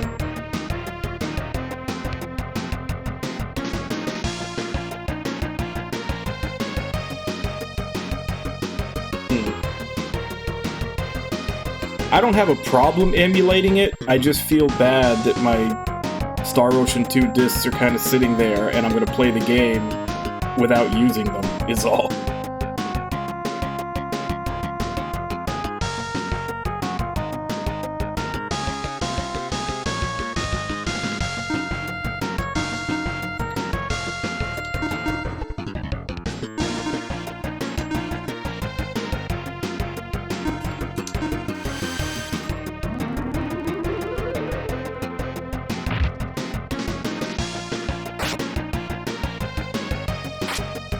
Yeah, I never played 2, but I definitely know about the Parent to Peaches meme.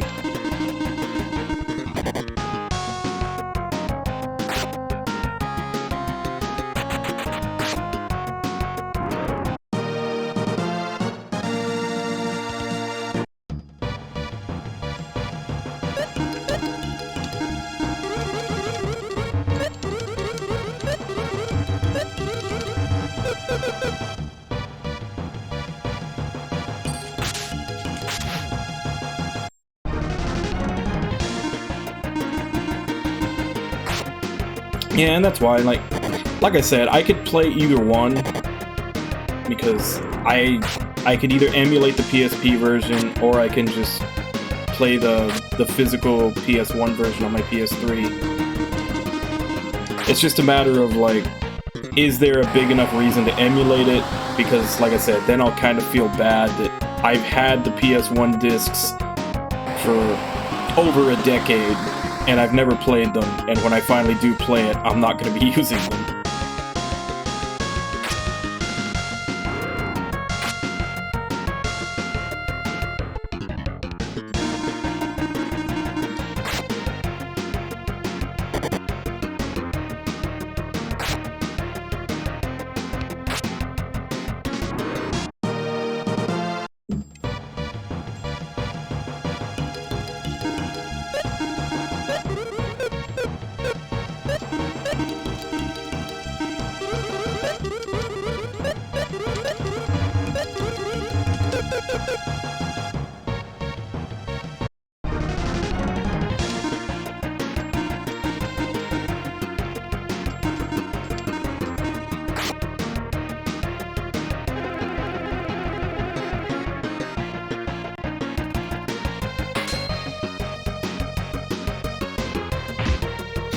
Yeah, well, definitely don't come down here. We have...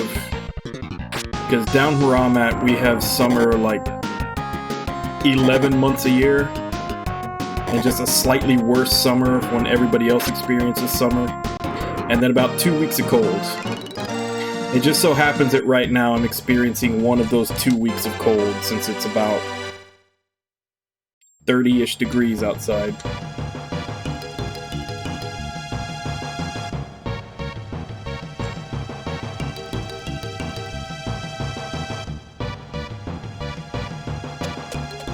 Not sure what you're referring to, Cappy.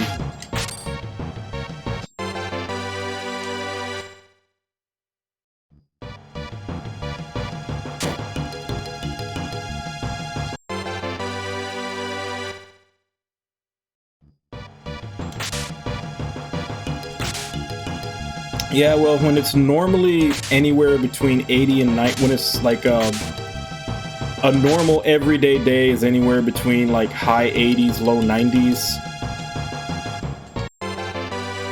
And then summer is like above 100, sometimes above 110.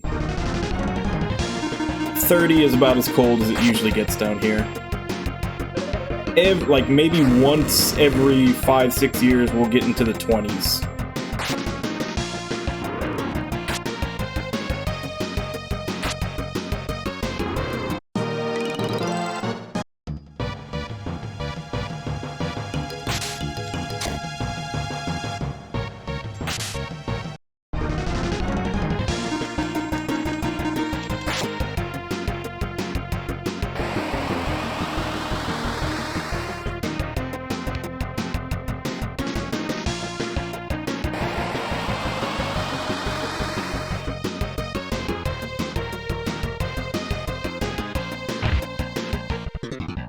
Yeah, that's usually the best advice no matter where you live.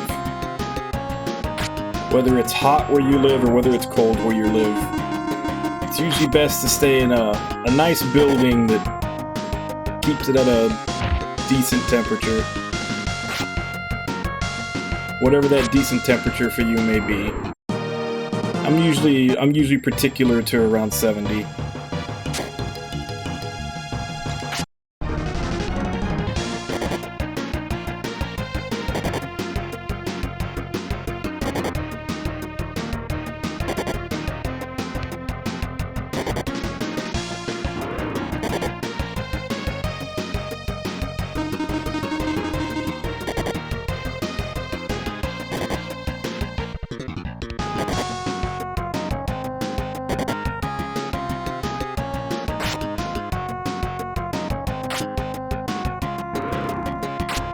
It's actually got pretty bad.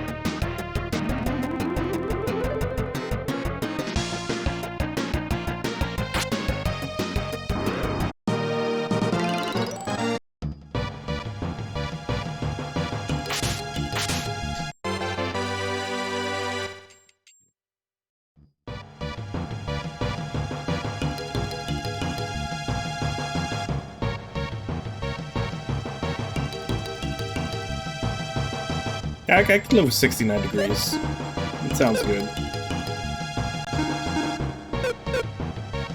What was I doing? Alright, life potion. I just got a life potion.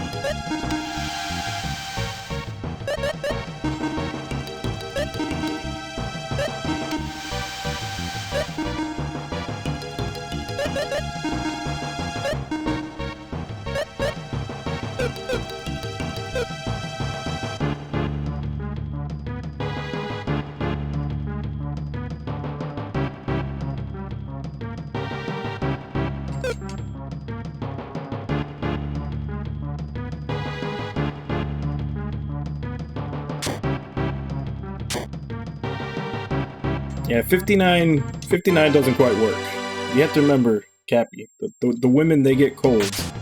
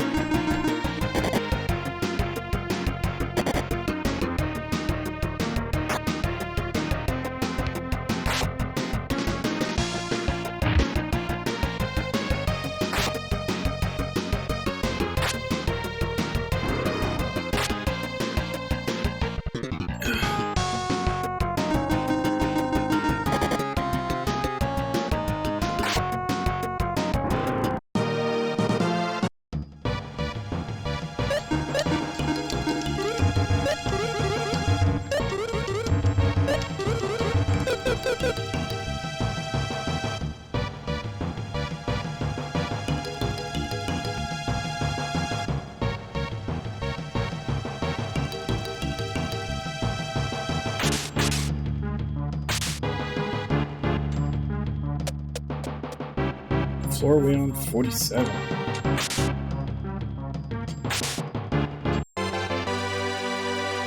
Silvo Rapier.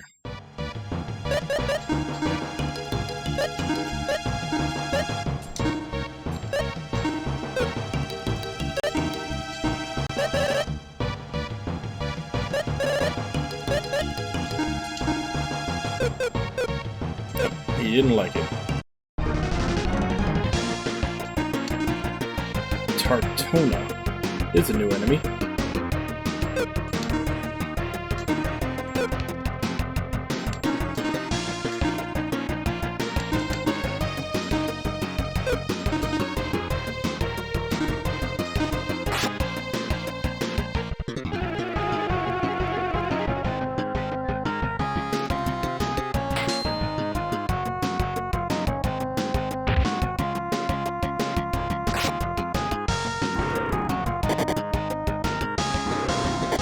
Well, Irby, what monsters have you been talking to?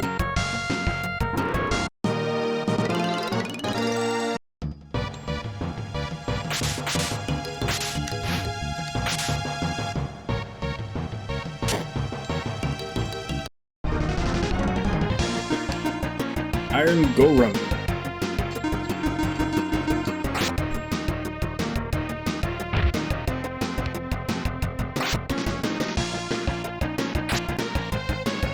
I mean, most monsters usually aren't too picky. You just gotta throw them a couple of bratty neighborhood kids every now and again.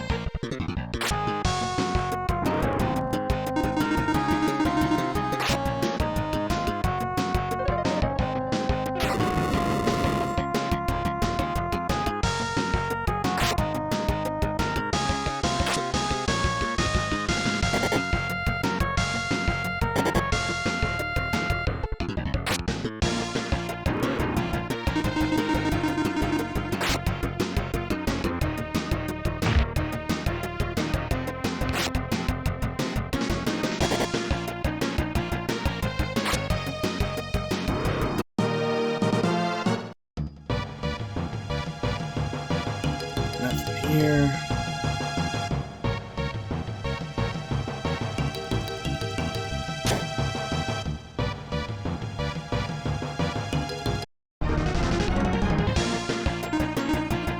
Rogue Shape and Gargoyle.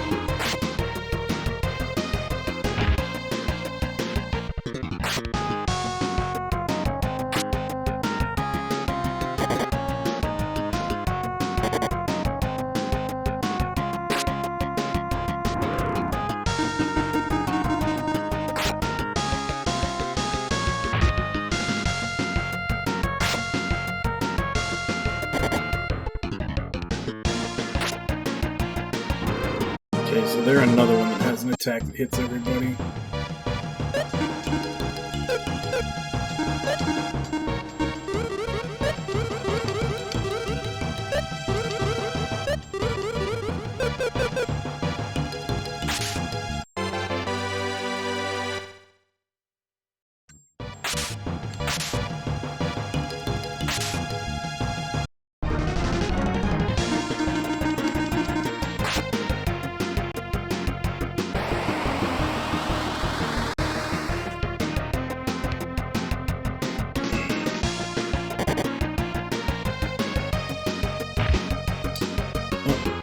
I probably only got another couple of floors in this run. About 10 minutes left. I said I was going to continue for the rest of the stream, and then once it was done, I was going to head out, and then next stream we'll continue with the story. We'll give the ancient cave an actual try later on. Really hoping to get at least one more blue chest, though. Like, almost 50 floors in, and I've only gotten 2.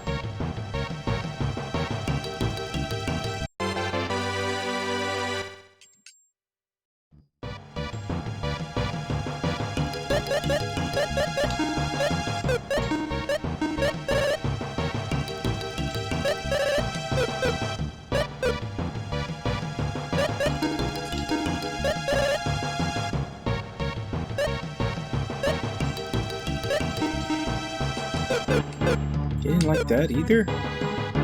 Picky ass monster.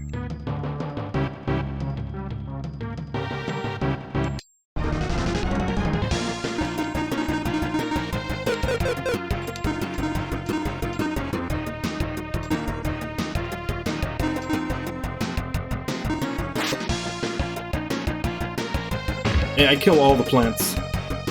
All the plants, all the vines. I kill them all when I'm in here.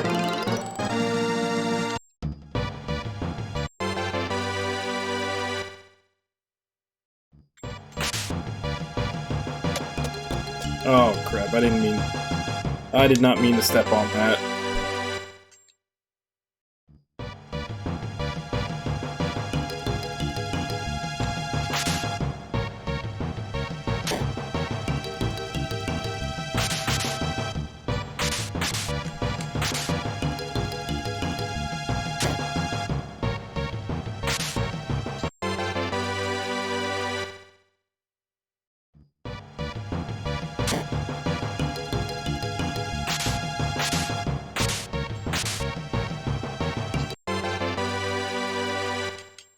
Cold Rapier. I feel like I've had that already in the main game.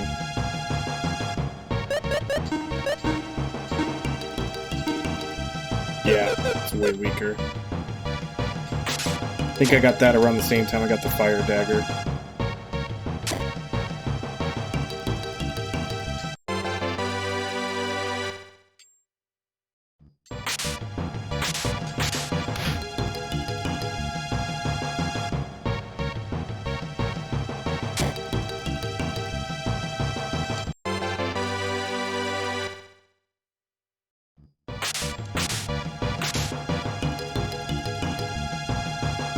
Is that a T-Rex?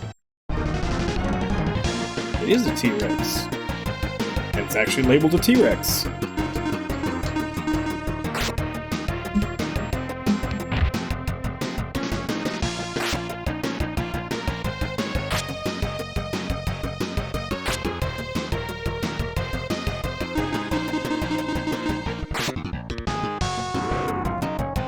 What was the trophy for, Cappy?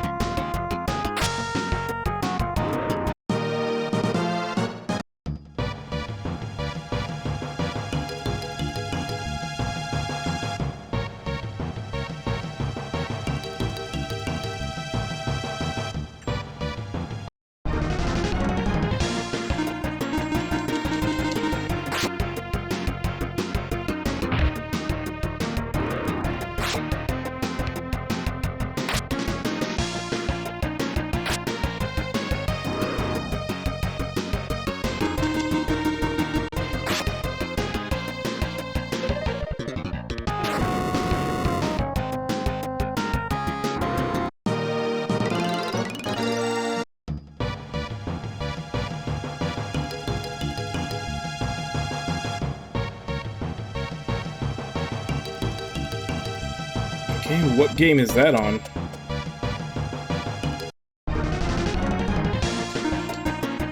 Well, we're on floor 50, so we officially made it through half of this dungeon. Which, not too bad for a first attempt in the middle of the game. Literally as soon as we could get here.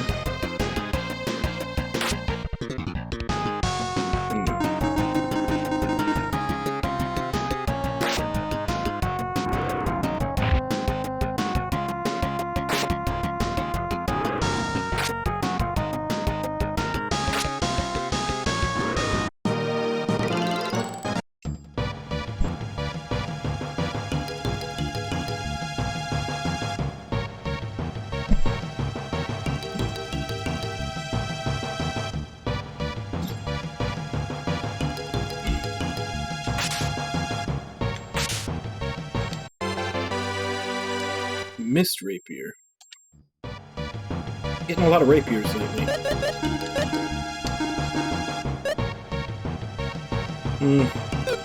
Close, but no cigar.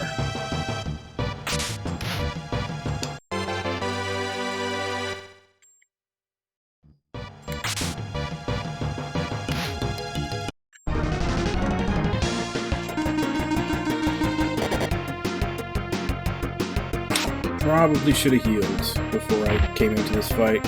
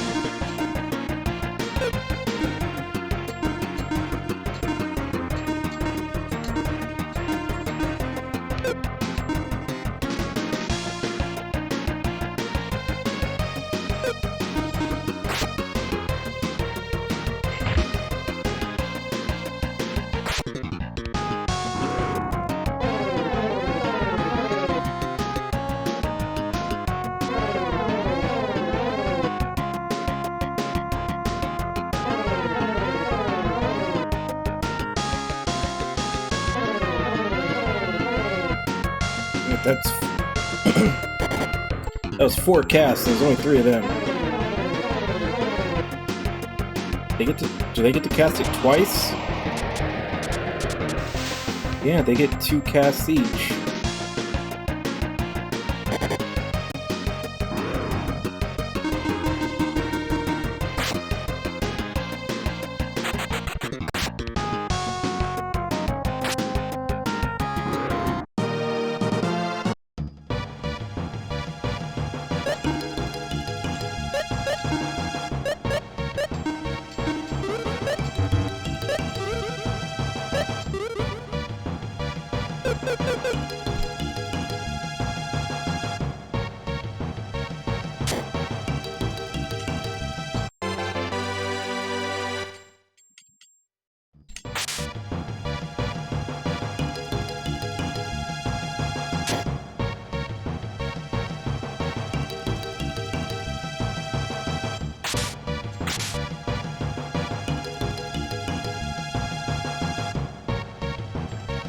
Well, this is where we're gonna call it. before we do, I doubt it, but let's see. Let's see if we can get see what the 4th class for this guy looks like.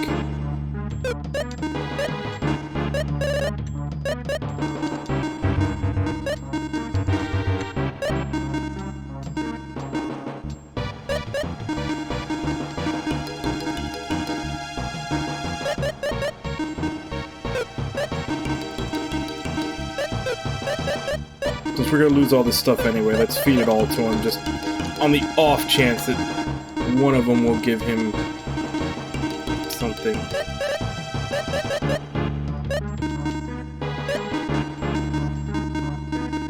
It doesn't look like it.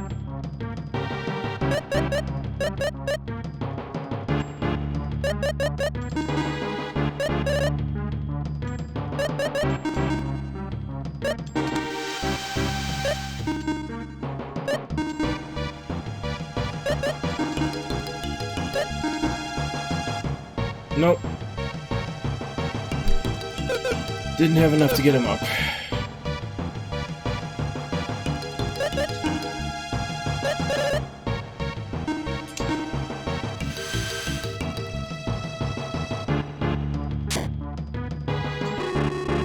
Oh, it's you. You're back safe and sound. Let me return your items to you. You now return to the city with your head held high.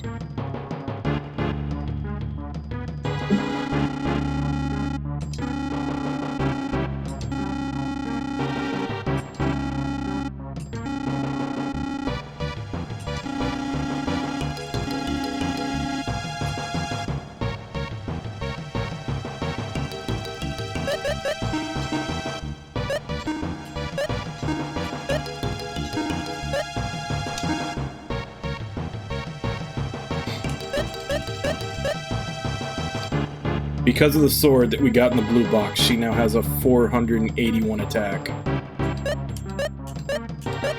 Even Dakar only has 370. She just got ridiculously OP.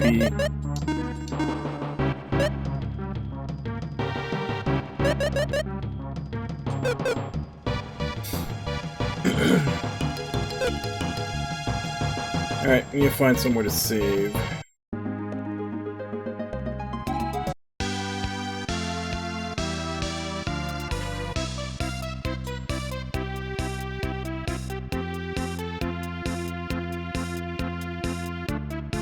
I don't know. I don't think I ever got back, I don't think I ever got back the stuff I had equipped on Tia.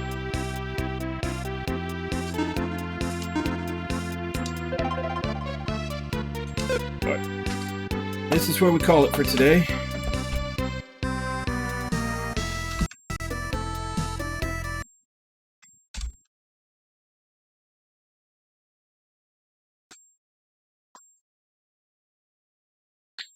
I don't know. I don't think that the like I've noticed that the straw, like when you're putting straw, because when I was in there the whole time I was picking up rocks. Like I had 2 bat rocks, and every time I get new equipment I would hit equip with strongest, and it wasn't equipping them on maxim because everybody else had a rock in their last slot except for him. So I think equip by strongest might ignore that last slot in the equipment for some reason. And even though those things give stats, like they should totally be equipping whichever one gives stats, but it doesn't for some reason. Only the 2 things that I got in the blue chests, which was the aqua helmet for Salon and the snow sword for Salon. I think I also get to keep the iris ring. I think. I still don't know what the hell to do with it, but I think I get to keep it. But anyway, that, like I said, that's what we'll be finishing for today. Next time, I'm just going to continue with the story until I finish the game, and then I'll probably, after I'm done with Lost Dimension on replay day, which is Sunday night, Monday morning, once I'm done doing the replay of that to get the true ending, I might start doing Ancient Cave on that until I can finish the Ancient Cave, depending on how long it takes. So that may be my Lufia II Ancient Cave may be my replay day game after Lost Dimension for a while. Give it to a guy in town. Okay. Do I get rewards for each one that I give, or like do I have to give him a certain number before I get something out of it? But anyway, no stream tomorrow. Tomorrow's my normal day off from streaming. Day after that, obviously it's replay day, Sunday night, Monday morning. We're going to be doing, as I just said, Lost Dimension. We're going to start we started it one of the other days when I was doing Odin Sphere, and PSN went down and locked me out of it. We did a little bit of, I think we might have done like maybe the first chapter. But we're going to continue that and try to shoot for the true ending. And then once we're done with that, probably start up Ancient Cave. Day after that, which will be 3 days from now, we'll be continuing with Lufia II story until we beat it. Alright, so who was here today? Ritsugen, Cappy, Irby, Zero, Raki,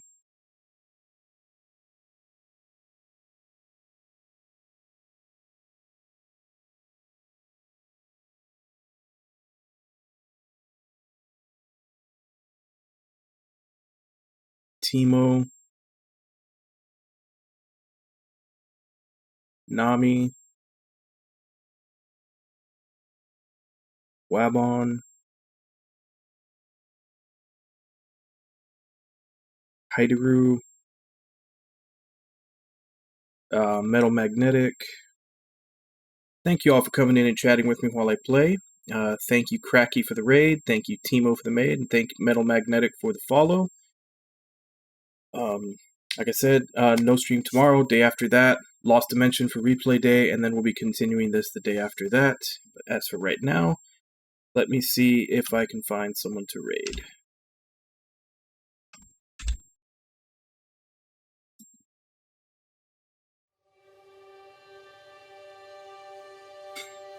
Alright.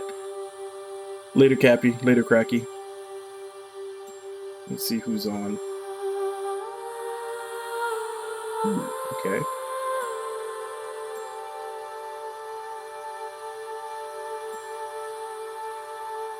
Alright, so let's go ahead and raid Nami. He is the one who actually redeemed to have me play Lufia. And he is currently playing Xenoblade Chronicles X, which I know is one of his favorite games ever, because he talks about it all the time. So, as per usual, let's go ahead and jump in, say hi, hope to see you all next time, and until then. Bye-bye, everybody!